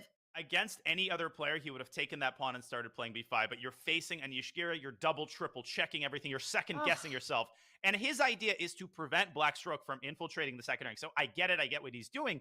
The problem is that Black's one pawn is stopping White's pawn armada, and White might be unable to create a passed pawn. Anish, on the other hand, is going to start setting his pawns in motion. He starts with g5, he's going to play e4, and I think Black's position, Tanya, is easier to play from a practical standpoint. You could also go after the h-pawn if White's king walks 10 seconds. He too needs far to make into a the move. center. He does. 5 seconds now for Boyer. Oh my god, play! 2. He's gonna lose on the play. He's gonna lose on the clock. No, he plays. He's allowed Oh my rook god. d3, Tanya. I think he's slipping. This is panic. This is panic mode on by Mihail. I am shocked that he didn't take the pawn on a6. Knight b3 was a passive decision. Now Anish can even fall back with the bishop, and he does it to advance the f-pawn further. f5 coming in, e4, f4 ideas. Great call. Who's going to stop it? Not Mihail. Nobody. And he goes back to c5. He's stumbling on his... No, I mean, this has been just a meltdown in the time scramble, but you can't really blame him. You're facing Anish. You came very close to drawing or even winning this game out of the opening. And look at Giri's pawns. Bang, e4, bang, e3, bang. And the pawns are totally and utterly unstoppable. Mihail is drawing. He stopped e3. It's bang, bang, boom, boom. And he could have picked up the a6 pawn like 20 moves ago, but instead wasting so much time. And now Anish's pawns have marched down the board so much faster. Daniel, you're pointing out White still goes b6. b6, b7. He's threatening to promote. Oh, but Giri's going to deliberate check on h3. And that's going to deflect White's king. Giri's going to promote. And he will queen first. Bishop f5 was an evil, evil move by Giri. And he follows it up with checkmate. What a finale. Wow. And Mihail there, we saw the frustration on him. He knew that he had this so close, that retreating move with the knight instead of capturing that pawn on a6, something that he did far too late in the game. And Anish Giri starts with what he needed to, a win to get himself set up for a very, very big match that's coming up. We've got action on the other boards. Let's take a look. And wow, the Jennifer Yu Alexander Grischuk game has heated up with that h-pawn advancing down the board, but it is the bottom left where Maxime Vachier-Lagrave looks like he's set to level the score, which Anish Giri won against Mihail. And MVL has just officially won his game. So we could go also to the Katerina Logno game in the top right. So the score is currently 1-1. MVL delivers for the Blitz. That was an incredibly smooth game against Sean Rodrigue, whose praises I sung, but losing to MVL. Absolutely not a shame at all. But Katerina Logno is very close to securing an important half point for the Blitz. She's locked in a double rook endgame against Van Forest. Material is equal. I see the pawn on d6, Tanya. Who do you think is playing for a win here? Yeah, it's tough to see. I see our Valbar says it's absolutely level, but let me tell you that draw is one of the least, is probably the least likely result in this one. With Black's b4 pawn and White's d6 pawn, it is a game for all three results. After rook a4, Black is threatening a b3 check, which now after rook b5 wouldn't make so much sense because the king falls back and then suddenly the b3 pawn will be left hanging. Instead, you're with a rook trade. If you take, then we'll see a trade of the a pawn for the d pawn, and this will fizzle out into a draw. I think it will. Jordan has the token advantage here. He's won the pawn, but these 2-on-1 endgames are always basically a dead draw. Jordan can try to play for win. I would try to go king e7 and then rook d7 and pretend like you're playing, but as long as Katrina doesn't allow the rook trade, as long as she doesn't blunder the h-pawn, and both things are exceedingly unlikely, she should be able to hold half a point here. But hey, Jordan can play this for 50 moves, and I've seen crazier things happen. 100%, especially at the Pro Chess League. Yes. We've seen all kinds of turnarounds. So this is not a result that we can decide on, but it does look like it's heading towards a draw. Meanwhile, the other game, let's bring up our bird's eye view quickly and go into the Sasha versus Jennifer Yu, because that ain't no ending, Daniel. That is madness on the board. Let's do a deep dive. Let's bring that up as the rooks are playing on the king side, while Jennifer Yu trying to create counterplay at the center of the board. But I think things are going from bad to worse for white here. Yeah, they are. F4 is a very powerful move. Grischuk is going to double rooks on the h-file. Look at his knight on f7, Tanya. It's guarding the d6 pawn. That is black's only target. And if that target is safely protected, white's rooks are unemployed. They have nothing to do. Rook h2 was threatened. Jennifer Yu is in full defensive mode. She's also down 40 seconds on the clock. So Alexander Grischuk, his time management in time scrambles is exquisite. He always leaves himself with enough time to figure out the complexities of the position. I think he might even try to push this pawn down to e4, which will create even more complications, and Jennifer might just not have enough time to deal with them as she drops her queen back. She is certainly giving it the old college try. Well, the d6 pawn is attacked, and you're mentioning the old college try. Well, there's an old college defense try here as well, with the king stepping up to c7, and he does it because why not? You defend the d6 pawn with your king. There's pressure on f3. White builds up a further attack. Meanwhile, Sasha trading off this rook. f3 pawn will fall. The other rook comes on to h3. It just looks like white's weaknesses are going to be far more dangerous. You're pointing out e4, and this is going to be very difficult for Jennifer Yu on seconds to defend. Yeah, sure. Sasha's got seconds as well, but we know Grischuk. Seconds don't matter. That's like playing a classical game for him. We do, but you just never know. And Jennifer has defended this so valiantly. She's still trying to orchestrate counterplay in the center, but she's given up the f3 pawn. Sasha with 5 seconds. He takes on f3 with the knight. Jennifer pushes g5. I think she's trying to sack maybe a rook on e5 and open up black's king. 2 seconds for Grischuk as he stops the pawn from behind. He allows the move rook d3. Wait a second. 1 second. Don't take on g5. Gosh. Don't. G6. Oh my gosh. Grischuk might have to give up his knight. Oh, and he finds he e4. goes e4. Bishop he goes takes e4. f4. Everything's defended. You hit the rook. Oh my gosh. You pick up the Queen pawn. e7 Oh check. my god. What is Takes happening? Bishop take And there's Jennifer's in d2 the in the end. There's d2 at the end. d2 is threatened, but the white king can stop the pawn. Jennifer has great drawing chances. G7. And this is a deciding game because Katrina Lhano has drawn her game against Jordan. The match is absolutely level, and it all comes down to this board. Oh my gosh, this pawn endgame might be a draw, but it might also be winning for black. Jennifer, she doesn't take the knight, and Grischuk's going to win. He's going to go king e4, or is he? Jennifer goes back, tries to take d6. Don't blunder the bishop. Our rival bar is going absolutely crazy up and down. It looks like every move is either a great move or a mistake. King d7 following that up. Bishop f6. It looks like a king pawn ending is lost for white. And Jennifer is unsure of going for the trade on e5. She repeats, but Alexander Grischuk says no repetition. But he now trades a pawn on d5. Bishop c7, I think that's a draw. Now Jennifer can take the knight on e5, and this should be a draw. Grischuk is going to lose his pawn. Now bishop takes e5, bc. Oh my god. Oh, and it's apparently lost. Oh, because Jennifer's going to end up in Zugzwang. b5. And she's lost. She's not have taken on c4. Oh my god. And that's it. It's game over. But we've got to show why she could not have picked up that pawn on c4, and it looked like it was so close to holding that position. The players were playing so fast, and that is it. Alexander Grischuk gets the job done for the Blitz. And what oh Jennifer my god, missed, what just Tanya, happened? this position, right? Both kings are staring at the d3 pawn. So the side that exhausts its waiting moves last is going to force its opponent into Zugzwang, and that side is black. White plays a3. Black does not play a5. Then Sasha is in Zugzwang, and he actually loses. Instead, he pushes a6. a4, a5. White has to step back with her king. Black steps into the opposition, pushes the pawn forward. and forces white to give up all of her queenside pawns. This isn't stalemate Oof. because white has c5 and black, I think, no, not b5, but b takes c5 and black wins the game. What a heartbreaker for Jennifer. And her mistake was to take the knight. If she had taken the pawn here, a draw offer would have happened. That's it. Knight takes c4, king takes d3 would have been a draw. What a heartbreaker. But what a valiant resistance for Jennifer Yu.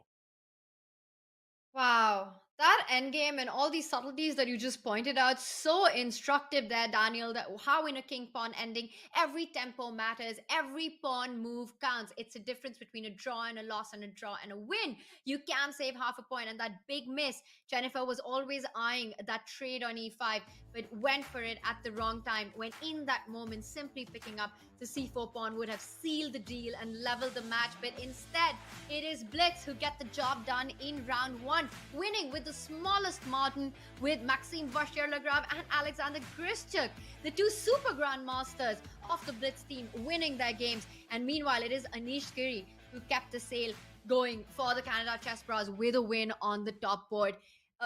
Daniel, there's zero doubt that this is going to be a nail-bitingly close match.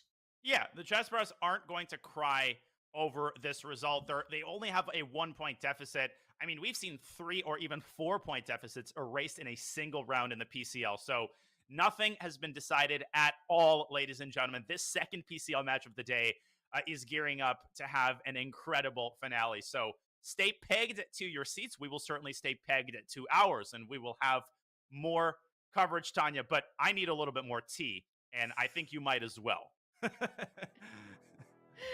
Absolutely. That much action coming up. You guys don't want to go anywhere as the Chessbrahs take on Blitz. It is round 2 action on the other side of this break.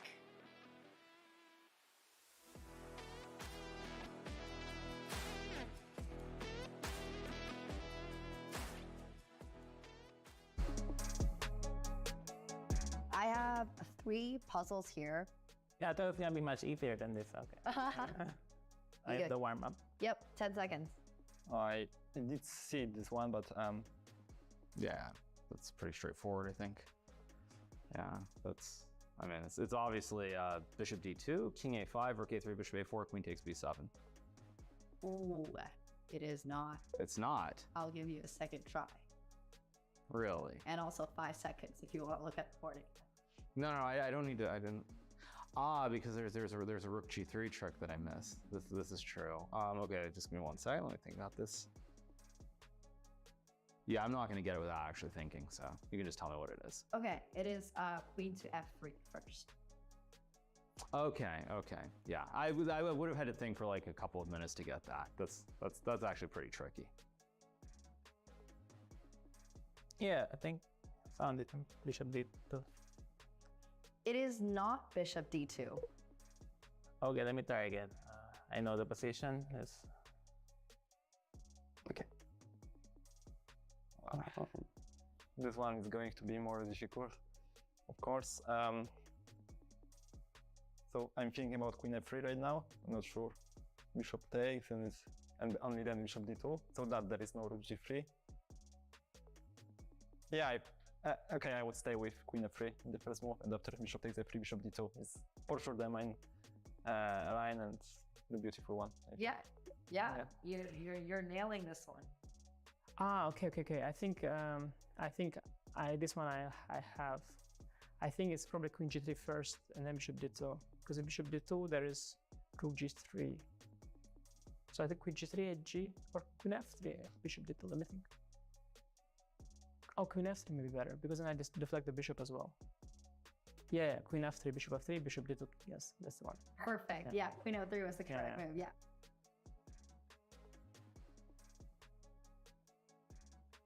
I guess bishop d2, king a5, rook a3 check. Unfortunately, bishop d2 doesn't work because of rook to g3. Ah, rook g3. So queen f3 first. Yes. Okay. Queen f3 first. Yeah, there we go. Yeah. Perfect. So is that queen takes e2 either? Nope. It's not mate. Not quite. It is a queen move. Oh, it's a queen move? Mm-hmm. Oh, queen f3? Yeah, it's queen f3. Queen f3, bishop takes f3, bishop d2. Yeah. Yes, exactly. Oh, queen f3. It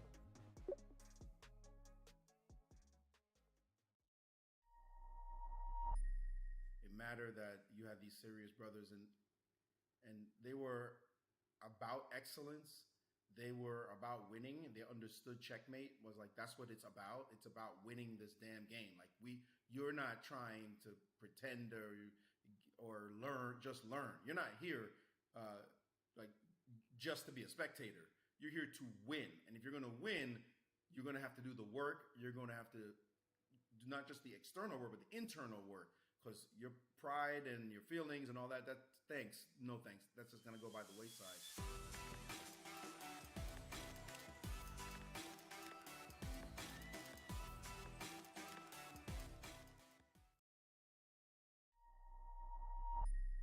It mattered that you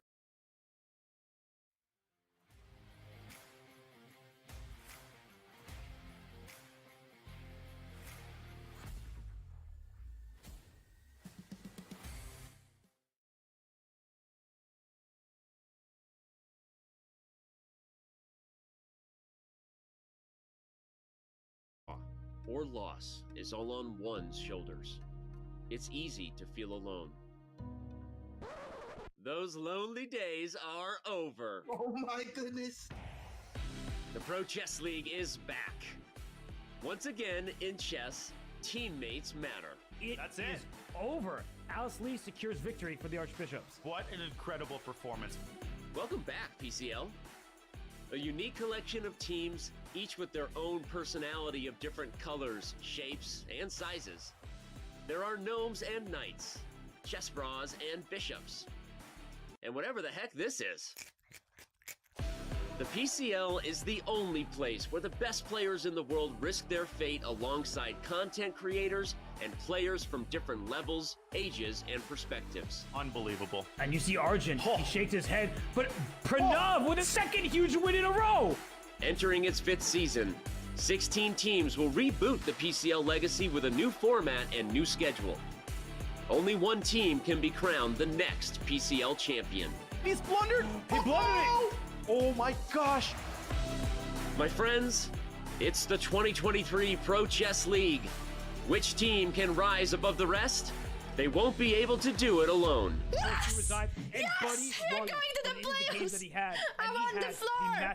Norway knows for the He win! has been GD1 and a tiebreaker.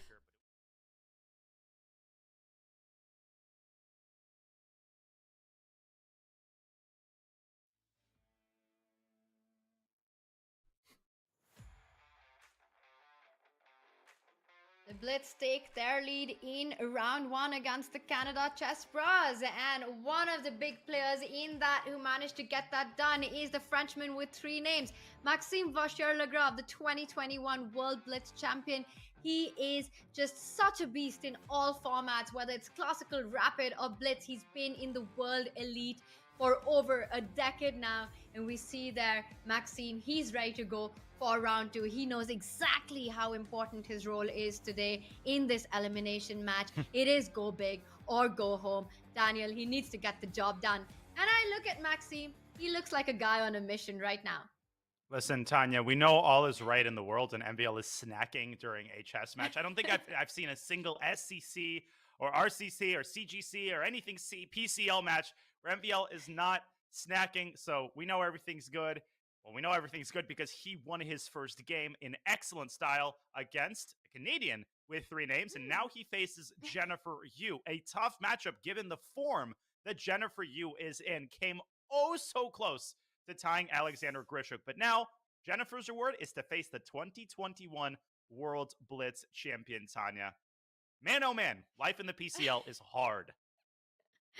It is hard, and the last game of Jennifer that you were pointing out, that was a wild end game, and just all the turnarounds that we witnessed. Now, we were talking about Maxime scoring, but he wasn't the only one. It was Alexander Grischuk as well, who scored a big win, taking his team over to the finish line in that wild end game against Jennifer Yu. Anish Giri winning a point for the Canada Chessbrahs.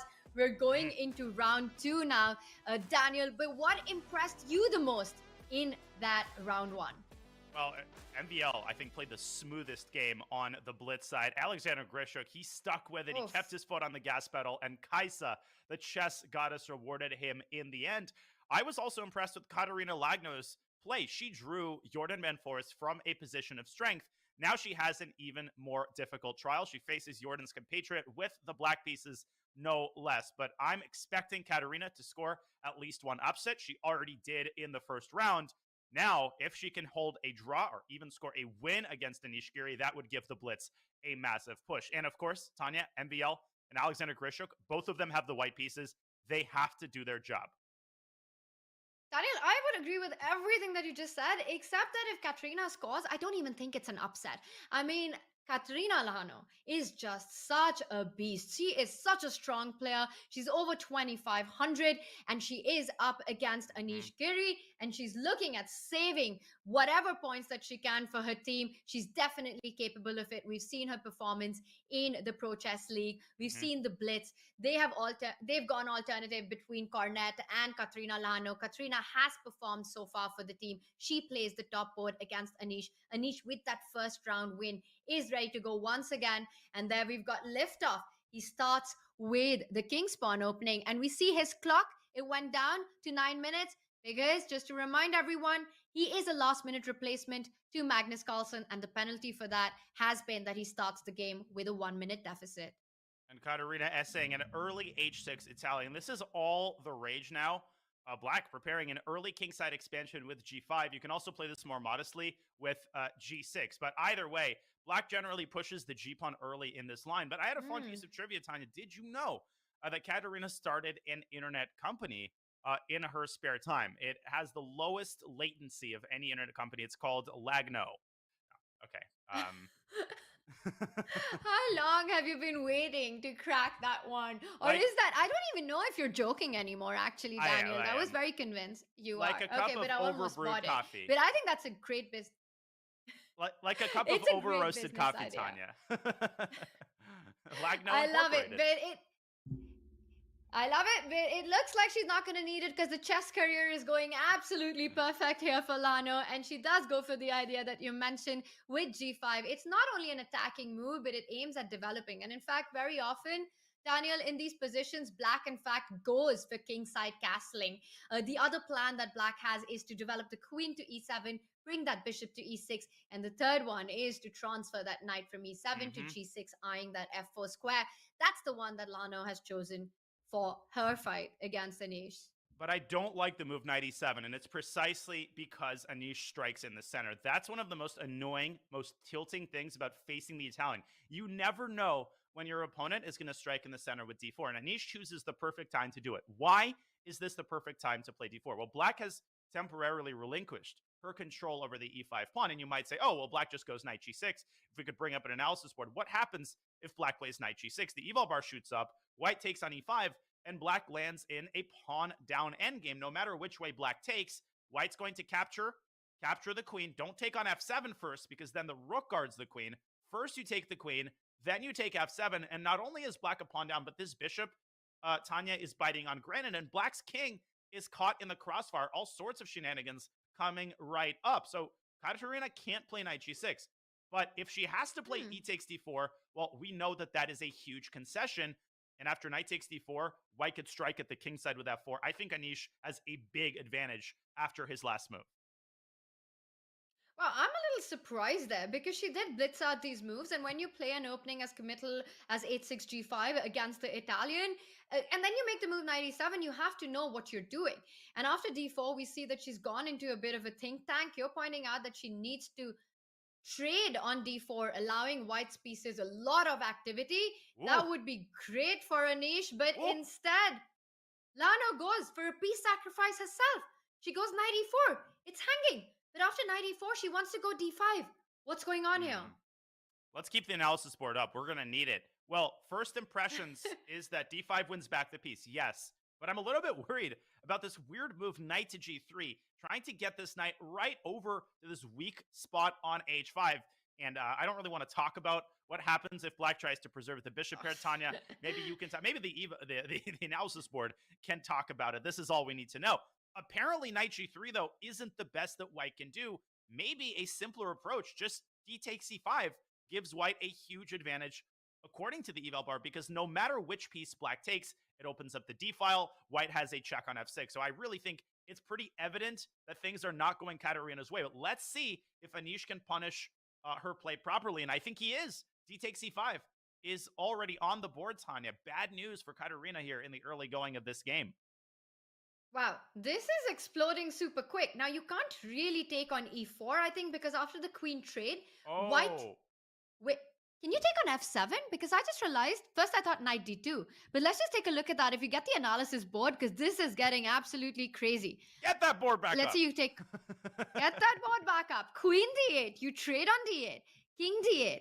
And I'm just wondering, is bishop f7 an option, or am I going absolutely crazy here? Because I see, you pointed out knight f6, but hello, the rook from f1 coming on to d1. This is bad news for black.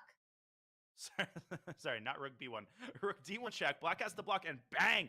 e6 crushes black's resistance because the rook is going to come to the 7th rank, and that game is over. Tanya, great tactical eye by you. Anish saw that in 3 seconds. Played e takes d5, or d takes e5 instantly. And I think he might be flat out winning out of the opening. This is why the Italian is all the rage. It's a ridiculously dangerous opening when played by the right people. Anish has gone dangerously red right now on our screen. He's calculating. He's on meditation mode. I don't know what's going on there, but he's looking at all these lines. Wow, she picks up the knight on e4. Oh my... That is... Oh, he missed it! He missed it!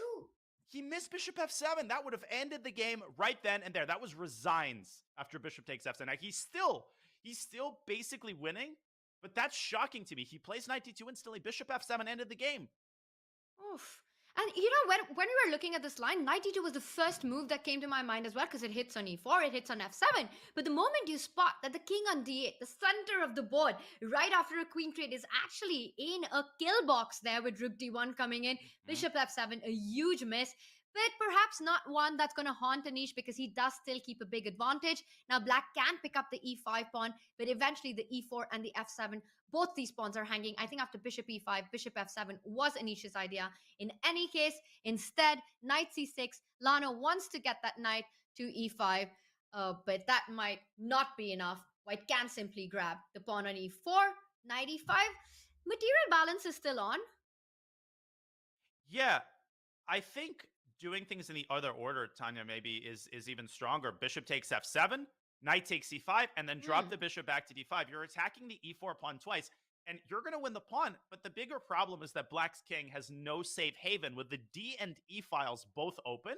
And, well, the e file is going to open up after these pawns are eliminated. White has easier access to those files with his rook. So rook d1, rook e1 is going to come. So, let's not overstate the case. Anish is definitely still winning in this endgame. I'm a little bit surprised that he missed bishop takes f7, but you're absolutely right. He still has things under complete control.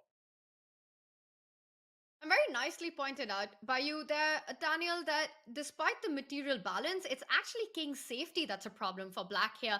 And no queens on the board, but it's like a queenless middle game. With these open E and D line, it's going to be forever until Lano can connect her rooks, can complete her development, and Anish will make sure that doesn't happen. He did have a huge winning opportunity, which would have wrapped things up earlier, but instead, knight d2 still a big advantage. We'll see Anish what technique he shows here, but it looks like this is going to be Anish's game. Let's get our bird's eye view up. So while the Chessbrahs have an advantage on that top board, I also see on the top right there, Jordan looks like he's created something. I see an isolated queen's pawn for black on d5. White has got a bishop pair in an open position, so it feels like a long-term advantage for the Chessbrahs on that top right board as well. It most certainly does. Early signs are encouraging for the Chessbrahs. Let's take a closer look at that IQP structure. IQP stands for isolated queen pawn. Who's got it? Black is the one with the IQP. White is the one with the bishop pair. And most importantly, Tanya, white is the one with control of the square in front of the pawn. When you immobilize the pawn, it becomes weaker. Black can't play d4. So Mahel is saddled with this weak pawn on d5. Jordan, rather, confusing my strong GMs here. pretty typical, is also staring down the barrel of the b1h7 diagonal. Later on, he has the idea of queen d3 with bishop takes f6 and queen h7 to follow. So no question that white is clearly better. The question is as to the extent of white's advantage. Do you think Mahel is in serious trouble, or do you think he might be able to wiggle out of this? I just want to say one thing first. You're not the only one who's confusing your super strong grandmasters. Clearly, I'm also doing it with the Robert and the Daniel thing going on today. But coming back to the action that we do have, I agree with everything that you just said. White looking good. How will black wiggle out of this? Hard to say. Now, usually the side with the isolated queen's pawn tries to create an attack, tries to create activity against white's king. The more pieces that get traded off, it will benefit the side playing against the IQP because it becomes a bigger weakness.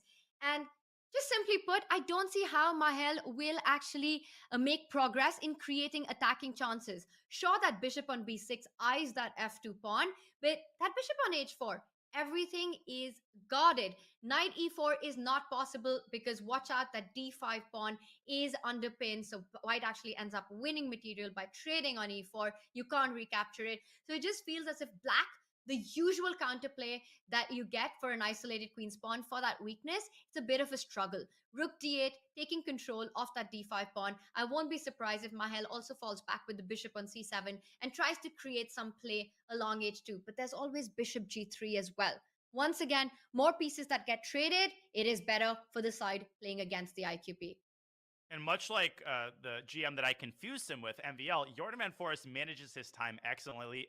I always say that is not talked about enough. Players with good time management aren't recognized enough. We only look at the Grishuks of the world, and it's harder to perceive when someone actually manages their time well. But I've noticed in classical chess as well, Jordan is rarely in time pressure. And here he stands with 2 extra minutes on his clock. That affords him plenty of time to figure out ways to tighten the screws. I think the screws can be tightened with queen d3. I thought that white would play this move later down the line, but with the bishop exerting the pin against the f6 knight, that raises the appeal of queen d3, but maybe black can play knight e4 anyway and hit the f2 pawn. Those are tactics that will have to be carefully assessed by both players, but queen d3, that looks tempting. Maybe dropping the bishop back to g3 and tickling the queen, maybe even trading a bunch of rooks. Tanya, you very correctly pointed out that with every piece that disappears, the pawn becomes weaker and weaker. Jordan just steps out of the pin. He says, I'm tired of this bishop pressuring my f2 pawn. What an interesting move. King f1. I mean, interesting is an understatement for that. We don't see that move very often in chess. The king sidestepping. There's no check, but just king f1.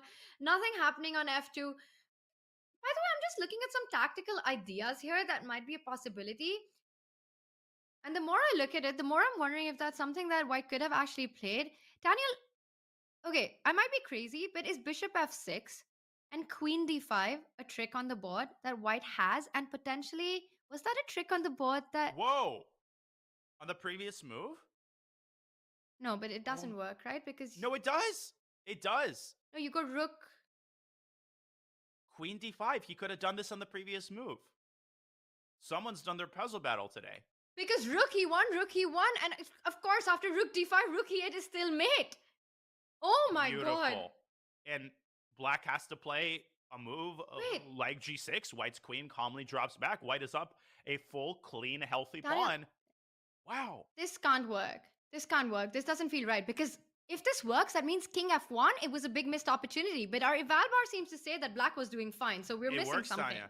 That was a fantastic catch by you. Queen takes d5 comes. I didn't even think about it because I forgot that the white bishop is controlling the Luft square on h7. So it's as though black's pawn is still on h7. That was indeed a missed opportunity. What a beautiful tactic by white to eliminate crazy black's isolated queen pawn. But the good news, Tanya, I think for Jordan, there's 2 pieces of good news. The first is that the time situation is getting worse and worse for Boyer. The second is that he might have another chance. He's still threatening bishop f6 and queen d5. I mean, that's still a threat.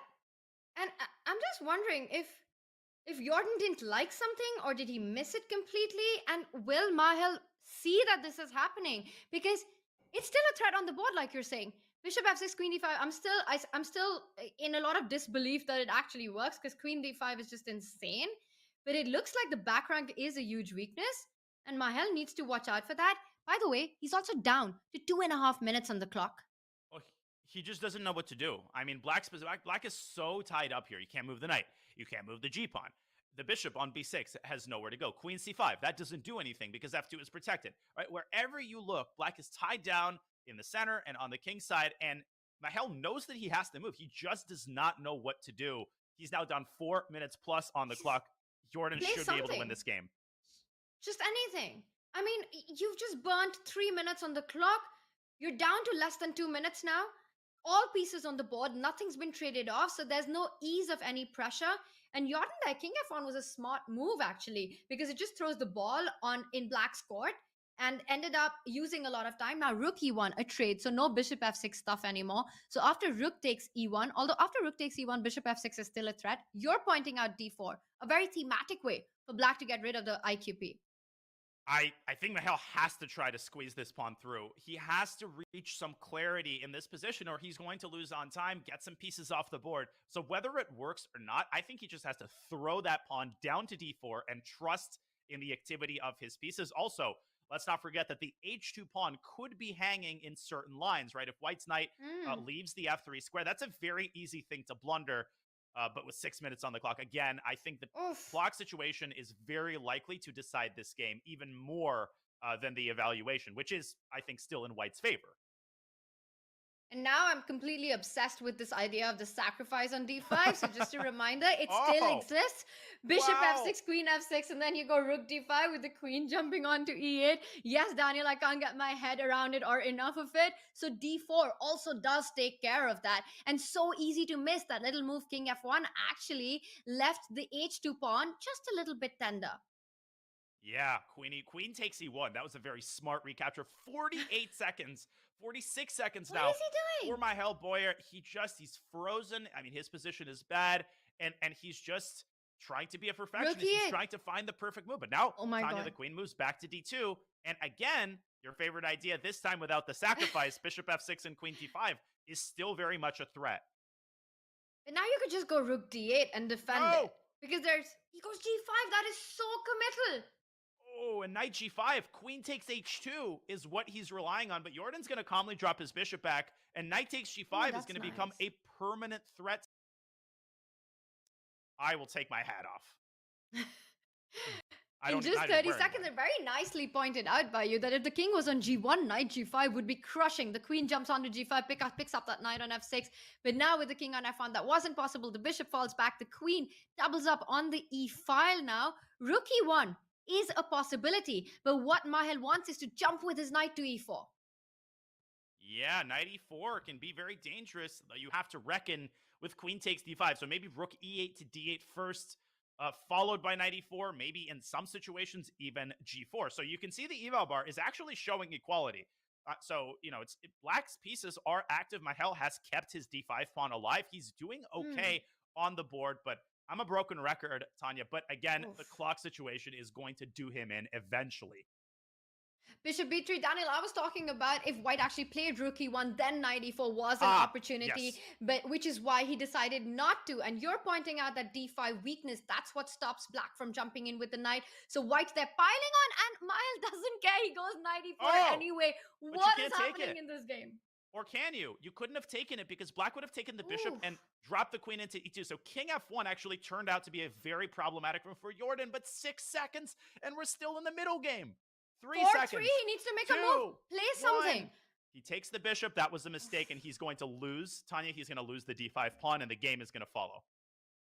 And that's it. He's playing on seconds here, literally. And Mahel there, you can see the frustration in him. Knight e5 he's played. He does lose the d5 pawn. But there is these opposite color bishops, but it doesn't matter because Black's king is the one under fire. So White can even go for knight e5 and then just simply pick up the bishop d5 pawn and then go queen g6 ideas. It looks like Black's position is falling apart here. Yeah, we'll keep a close eye on this game, but things kind of have stabilized from Jordan's perspective. He'll be up a pawn. I think Mahel will try to hold on as long as he can, but looks like a full point in the bag for Mr. Van Forest. In the meantime, Tanya, a couple of developments in the other games. Anish is still winning. Some technique is still required on his board, but he's now up a pawn. he should be able to convert. MVL looks to have a much better endgame against Jennifer Yu, and Alexander Grischuk is locked in a fascinating battle against Rodrigue Lamo. And by the way, Jordan has officially won his game. Wow, amazing stuff there. Great play, but it was all on the clock. Jordan takes the first point for the Canada Chessbrahs, and it will come down to Grischuk and Maxime Vachier-Lagrave. Can they save round 2 for the Blitz team? Where do you want to jump to? Let's get a quick update on the Grischuk board. I think we've got to do a deep dive into that one, Daniel. He is chasing Black's queen.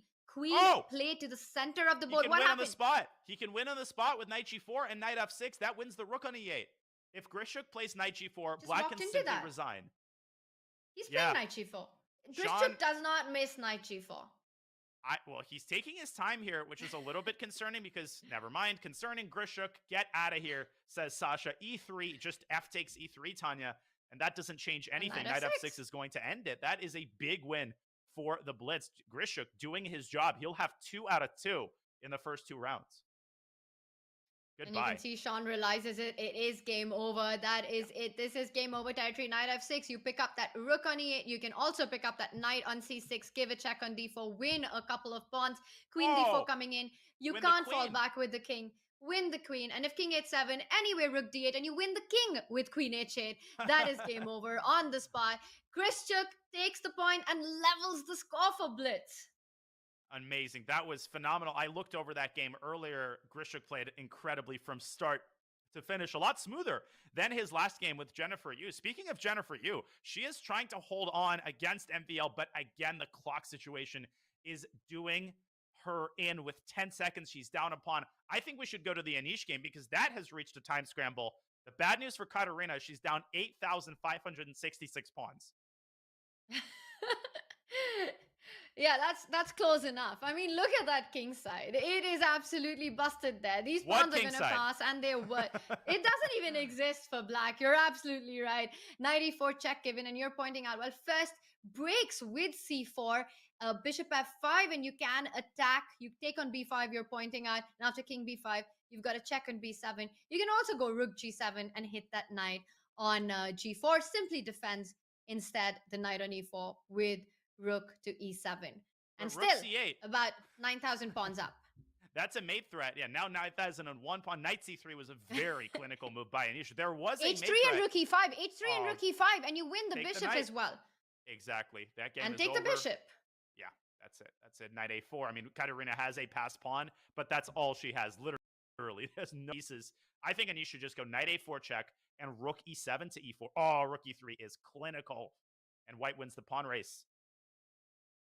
Wow. And we also, and this means that Anish takes this one. So it comes down to the Maxime Vachier-Lagrave game, which I think just got over as well with Maxime winning that game. Let's bring up our bird's eye view for just a moment, because this one, Anish takes it home. What a start it's been for Anish in his debut. 2 out of 2 so far. So he's playing absolutely in form. And we see that bottom right board. It all comes down to that one for Maxime Vachier-Lagrave. What's going on there? And he's won already. The game is over. He's won, and Jennifer flagging in the final position, but it doesn't matter because the 2 rooks doubled on the 7th rank are going to massacre the Black's king, and the pawn on g7 is going to be captured. So MVL, we didn't look at that game too closely, Tanya, but it was a pretty smooth effort from start to finish. The queens got traded early. Jennifer was struggling in an endgame, and MVL converted to the full point. That means that there are no upsets in round 2. The score is 2-2. That means the Canada Chessbrahs are clinging to that 1-point lead, Tanya. The Blitz. I think that's really good. Yes, and I think that makes a lot of sense by the Chessbrahs to not do anything super drastic. They took the chances on the boards that they could. Unfortunately for them, Blitz with their top 2 super GMs of Maxime Vachier-Lagrave and Alexander Grischuk, they were able to level the damage that Anish and Jordan created on the top 2 boards for the Chessbrahs, and with that, a 1-point lead. So still very much in striking distance there for the Canada Chessbrahs. They just need that one turnaround match. What a fight this is turning out to be, Daniel. Incredible fight, and we are set for 2 epic final rounds. Remember that elimination is on the line. You win or go home. We know that from Alexander Grischuk. We know that because both of these teams have lost 2 games. So we will have round 3 for you after a break. But first, we wanted to remind you to join the official Chess.com Discord. Now over 50K members strong. The server has tons of exciting features, including weekly arenas with the chance to win diamond memberships and Ask Me Anythings with streamers and masters.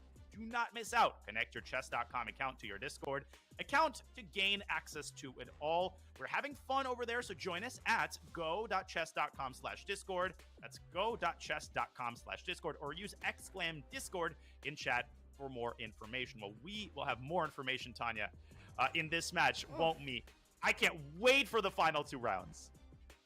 Absolutely, Daniel. Definitely join us on Discord, but even more so, definitely join us for this round 3 action coming up between these 2 big heavyweight favorites of the Pro Chess League. Unfortunately, it will be the end of the road for one of them as we enter round 3 between the Canada Chessbrahs and the Blitz right after this break.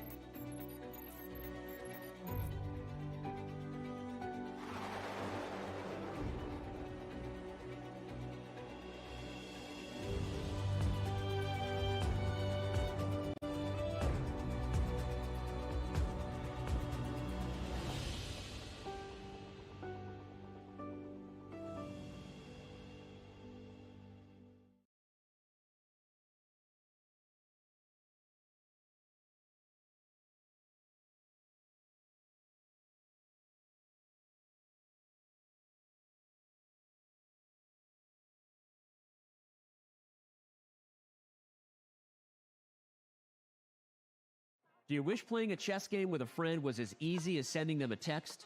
Well, good news. Now it is. With Chess.com's new iMessage app, you can start and play a game directly in iMessage. Your friend doesn't even need a Chess.com account. It's just tap and play. Head over to go.chess.com/iMessage or use the command iMessage in chat to learn more.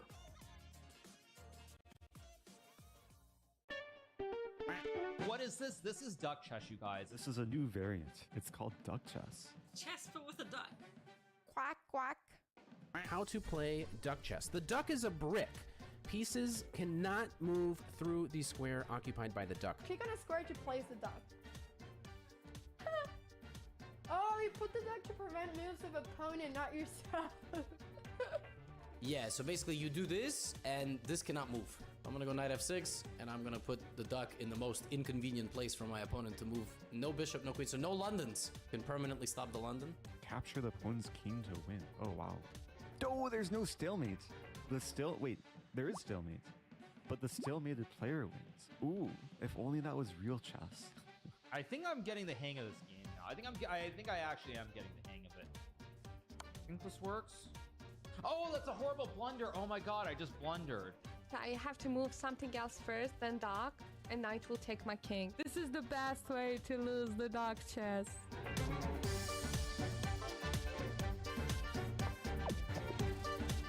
Those some real bullet skills right there, boys. This is the first time winning duck chess. That's so exciting. Oh no! No! Mouse slip! No! I won! Yeah! Duck chess champion! Give me those points, baby!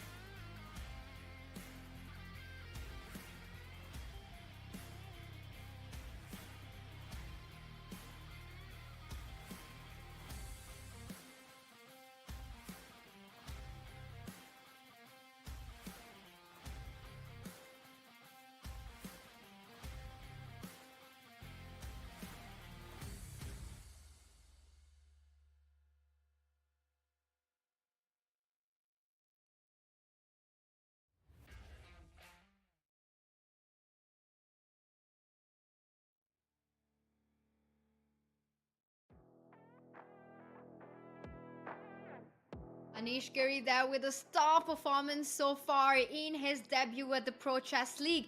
He starts with a 2 out of 2 performance despite having a 1-minute deficit on the clock, as he was the last minute replacement for the Canada Chessbrahs for Magnus Carlsen, and that was the penalty bit. It is not showing in his form or his chess, as he has a 100% score so far, but he's up for a big match, his toughest challenge so far today in this matchup against the Blitz, as Anish Giri takes on Maxime Vachier-Lagrave. This is the clash of the titans. Daniel, Maxime as well with a 2-2 score. Wow, what do you expect out of this one? Man, I mean, these two players, they know each other so well, but look at the rapid head-to-head. MVL, he holds a very small lead. It's as tight as it gets, Tanya. These two are so evenly matched, and they have similar styles. They both bank on their incredible opening preparation. They're universal players, but maybe that both 1 love point the deficit. Najdorf. Both love the Najdorf. Both love, knowing 35 moves of theory. But that 1-minute deficit, Tanya, I think it might make its presence felt in this matchup because MVL is fast already. You do not want to fall behind before move 1 is made. Yeah, I agree with you. I think the clock is going to be a super important factor in this one, and that 1-minute deficit might finally tell. Maxime is just so quick and so fast, so it's going to be important for Anish to blitz out those opening moves. Now, we've been talking about these two players who've been leading from the front with a full score. Let's take a look at the overall scores for these two teams in this elimination match. Only one of them will go through to the playoffs. The other will be eliminated. And we see there Alexander Grischuk also having a great start today. He's on 100% score. He's been a bit shaky in the Pro Chess League so far, but that is not today. And Katrina Lano with a draw. Let's also take a look at the third round matchups. Wow, Daniel, look at that. The top board fight. Anish versus Vachier and Jordan taking on Grischuk. This is a super GM tournament. It really is. This is probably the most evenly matched round that we have had so far, Tanya. It's impossible to say how this is going to go. Yes, the Blitz currently hold a 1-point lead, and they could even decide this match and make the playoffs in this round. All they'd have to do is score 4 out of 4. So we're likely to have a 4th round.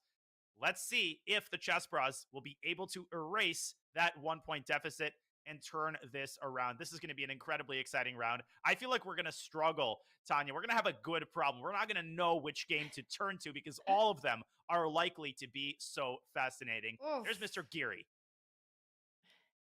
There's Mr. Giri, and there is Mr. Maxime Vachier-Lagrave. Both these players ready to go. What a fight this is going to be. I was going to say 1e4. He beat me to it. No Sicilian there. Anish going for a solid e5. What do you think? Oh my God, is it going to be a Berlin? It is going to be a Berlin. I know that face. I know exactly what you're feeling right now. But of course, let's be real. I think it's a meme at this point, Tanya, but in all seriousness, the Rookie 1 Berlin is a serious winning attempt. MVL isn't just trying to make a draw. All of these top players have analyzed this Rookie 1 Berlin to exhaustion. And Rookie 2, that is all the rage. I'm not going to pretend that I understand, Tanya, what this move is all about and why players don't seem to go Rookie 1 anymore. I feel like I feel like the rook actually drops down to E1 on the next move. I've seen B6 Rookie 1 played a couple of times. I mean, these are crazy computer subtleties, and Black immediately tries to exploit the fact that the bishop is no longer making contact with the C4 square. Anish wants to push D5 through and create symmetry in the center. Absolutely. And I'm just happy that we don't have that Queen D4, Queen E4 draws anymore in this, and at least we get a game on this one. But it's gonna be a slow development, and it's gonna be a positional fight. None of that Najdorf fireworks that deep in my heart I was hoping and expecting, but it's still going to be a battle. We see B3, the knight has been pushed out, and expecting white to develop, fan shatter the bishop on B2, and also defend that D4 pawn. Eventually, white can march up the board with that C pawn. Indeed. And Tanya, just a quick note on match strategy. I think some people might be looking at this and saying, well, why is Anish not playing for a win? Why is he playing as though he's happy with the draw? And that's because he is happy with the draw. You're only one point behind that's not a reason for everybody to take wild amounts of risks. And Anish Giri is playing realistic chess. Yes, he is he's pinning his hopes on the teammates that have the white pieces, but that's exactly what you do. And I feel like that element of match strategy is really interesting. So Anish is going to play solid chess, but he's going to pounce on his opportunities if he can get them. And guess what? The clock has already equalized. So a very encouraging sign in the early going for Anish. Yeah, I think that makes a lot of sense. And Anish is playing with the black pieces. Really, the pressure is on Maxime here to create chances, to try to get that win in. If not, Anish is happy with just getting an equal position and maybe even a peaceful result. But Maxime needs to show how he wants to keep the game going. Speaking of keeping the game going, take a look at what is happening on the other boards. We've got to pull up our bird's eye view. I know that expression. You noticed it the moment I did. We've got an h5 on the board in that top right. It is Jordan taking on Alexander Grischuk, another super GM matchup. And Daniel, we've got to head straight into that one. This might actually be a novelty. Now, it's not as outlandish, Tanya, as this move would have been considered 5 or 6 years ago. And there's a reason for that. The reason is that with colors reversed, this move, h4, is now standard fare. If we could go back to the very start, I don't know if I can even modify the first move. Yes, I can. After d4, knight f6, c4, g6, a lot of top grandmasters are now playing the move h4. I'm a King's Indian player, Tanya. I can tell you that h4 is one of the best ways for white to fight for the advantage. And if black fianchettos, then and only then does white start developing their pieces with the idea, of course, of pushing h5. So Jordan is doing the same thing. He's just doing it with colors reversed, which is rather bizarre because he's lacking that one tempo, and you kind of need that tempo for developing your pieces. But why do you need to develop your pieces, Tanya? Apparently, I'm out of touch with what the cool kids do these days. I mean, this is just insane stuff. You're talking about reversed color theory. Now we are into some sort of a Benko territory there, where white is the one who sacrificed the pawn, is looking for play on the open files, going to go castle, but that h5 pawn, what is that even doing there? It does want to march forward to h4 if white rushes with castling. This position is an absolute mess. And look at Grischuk's time. He's already taken about 3 minutes. So he's not super familiar. He's trying to understand the reversed color ideas. How can he make it work with the white pieces? But this is a dangerous, dangerous territory for white. It absolutely is. And you called it a very committal decision by Sasha to sacrifice the pawn. I think right now, there's a couple of decisions that he has to make. The first is on the king side. Do you play h4? Do you maybe play h3 in order to meet h4? Or do you ignore the situation on the king side and focus instead on the queen side? That's what Sasha has decided to do. He's recaptured the pawn on a3. In the Benko, you often see the queen coming out to b3. He'll probably develop his knight to d2. I mean, there are no other squares, and he will try to operate on the queen side, put pressure on the b7 pawn. We are in for a slugfest in this game. But a really fun one. Now, we know about Jordan. He is all for the creative opening ideas. He was part of Magnus's World Championship team. And in fact, Magnus mentioned it, that it's Jordan who comes up with the most fun, entertaining, creative opening ideas. So that's what we're seeing him play out here with that move h5. This is going to develop. White has sacrificed a pawn on the queen side to open up the lines, the A line and the B line, where eventually he will find counterplay.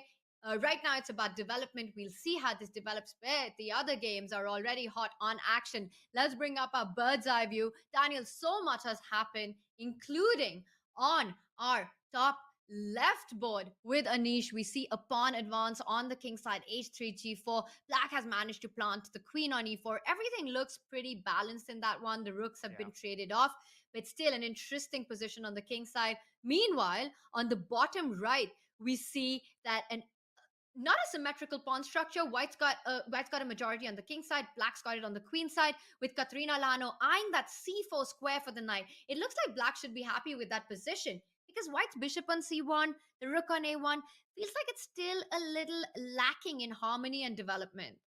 Yeah, this is a very interesting, unbalanced Grunfeld structure. So let's take a bit of a closer look and watch as this game heads toward what will be a very interesting middle game. Katerina Lagno is a very combative player with both colors. The Grunfeld is one of the best openings to guarantee winning chances.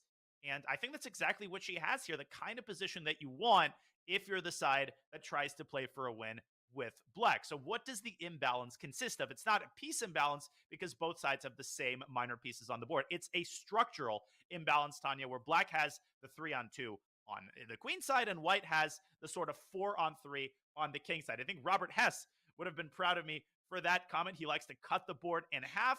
I would say that black is the one with a definite superiority on the queen side. There's a4 and a3 on the docket. Black could also play the move c7, c6 in order to blunt and diminish the control of white's light squared bishop.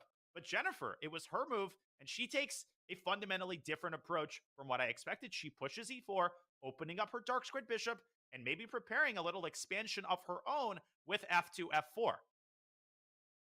Wow, bishop e6, and that takes control of the c4 square. Now, with the bishop jumping onto c4, knight jumping onto c4, a4 ideas, I think it's time for white to either go for f4 or, I was going to say, trade off some pieces, ease off the pressure with knight to d5. I see our Evalbar doesn't like it, but it just feels like such a human approach in this position to neutralize black's activity with the pieces. Now, after knight d5, you definitely don't want to give up your light squared bishop, I'm guessing, because why give up the bishop pair advantage? So knight d5 is the move that comes to mind, and you trade on d5 and plant that bishop on f5. And it just looks like if you compare the activity of the pieces, the development, black just has that nagging edge in the position.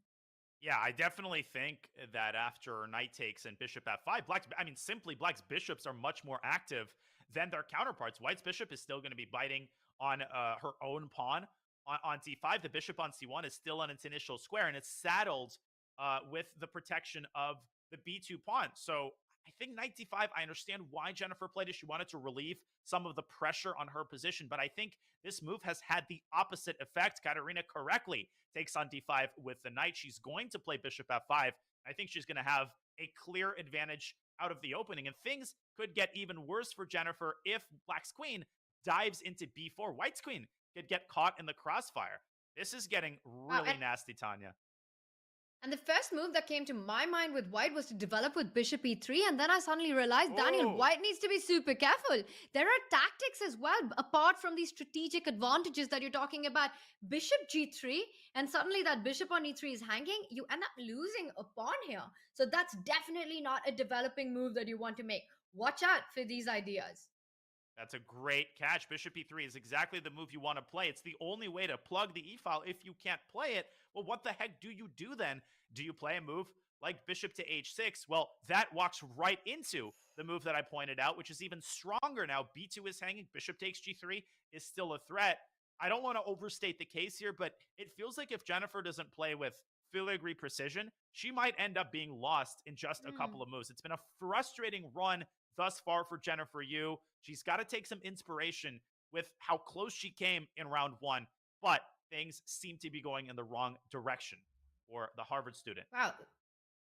Lana just made this one look, at least so far, quite effortless. You know, making natural developing moves and ending up with a slightly better position with the black pieces, putting the pressure on the white. Usually it's supposed to be the other way around, but this is going to be a tough defensive task ahead of Jennifer. Like we've been talking, there is no material imbalance. She reaches out for her mouse. She's about to make a move. She also has to make sure she doesn't burn the clock too much because the pressure is just starting. The critical moves are just coming right now. And it's hard to develop pieces while Jennifer takes these decisions. Let's zoom out for a moment because I see certain other decisions have to be made on the board. Let's bring up our bird's eye view. And Daniel, what on earth is happening on that bottom left board? There's a knight on c6 that's hanging. There's a knight on b3 that's hanging. I see a trade has happened and black is going to recapture. But my God, that looks like a mess right now. It looks chaotic, and that means what's stressful for the players is perfect for the commentators. That's the rule. So let's take a deeper dive and try to figure out which knight black is going to take, because you can absolutely take either one of them. The position might stabilize in a couple of moves, but it could also devolve into complete and utter chaos. I think Boyer has decided on the first approach, and I think he has a stable advantage now. He's recaptured the knight on c6, and you might say, well, this looks like a lifeless position. It most certainly isn't, Tanya. Black has the more mobile pawn mass. He can play c5. He can put a rook on e8, and white is also has the responsibility of protecting the b2 pawn. So the queen is relatively tied down, and its mobility is greatly limited by that. And we see that happen. You were talking about a mobile center pawns there, and we see c5 hitting that knight. The knight jumps to f5. You got to watch a little bit for these tricks that exist with the knight coming to e7 with a check, attacking d5. White is only hoping that that rook from a1 was more centralized, but he's one move behind. The queen was attacked, steps onto c2, hits that pawn on a4. White does, watch out, do not defend that pawn with queen b5. Tactics everywhere. Queen b5 could end up with knight d6 coming in, and that would be bad news. By the way, some breaking news meanwhile. The top board, Anish Giri, Maxime Vachier-Lagrave, as we had predicted in the Berlin, has indeed ended peacefully. Big surprise, Tanya, there. I know we've never said those words before a Berlin. Absolute shocker, ends in a draw. That game never really got off the ground. The final position there is somewhat unbalanced, but at the end of the day, there was no advantage for either side. So I think a good result for Anish, who does what he set out to do. He holds the position with the black pieces, but that means his teammates who have white, including Jean-Rodrigue Lemo, they have to deliver. And as we go back to the Lemo-Boyer game, it doesn't feel like white is really contending for victory here. Yeah, I mean, it looks like black's the one who's got so much space. h4 coming in. Where is your knight? You have to just move further back with the knight. I like that move, h5. After queen a4, the b2 pawn is hanging as well, so no time to capture that. Rook d1 played instead. h4 is an option here, as well as... Well, now you could also improve the position of your queen, queen b5, rook b8, so many ideas. Meanwhile, white just struggling to find targets to put pressure on. If anyone's trying for a win here, it's got to be Mahel. But Boyer shouldn't overpress, right? He should see the bigger picture. Listen, the Blitz have a 1-point lead, so I think he should maintain an abundance of caution. But Sean, he really needs a turnaround in this game. Well, we have a very special guest to offer his opinion on the way that the match is going. Grandmaster Eric Hansen, the OG Chessbrahs, joins us in the studio. Eric, welcome to the show. Hey, Danya. Hey, Tanya. Thanks for having me. Well, we appreciate it. This is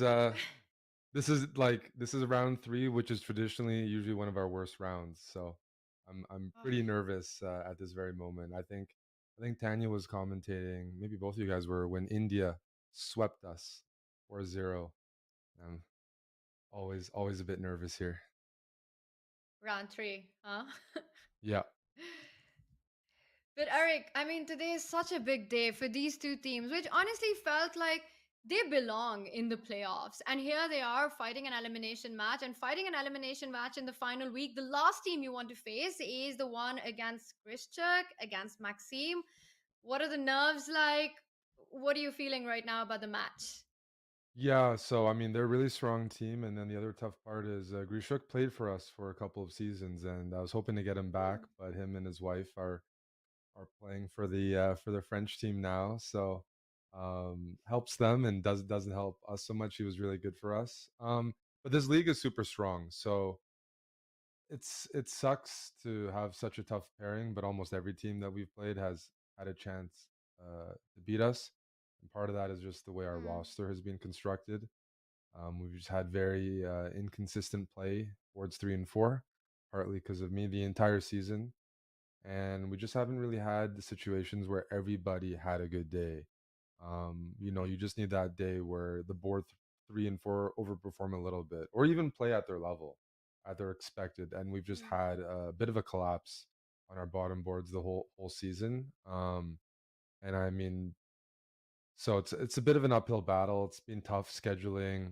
It's been a bit chaotic, and even finding players, but it's clear one of the keys to success is the women's board, or sometimes there might be more than one woman playing, but the rating allowance that allows you to field higher rated women and have them count as 2350. We have strong grandmasters like Lachno this week, who is, would be just a good board 3 anyways, but she counts as 2350, which gives so much flexibility to the roster. So it's a bit of an uphill battle. I feel like, Jennifer's been playing well this year, but in time trouble and whatnot, she just hasn't gotten the results. The position, the play has been fine, but hasn't been able to close out games. And that's been the story for a few of our players, a few of our boards the entire year. And if you're struggling on 2 out of 4 boards, which we have been, it's just tough to expect to beat some of these really, really balanced, strong teams. That's probably spoke Wow, for too and long there, but Eric, those have been my Daniel, thoughts for a while. Sorry. Not at all. yeah, it makes. I mean, everything that you've just said, we've been discussing that. But Grischuk has just taken a pawn on 8-7. What is that about? A Can knight. you just back up, Eric? What happened there? God, Not what's looking going good. on? I see we're. Yeah, your boy is I struggling mean, here. Grischuk has 2 minutes on the clock, and he has a thicker Hmm. beard than usual, so a bit more intimidating. I don't like what I'm seeing right now. Yeah. Yeah, Jordan, Wow. he has to keep things as confusing as possible here. That's what he's trying to do. Rook A to B8. Grischuk gives up the queen for 2 pieces, but Oof. I think he's completely winning after a move like, there might be further tactics here, but even if he drops his bishop back, he's threatening knight G5. This is Knight looking G5. really, really grim for you. And Eric, just really quickly as we watch this game unfold, you've been facing adversity even before the match began. Of course, Magnus Carlsen was unable to join today. Could you talk a little bit about how you handled that situation as the manager? Yeah, so I mean, Magnus played a lot more than I expected this year. So I mean, when he mentioned like he was under the weather, he's already played 4 matches for us and done a great job. So I mean, one thing that people keep asking online and writing is like, oh, why isn't Anish playing or why aren't certain players playing? And it's usually because of availability. It's not that, oh, I'm trying to avoid putting in top 10 players, and Anish has been playing tournaments and busy with things. So he kind of came in as an emergency. He wasn't originally able to play. But because he was, I mean, at least Anish is a really good replacement, but it's just been tough scheduling things around, and there's different time zones and factors. But yeah, Magnus just wasn't feeling so well, and he really played, playing every week was amazing for us. And so I was just like, don't force it. You're not feeling well. Let's see what we can do. And Anish was fortunately able to play this week and make his debut. And he's doing well so far. I mean, it really comes down to the bottom 2 boards, because Jordan, he played well last week. Today, I mean, he's going to give the top 2 guys, MVL and Grischuk, a fight, but I'm not expecting him to like beat both of them or something. It's just being competitive on the top 2 boards and getting some points from boards 3 and 4. Well, So yeah. That last move might have been a serious inaccuracy by Grischuk. So still chances here for Jordan. But Eric, we really appreciate all of that insight. We'll let you watch the games in peace. There's still plenty of chess left to be played. So I think we're going to see a close match. And we wish the best of luck to your Chessbrahs. You've done as good of a job as anybody could possibly ask for. So let's see what happens. I hope so, Thanks, Eric. but lots of things to fix. But thanks for having me. Of course. Good luck. Thank you so much, Eric, for joining us, and good luck. And I think the Chessbrahs are going to need a bit of luck here today, Daniel, as we see. But it does feel as if Grischuk has made life a little easier for Jordan from a completely winning position. Now there's work to be done. Yeah, I think he oversimplified a little bit, Tanya. He's given that black queen a ton of activity. Now, obviously, only black is playing for the win here. Sorry, only white is playing for the win here. White's got 2. Actually, that might have been sort of a slip there, but Jordan is advancing his pawns. If he goes F4, Tanya, how easy is it to blunder a rook to a fork in a position like this? 10 seconds now for Alexander Grischuk. He needs to try to play with an abundance of caution. The last thing you want is to lose an entire point in this game. He fixes his rook on a defended square. That's an excellent move. And I still think that Sacha has great winning chances here. And you know what? That's why I smile, because even though you said that black might be the only one, I don't even think it was a slip. I think there are a lot of tricks that exist, especially given Grischuk's time situation. That pawn on F5 could advance to F3. The rooks are not coordinated enough just yet to put attack on that G6 weakness. He is targeting the E5 pawn, and Daniel, look at that. The eval bar dips lower and lower for Whoa. Grischuk in this position. He brings the king into the attack, but he gives up the e5 pawn. There might have been. I think Grischuk should have Rook taken with the other E1. rook, though. I think Grischuk took with the wrong rook. He's let Jordan capture on d3, and now the pawn on c4 has lost its key supporter. He advances it to c5, but Jordan should have enough counterplay at king to make the draw. He's And playing again, quickly. another blunder. Rook What is E5. happening here? And that allows White Well, to he defend the attacks. pawn with tempo. He's trying to get his queen to f3, I think, and maybe push f4, Tanya, but this is going to And be king really hard to H3. achieve. Oh, king h3 is a Queen mate threat. f3, king h3. I mean, do not forget that king. After queen f3, you've got to start hitting that queen on e3.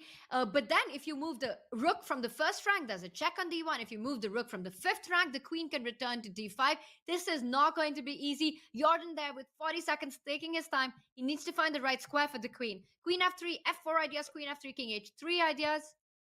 And now 30 seconds, Tanya. And two of the other games have gone absolutely haywire as well. We have to go to the bird's eye view as Queen F3 has been played. Look at the bottom left with Mihail Boyer conducting We the might be initiative. seeing a repetition. By the way, Daniel, I'm sorry to interrupt, but I think there's going to be... But he says no. Sasha says no repetition there. Yeah, Sasha's playing as long as he avoids King H3. I don't think he's really risking. As long as his internet holds up, he just played King H2 with one. But also, look at Jennifer Yu, Katerina Lagno. She sacrificed a piece. White has an extra bishop on c1, and Katerina doesn't have the kind of attack that she was hoping to get. Jennifer Yu has stabilized, and that is a 3-result game as well, Tanya. That is an incredible position. White's king looks a little shaky there, but black has only a pawn for a bishop. But the problem in White's position on that bottom right is, and it's been a big blunder. What happened? H5, not the accurate move. Players playing on seconds, this is what happens. This Wow, rook would d1, be... rook g1 is a huge threat. Oh, and Katerina's going to win. Jennifer just doesn't have any time. She had a winning move there 2 moves ago. Let's go to that game because Katerina Lagno is about to deliver a crucial victory. You can't take because queen e4 in the end. Queen e4 picks up the rook. And that's it. That is game over, Daniel. She picks up the rook, loses the pawn, but it's not enough. And you can't even just simply take the pawn on h5. Wow. And she does it. What a heartbreaking sequence of events for Jennifer Yu, who came back in this game. And she's still playing. She's still fighting. The problem is she's dropping all of her pawns. Now black has 2 extra pawns on top of her queen. Katerina has plenty of space on the king side. There are no tactics. She could even give up the h5 pawn and play a move like queen b3. As long as she doesn't let white set up a fortress, this is game over. I would go queen takes b2 and run that c-pawn down the board. She can pick up the pawn on b2. She can defend that pawn on h5. She decides to go for your idea because the king is absolutely safe. You can even go king g6, rook g5, and king f6 because bishop e5 runs into a lost king pawn endgame. Oh my god, if Jennifer Yu had completed the swindle and won this game, conceivably the Chessbrahs could have even won the round. Because Grischuk has drawn his game. He was unable to convert that position. An amazing save from a dead loss position for Jordan Van Forest. And guess what? Jennifer Yu is still trying. She's got her rook on a defended square. Katerina Lagno still has some work to do, but she threatens checkmate on h1. Jennifer's still fighting, but here comes the c-pawn. The pawn is coming up the board now with c3, c2, and with mating threats on h1. This is going to be tough to save. And she flags, and this is what Eric mentioned, that with less time on the clock, Jennifer has been having a hard time, and we see that narrative being played out. Katerina Lagno takes a big point for Blitz, while Grischuk did not manage to win his game. We've still got action on. We do, and that was an accident. I flipped on that last game. Mihail Boyer has pulled out a crazy win. I think he's completely winning. Oh my goodness, Sean Rodrigue Lamo, Tanya, he came so close to drawing this rook endgame, but with his last seconds, he was unable to find a critical drawing move. Now he sits 2 pawns down, and I think he has no chances here. You can see the consternation, the frustration, as Sean Rodrigue Lamo will cost the Chessbrahs a crucial point. Wow.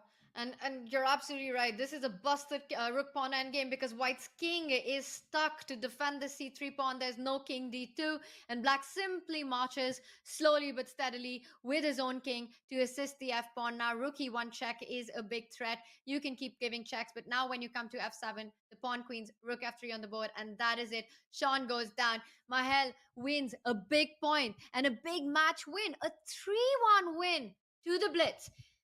Daniel, the Chessbrahs are staring at elimination right now. They are indeed. Eric Hansen, you could hear it in his voice. He cannot be happy with the way that this match is going. The one bit of silver lining is that they're still in the match. They barely have any cushion, though. One single point is what stands between the Blitz, Alexander Grischuk's team, and playoffs. All they need is one win. All they need is 2 draws. They could even lose the final round 3-1 and still overall match. So the Canada Chessbrahs need a complete sweep. They need 3.5, Tanya, and that only makes the tie breaks. Wow. So you're saying that the Canada Chessbrahs need to win 3.5 to score it to get into a tiebreak, and they're playing against Grischuk, they're playing against Maxime Vachier-Lagrave, Katrina Lano. I mean, where are they going to get those points? Daniel, this is a heartbreaking situation for the Chessbrahs, and it just goes on to show that the format of the Pro Chess League really focuses on a balanced team. You could have the world champion at the top, you could have Anish Giri scoring heavily on first board, but you need a balanced team. You need to pick up points on each and every board, and those are the teams that go over the finish line in the long race.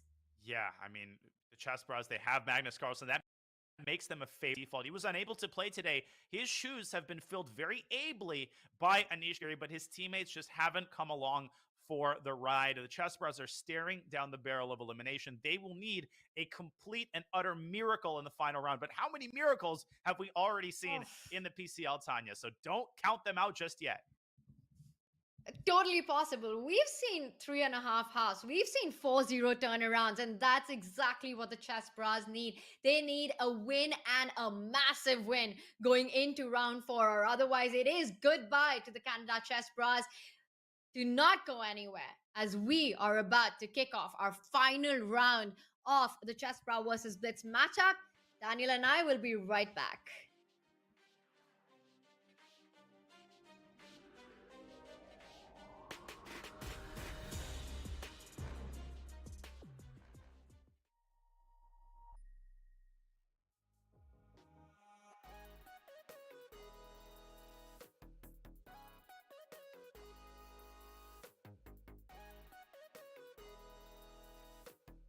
My name is Ethan Curry. We all have nicknames. Chicago is naturally where I'm born and raised, so that's how I got the name. I guess they call me the muscle. I'm the one with the passion. I'm always looking for a good fight, Evidently, it don't make a difference, man. That's checkmate coming up. It don't matter. What we're trying to do is to let them know, hey, we playing down here in Houston, Texas. And if you come down here half-stepping, trust me, we're gonna beat you. You better bring your game.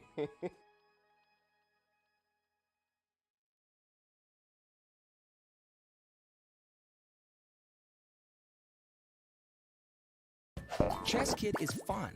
Chess is great for the brain, but it's also fun to play. And Chess Kid makes it easy to have fun. Whether your child is a total beginner or a prodigy, they can hop on and find a well-matched opponent from around the world at any time. Chess Kid is the safe, parent-approved way for your child to play chess online. Chess Kid is educational. To kids, it feels just like playing, but chess is a great way to learn patience, strategy, and critical thinking.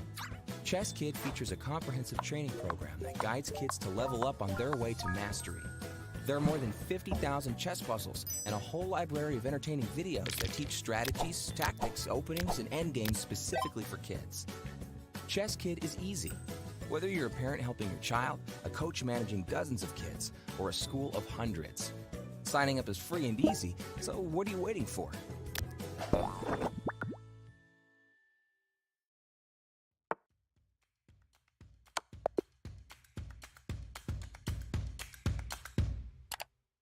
Just played an exciting game and want to see if you got a brilliancy? Or maybe where you could have improved? Chess.com's game review is just a click away. Game review is a fast, fun, and instructive guided review of your games. See your accuracy and your opponent's accuracy. Check out the eval graph for an instant overview and scroll down to see how many great moves, best moves, blunders, and yes, brilliancies you have played. Learn from Chess.com's coach who gives move explanations, opening statistics, and shows you the best lines of play. With retry mistakes, you can get another shot at finding missed opportunities. Try Game Review today on web, iOS, or Android.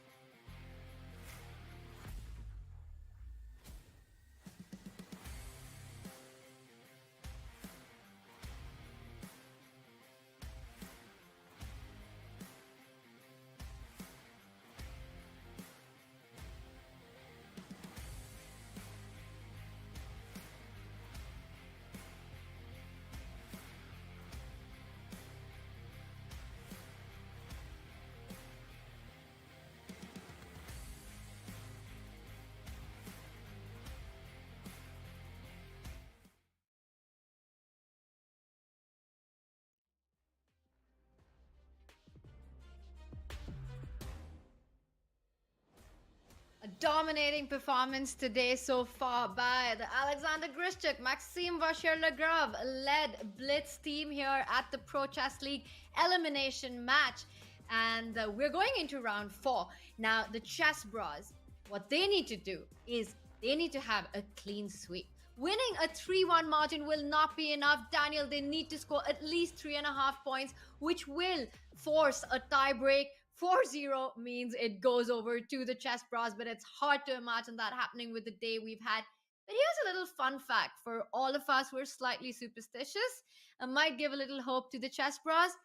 The Blitz team, I don't know how they came up with this, but the name that they chose, in fact, in the Pro Chess League so far, all their decisive results, their wins, have been in tie breaks. They are yet to close a match in the rapid play, and we see there against MGD1 as well as the Capybaras, they took it to the playoffs, to the tie breaks, and won the Blitz portion. So Daniel, quite an interesting thing that they actually named their team Blitz and took it to the Blitz to close the matches. That's great. That's a fascinating stat. That's a pretty ominous stat for the Blitz. As you said, both of their wins, they came in the Blitz playoffs. Their only loss in the Blitz playoffs came against the Croatia Bulldogs, a match in which MVL really struggled. But from that perspective, this match could not be more different because both top boards for the Blitz, MVL and Alexander Grischuk, are over fulfilling expectations. As we look at the individual scores, Tanya, they both hold an incredible score of 2.5 out of 3. They haven't even come close to losing a single one of their games. And don't discount Katarina and Mihail Boyer, who have done what they needed to do. 50%, very respectable for Lagno. And Mihail Boyer striking with a very clutch win against Rodrigue Lemo in the previous round. Indeed, each and every player has shown up for the team in the Blitz, and that's what's been the deciding factor for them. This is something that we've seen the Chessbrahs struggle week after week while being top heavy, while having big hitters on board one.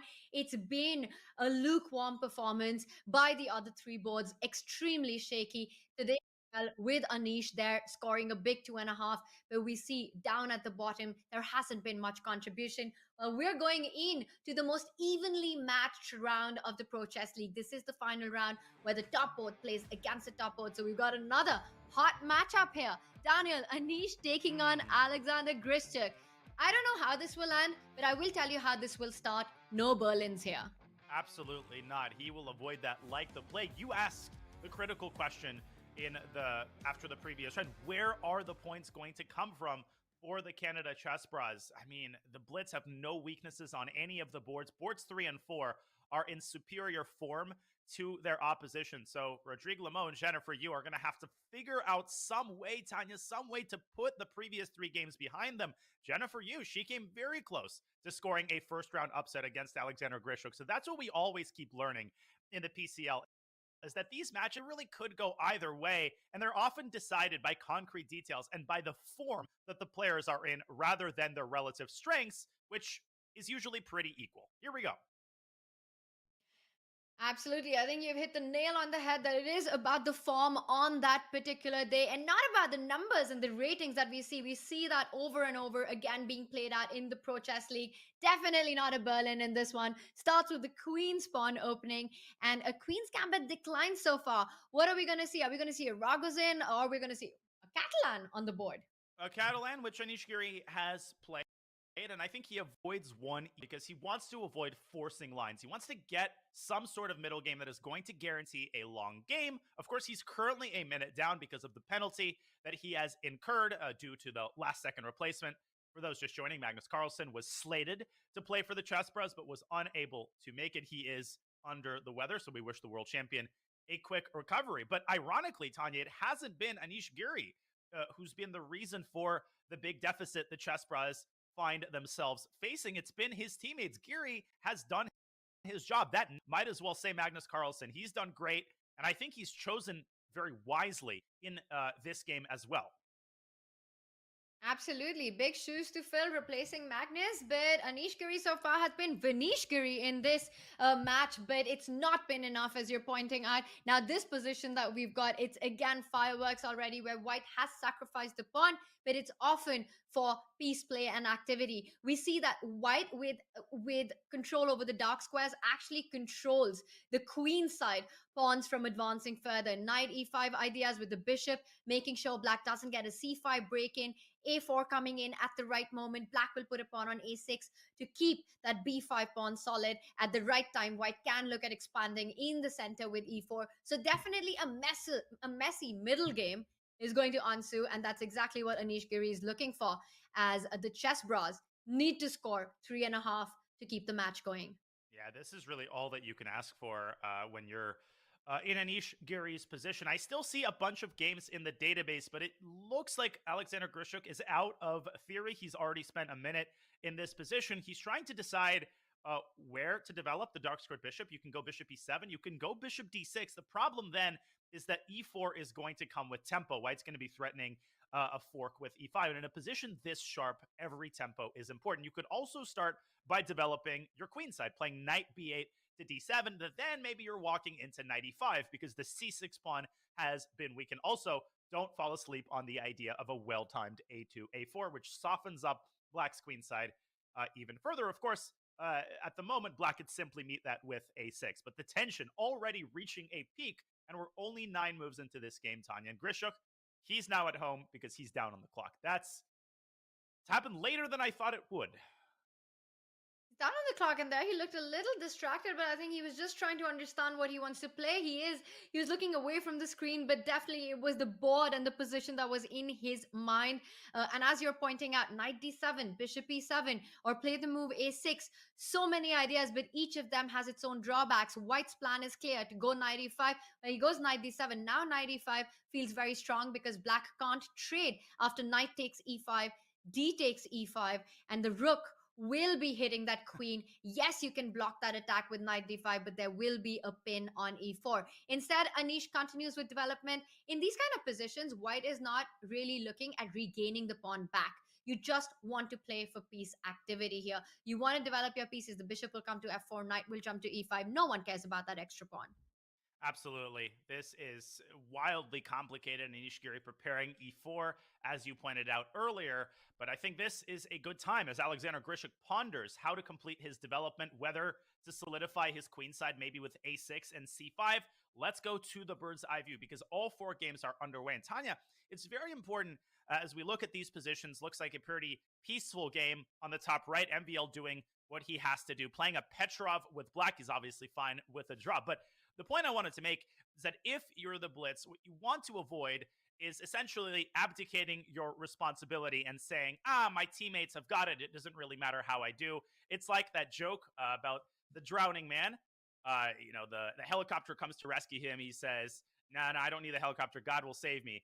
Then the lifeguard swims into the ocean and tries to save him. He says, it's okay. God will save me. A boat comes. He's already almost drowning. He says, God will save me. So he dies and he asks God, where were you? And God says, who do you think sent the helicopter and the lifeguard and the boat?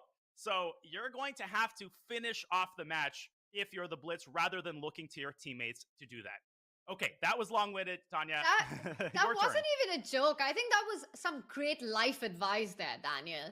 Now you really have to make the most of the opportunity, and you're absolutely right with that. That Maxime can't just pass it on, but he is playing with the black pieces, and it looks like he's doing everything right to neutralize the advantage. Whoa! What happened? There was a little glitch on this game. It said for a second that Michael Boyer won his game, and I was like, wait, what? No, he's in fact still at his opening. Sorry, Tanya. I interrupted you. That's fine, but of course that would be a shocker. But Mahal Boyer's board is very important there. Jennifer Yu, it is her final chance here. She needs to make sure that she can keep that under control. But right now, this position is the kind that will be out of control. Now we see that black with the last move, Grischuk with Queen C8 has defended the C6 pawn, but it also invites white to develop the bishop and put the rook on C1, targeting it further. What black wants to do next is actually to grab the knight on E5 and jump with his own knight to D5 now that he's moved away from the D file with that move Queen C8. Yeah, this is getting more and more complex. Of course, there's C6, C5. You cannot fall asleep on this idea because if it comes at the right moment, it can entirely relinquish. White could end up relinquishing the pressure that he has on the center. Everything is due to the presence of this pawn on D4 that's clamping down on key squares in the center. That is partially why Alexander Grischuk put a queen on C8 rather than a rook on C8, because now C5 is very much a possibility. The queen defends the bishop on B7. So a lot to think about here for Anish Giri. I agree, Tanya. I think he's going to bring his bishop out, try to quickly put a rook on C1, and punish Alexander Grischuk for putting the queen on a potentially awkward square. But both clocks are dipping down. Grischuk already down to 6 minutes. I think we're going to get a crazy middle game time scramble in this game. Yeah, we're going to love that one. And we've got a couple of minutes before that happens. So let's take a look at our bird's eye view on the other boards. Now, you were talking about Maxime Vachier-Lagrave there on that top right board. Has he let go of the boat, of the helicopter? What's going on there? He's given up that pawn on D5. So white has an extra pawn currently, but I see our Evalbar says that it's pretty even. He takes with the knight on E5. I'm expecting white to recapture the knight with D takes E5. Queen D6 just seems to allow too many knight jumps on the board. D takes E5. What does Maxime have in mind? Does he want to go bishop C5 and start pressuring the F2 pawn? Bring the rook to D8 then. Attack that queen and just claim initiative. Yeah. Let's take a closer look at this game. That white queen, it flew in on a helicopter, moved to B3. He snags the pawn on C5. But the way this game is going, I think the Blitz could helicopter their way into the playoffs on the strength of this game alone. Jordan has just taken the bishop rather than the knight. But apparently MVL just rushed it. He played knight C4. That allows white's queen to... And what has MVL done? If we could pull up an analysis board, this was very strange. The speed with which he played knight C4. Tanya, there was another knight jump available. I don't know why he didn't play the move knight D3. This forces white's rook to go up. Now black's rook dives into E8. And look at the initiative that black has in this position. Obviously, this is impossible because white gets mated. Instead, Jordan would have had to play bishop B3. Black could lift the rook up to G6. Knight C4 by MVL was an incredibly sloppy move. Jordan, I think now, stands better. Black might not have sufficient compensation for the pawn any longer. Your thoughts? I'm really surprised by that because Maxime, his middle name is Initiative. That's what he loves to play for. We've seen his games. He's not the Frenchman with 3 names. He's the Frenchman with 4 names when it comes to these kind of positions. And bishop h6, now it just looks like white has the extra pawn and is the one who's playing for the attack here. There's a mate in one threatened with queen g7. I don't believe g6 is a move that anyone wants to consider, creating so many dark squared weaknesses. So I'm expecting a queen retreat. Queen g6, a queen trade, down a pawn.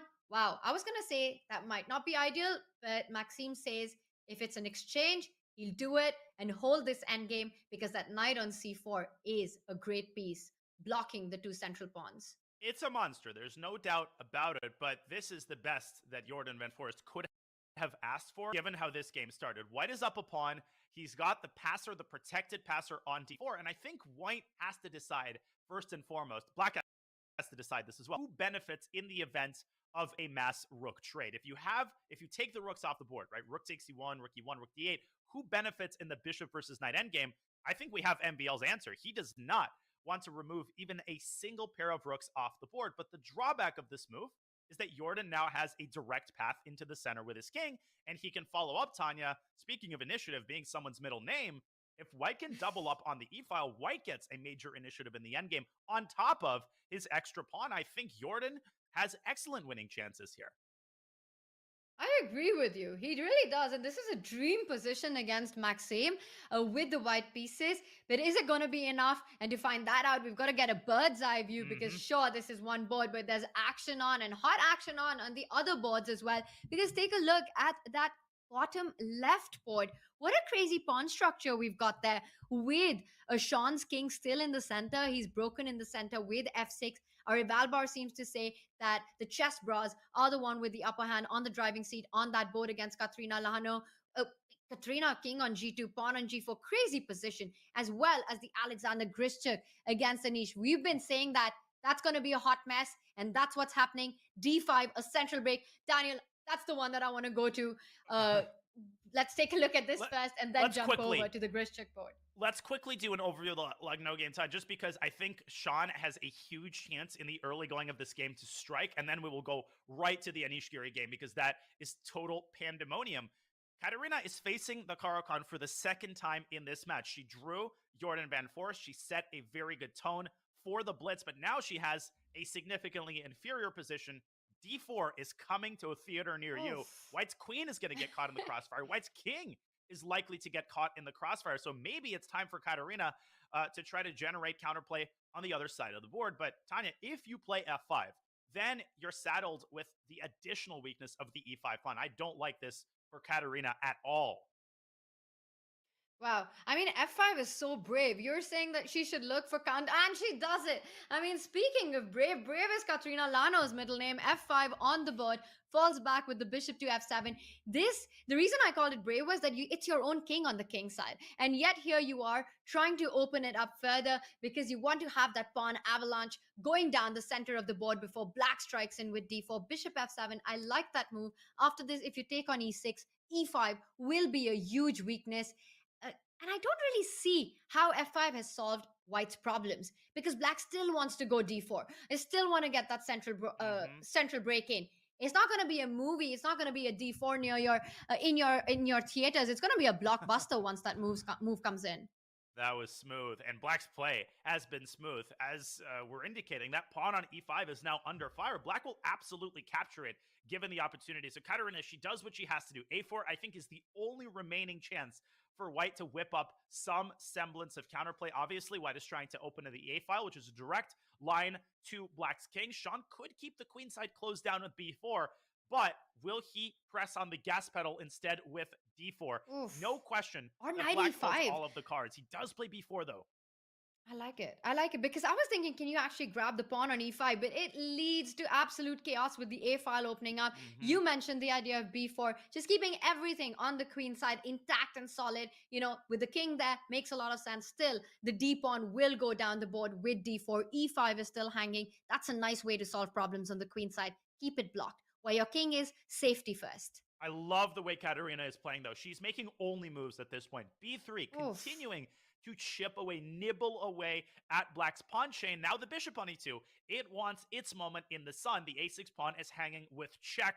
White is threatening to open up the center. And if you're Katarina, you know you're worse. You might even be objectively lost. And that's actually liberating in a certain way because, ironically, when you're losing, you really have nothing to lose. If you lose the game, okay, I got outplayed. So you might as well create crazy play on the board. She's taken on a6 with check. Sean is pinning all of his hopes on the connected passers in the center, but Tanya, they are currently blockaded. If White drops the bishop e3, it's going to be difficult to surmount that light square blockade. Wow, and Sean is feeling the pressure, the shift in dynamics with those last couple of moves. F5, A4, B3, everything, trying to break open the position. Very impressive attacking play, aggressive play here by Katrina. And you were mentioning this position is trouble, maybe not even anymore. As our Valbar seems to say that White has managed to create chances here with that bishop taking that pawn on a6. But it's all about how do you get your rook into the game. You want to start advancing with the a pawn. A5, rook a4 ideas come into mind. Once Black advances with d4, you can block that pawn on d3 with the move bishop to d3 or queen d3. This is a crazy position. Yep. Katrina Lano down to 2.5 minutes on the clock. Anything can happen on this board. And that might be the biggest Queen problem. E2. Her clock situation is now her biggest enemy. Black's queen is a pretty sizable enemy as well. She's trying to head to b5 with her queen, limit the mobility of Black's queen. But speaking of limited mobility, Alexander Grischuk, he doesn't have a lot of mobility on his board either, and nor does he have a lot of time on his clock. That would be a great understatement. 8 seconds for Alexander Grischuk, and we're barely in the middle game. We have to go to that game. Alexander Grischuk has completely lost control of this game. He is in free fall, and Anish Giri is all over him in the center. Anish is winning a piece. Oh my god. Anish is winning a piece. Bishop takes c5. This is disaster. Hits the rook. Bishop c5 coming in. You can't move the rook. Bishop c5 loses the b7 bishop. Alexander there shaking his head. He's down to seconds in a dead lost position. f8. Anish is an exchange up. What a performance by Anish in this match. And I think incredible play. That was such a good opening choice. The sharp Catalan is exactly what you want if you need to guarantee victory for your team. With a win, Anish would come up with a Magnus Carlsen-esque performance with 3.5 out of 4, but he needs a couple more accurate moves. I think he should start by eliminating Black's only active piece, opening up the D file. But what that also does, Tanya, is it separates Black's pawns. So you could play rook b1 to b4 on the next move, and if you win the c4 pawn, you can force a queen trade, you can go after Black's king. Either way, I think this game is nearly over. Wow, and I like that Anish has slowed down. He's trying to be precise here. It is a critical moment for him. He knows if there are any chances, at least he needs to do his bit. He's got his shot against Alexander. Alexander down to seconds. You're pointing out a trade on e4, a very committal trade, giving up that fianchettoed bishop. Looks extremely strong. But Anish, of course, he's got other options as well. He is perhaps considering placing the queen to a more active square. Queen b2, hit that bishop on b7, threaten queen b4 check as well. He reaches out for his mouse. He's about to make a move here, Daniel. He is about to make a move. I think it's bishop takes e4, but lots of alternatives on deck as well. Rook d4, centralizing the rook is an Anish-esque type of move. So I don't have any doubt. I like that. I don't have any doubt, Tanya, with 6 seconds for the rest of the game. Queen b2, you called it. He hits the bishop. Anish is going to win this game. But bad news for the Chessbrahs on another one of the boards. Jean-Rodrigue Lameau has made a serious mistake against Katerina Lagno, who punished him immediately. You can see the rook on f4. That's the bottom left of your screen. Wow. It's pinning the knight on d4. Yes, White's queen is hanging, but so are all of Black's pieces. Let's go to that game. I think this might be close to over. Wow, and queen f2, just you pin that knight and you win that knight because you can't even defend it. There's nowhere home. Rook d4 is coming in, and Sean there shaking his head. What a performance by Katrina Lano. She knew what had to be done, but this could be decisive. With this, if Katrina takes this, it's match over. It's tournament over for Chessbrahs. It is, and I think the only way to stay in this game is to deliver a check on e4. Your only hope is that Katerina airs in time pressure after bishop e4 check. White's going to take that bishop, obviously. Then White's probably going to take the rook on e8. But Sean still has a couple of really good pieces. He has that passed pawn on c3, and he is really good at creating chances in lost positions. But it certainly has been a very, very disappointing run for Jean-Rodrigue Lameau, who was hoping to score at least an upset. Katerina could indeed end this match with a victory in this position. Oh, and I don't see another option for Black here. As you're pointing out, bishop e4 seems like the only move. Otherwise, you just end up losing an entire piece on d4. But it doesn't solve any of your problems because White takes the rook, eventually takes that pawn on e4. You were mentioning, Daniel, that Sean is really known to create chances, but I don't believe that'll happen in this one. Meanwhile, Anish Giri wraps up his game, his win, a huge win for him against Alexander Grischuk. What a way to finish the day for an individual result at 3.5 out of 4, but it looks like it's not going to be enough to take the match home for the Chessbrahs. And what a heartbreaker this will be, because Jordan van Forst is also pretty close to converting his extra pawn against MVO. We don't have to go to that game because it's actually the least interesting of the 3 positions that we have remaining. But Jordan is doing an exquisite job of continuing to put pressure on MVL. He's got that extra pawn on a d4. He's forced Black's knight, which used to stand proud on c4. It's now back on d6, tied down to the pawn on b5. And more concerning news for the Chessbrahs. Jennifer Yu has been struggling all game long. She's been struggling all match long, and this game is no exception. Michael Boyer could also ensure that this match doesn't go any further with a victory. I think he stands much better. He's got more time. And Jennifer has just been struggling mightily in the PCL. This has not been her season. And we see the bar seems to agree with you with Mahel's position improving slowly and steadily. We've got the bishop pair, black's knight on a6, out of play, doesn't have a future, can't jump on to c5. d5 is a weakness. If anyone's winning this, it's got to be Mahel Boyer. But Daniel, I really think we have to get our bird's eye view back up again and jump over to the Katerina Lano game, because that might just decide and end this match. She's just played an incredibly attacking tactical chess. Bishop e4 on the board, picks that up. And remember, if Lano takes this, it is match over. We've been talking about incredible women players and their performances in the Pro Chess League. It might just be Lano who takes the Blitz to the playoffs. Knight e4. After Sean picks that up, the rook will be snapped up. If black picks up the bishop, the e4 pawn fall. Oh, watch out! Last e3 chance. is a nasty trick. That's an excellent You mentioned move. this. That's an He's so excellent move by sneaky. Sean. He is a weasel. Queen b7 threatening the discovery. Now, Tanya, white could play rook f7, but the black queen is going to stay on this diagonal with queen d5. And an additional problem Katerina has to deal with is that putting the queen on e3 runs into the fork with black's knight. So this game is far from over. Katerina senses the gravity of this moment. She knows that victory is assured if she can win this game. I'm actually thinking about the crazy looking bishop g6 in order to meet e3 check with bishop e4. Katerina investing her last minute and getting out of the pin with king to g3. That is a good move, and it does keep a decisive advantage. But can Sean continue to muddy the waters? If you take the bishop, you lose the knight. That is the biggest problem here for Sean. He's down a full rook.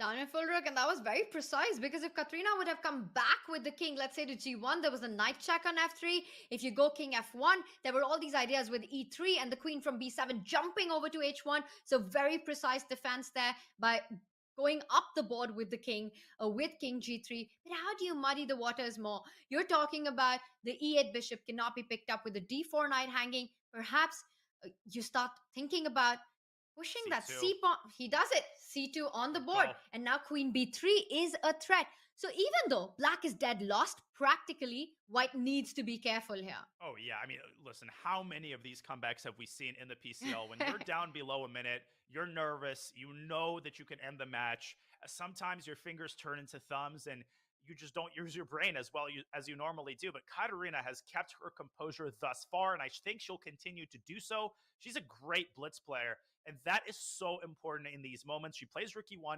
As long as white does not allow black to promote the pawn, I think Katerina is safe. And queen takes b3 check. It was a threat, but it's not a very strong one because white can jump back to g2 with her king. The king is supported by these heavy pieces.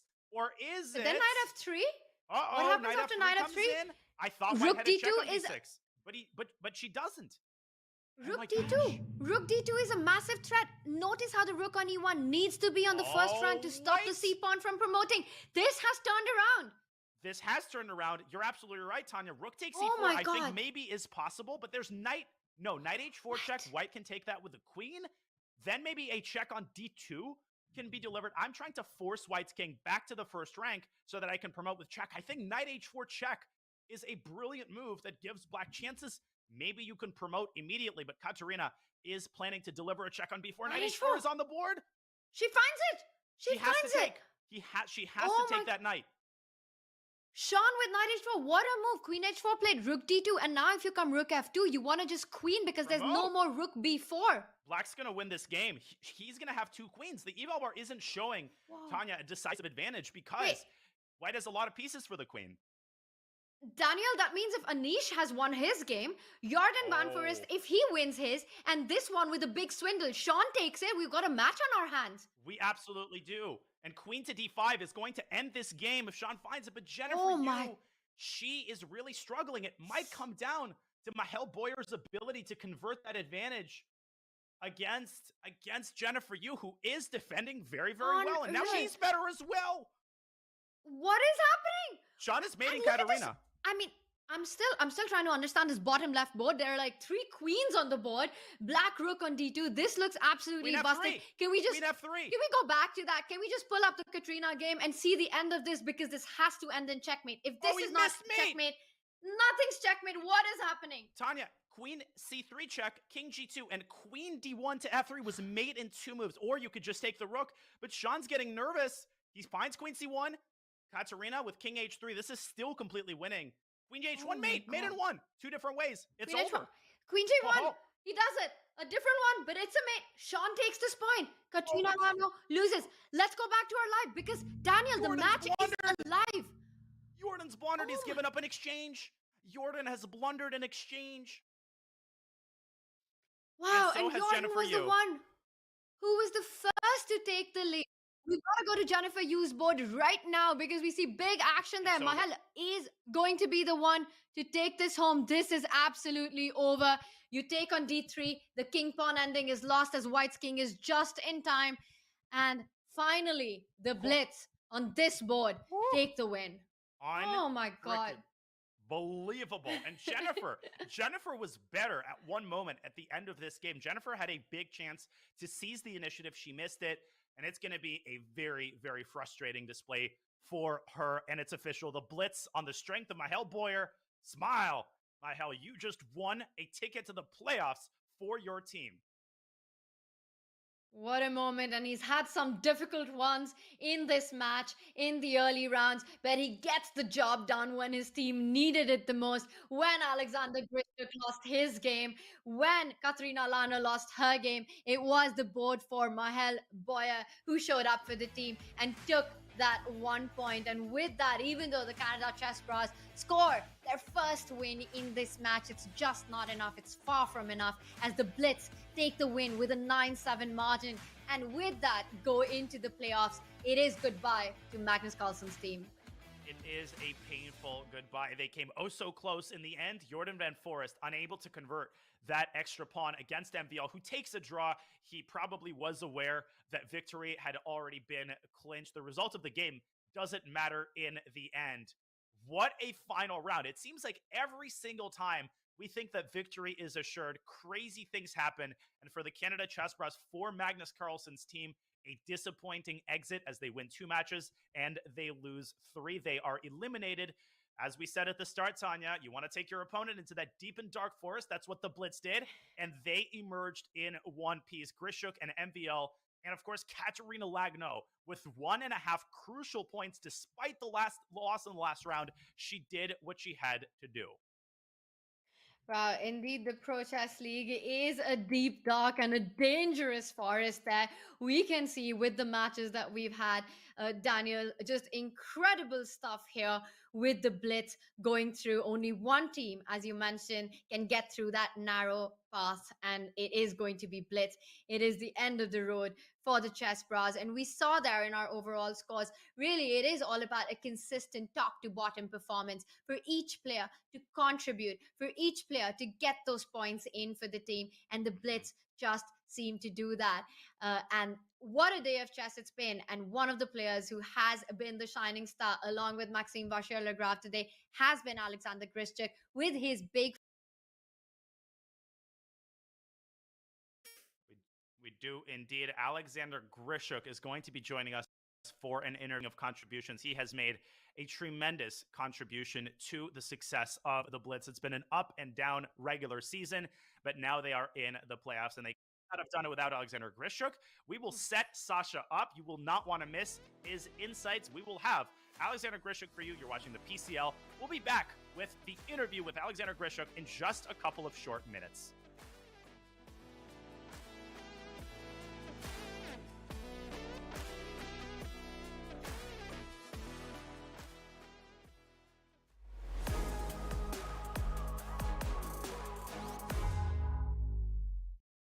And instead, the gloves came absolutely off. The wheels came off. Wow. The sip of tea, the celebratory, we did it. When I saw that reaction, I felt what you were feeling. Like, I felt this transfer of energy of like, that kind of moment, that kind of upset is so exhilarating. So can you just talk a little bit about like how you're feeling in that moment? What was going through your mind? What it means to you? Yeah, I mean, it was very difficult to believe. Like, I don't know, I just didn't see this scenario happen. It was funny, we were in trainings camp until a few days before this with the German national team, and all the guys from my team were there. And we were at lunch, and I said for fun, okay, don't worry, I will take care of Hikaru. Yeah, you it did. actually happened.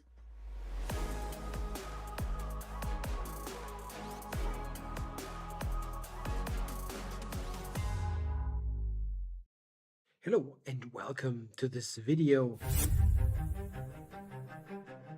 My name is Christoph Silecki. I'm an international master in chess from Germany, and I'm here to share with you why the opening plays such an important role in modern chess. The opening in chess is like coming prepared with a battle plan. You play a move, but it's part of a larger strategy. You want to have an idea what to do against every possible response that your opponent may play against. You want to have a plan, a strategy laid out before the game even starts. This can be really deep on the top level, move 10, 20, 30. You don't need that much, but you want to be prepared to get a game that you enjoy playing. It's more fun to play and give you more chances to win more games. I've always loved studying the opening, figuring out new ideas, how to beat my opponents and set traps. This is now my profession, writing courses on openings for Chessable. I've created more than a dozen, the most popular ones being of the Keep It Simple series. I have received an award this year, the Author of the Year. What I invite you to do is go to Chessable.com and check out how to play the opening better, get fun positions, and win more games.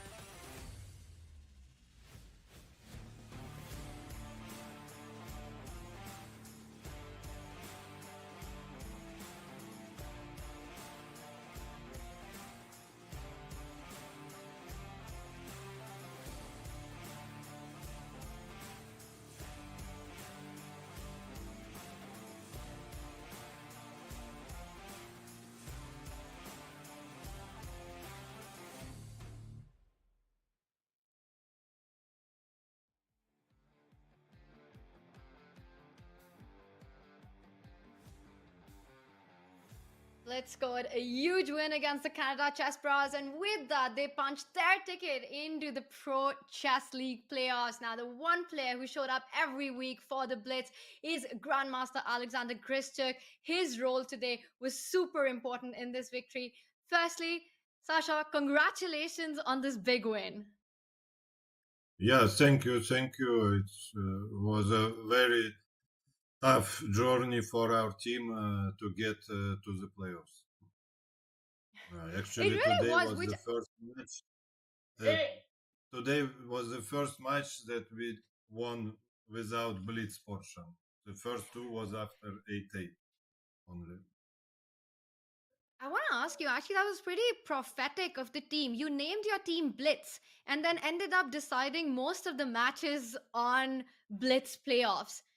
How did that even happen? And why do you think a team like Blitz with you and Maxime struggled to get into the playoff? We thought you guys were going to have a smooth sailing into it. I don't know. I think there are so many of strong teams. like there are some completely super teams, and but every team is dangerous and strong. So no, it could not be easy. Yeah. Sasha, you're obviously known for your incredible ability in time pressure, but you've also increased your online rating through the years. Do you feel more comfortable than you used to playing time scrambles on the computer, or do you still prefer Rapid and Blitz over the board? I guess it's a bit simpler for me over the board, but of course, with years going by, it becomes tougher and tougher for me. I mean, both. And speaking about online and chess, offline.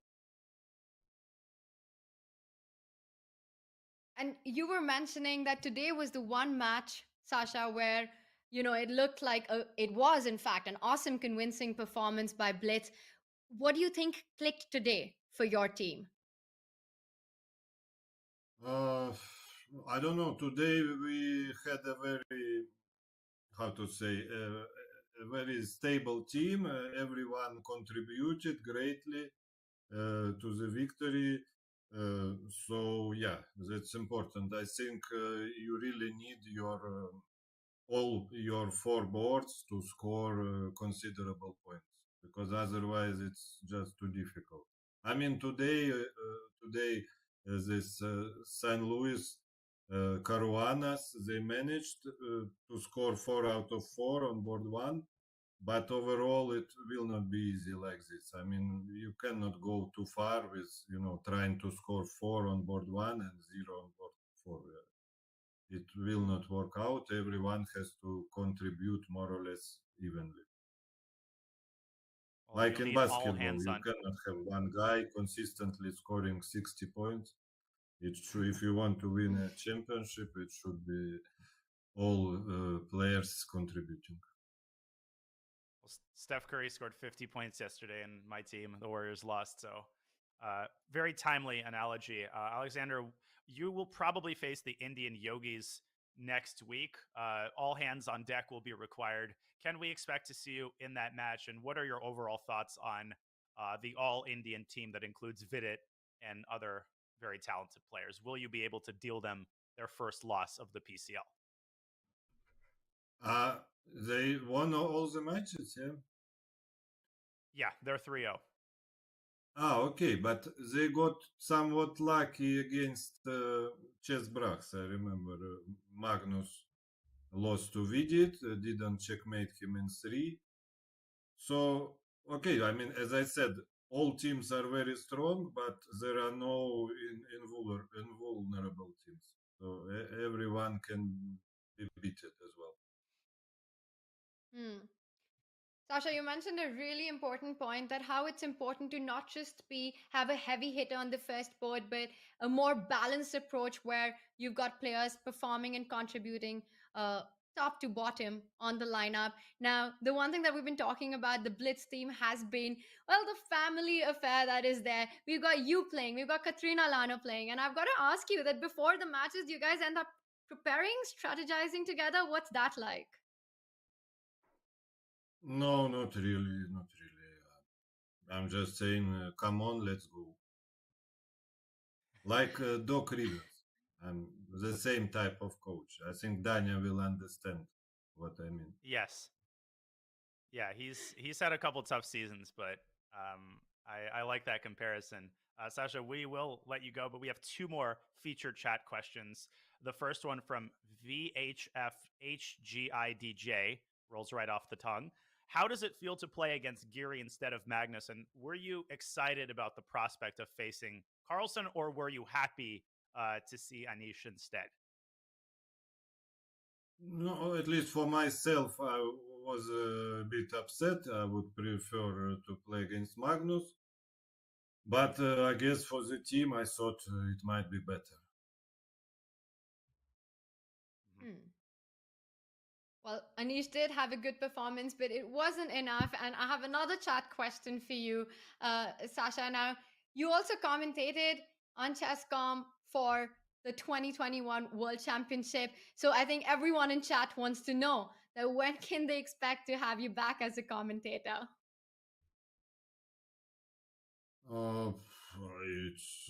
It depends first of all on chess.com. Yeah, I mean, if I'm not invited to commentate, I cannot commentate for them. Yes, so it's.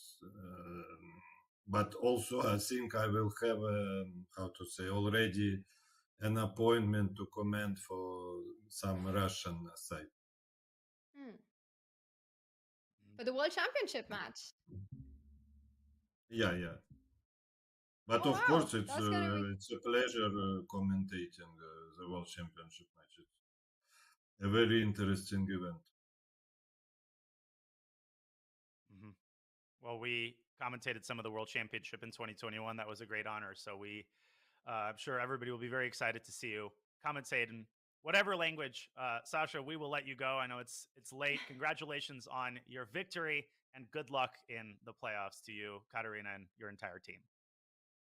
Yeah, thank you. And just regarding the World Championship match, I have one wish, and I guess all the commentators will sign under my words that we all hope there won't be such a long game in this match like it was Game 6 in the previous one. Yep.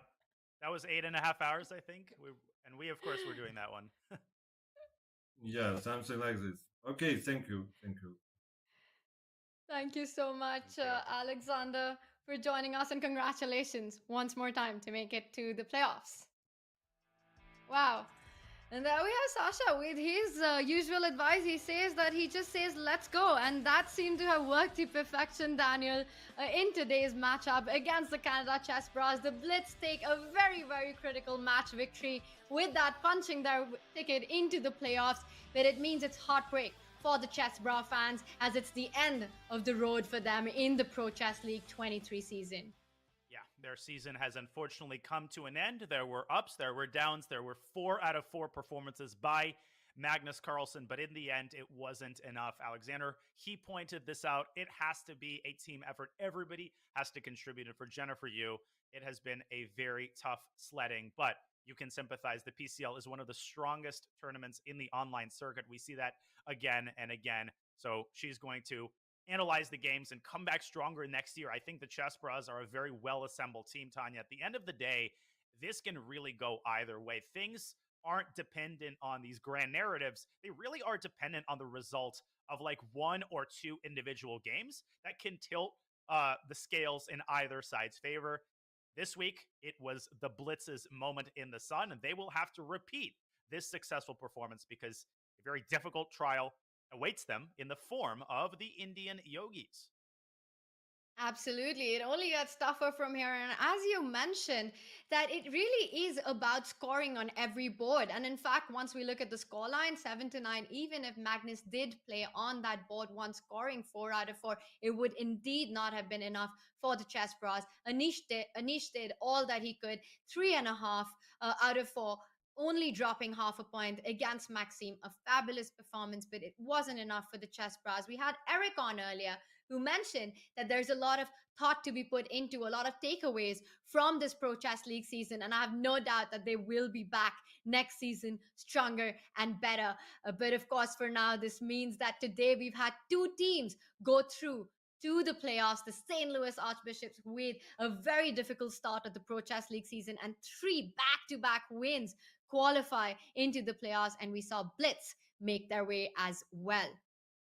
And perhaps the greatest storyline, one of the greater storylines of the PCL season, is the comeback initiated by the St. Louis Archbishops. They were 0-2. They were dead in the water. They got crushed.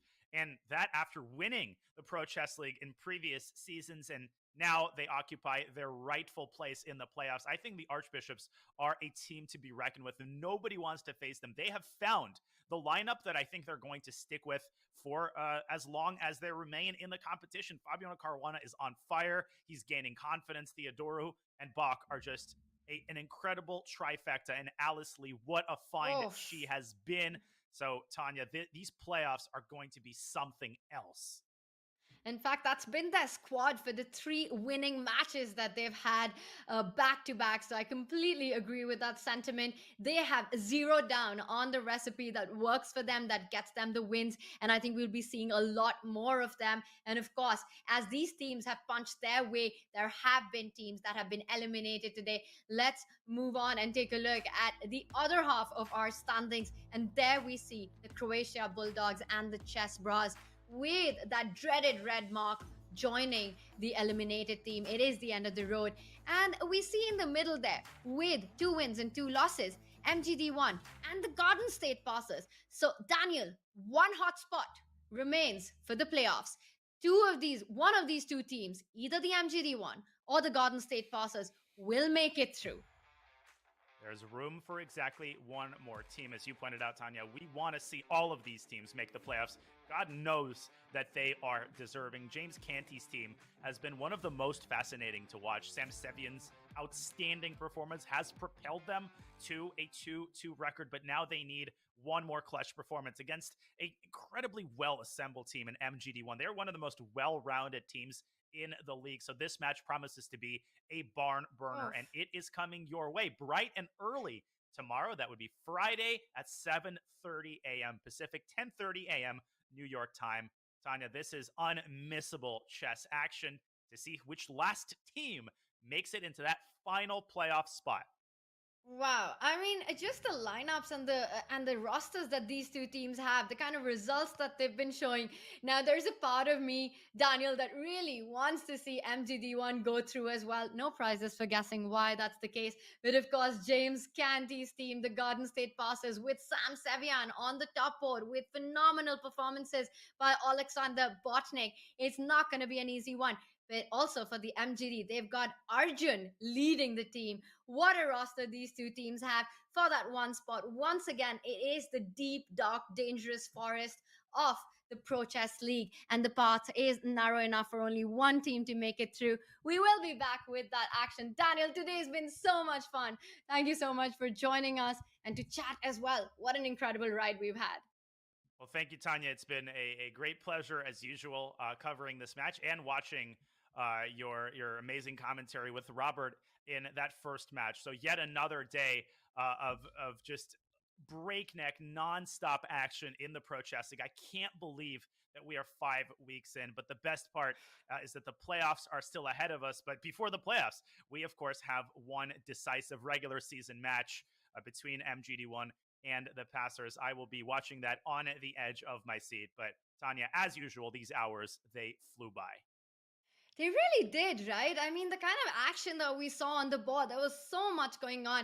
But I have to say, the second match with a Blitz performance, it was some phenomenal play. And having Eric on this show, it was clear that he could feel the tension. He knew that things were not working Chessbrahs' way. Now it is all about the final day of the final week, which starts tomorrow. The Garden State Passers taking on the MGD1 team. And Daniel, it's also the nerves, the pressure. You know, as the weeks go by, that spot, the elimination spot, it becomes a reality.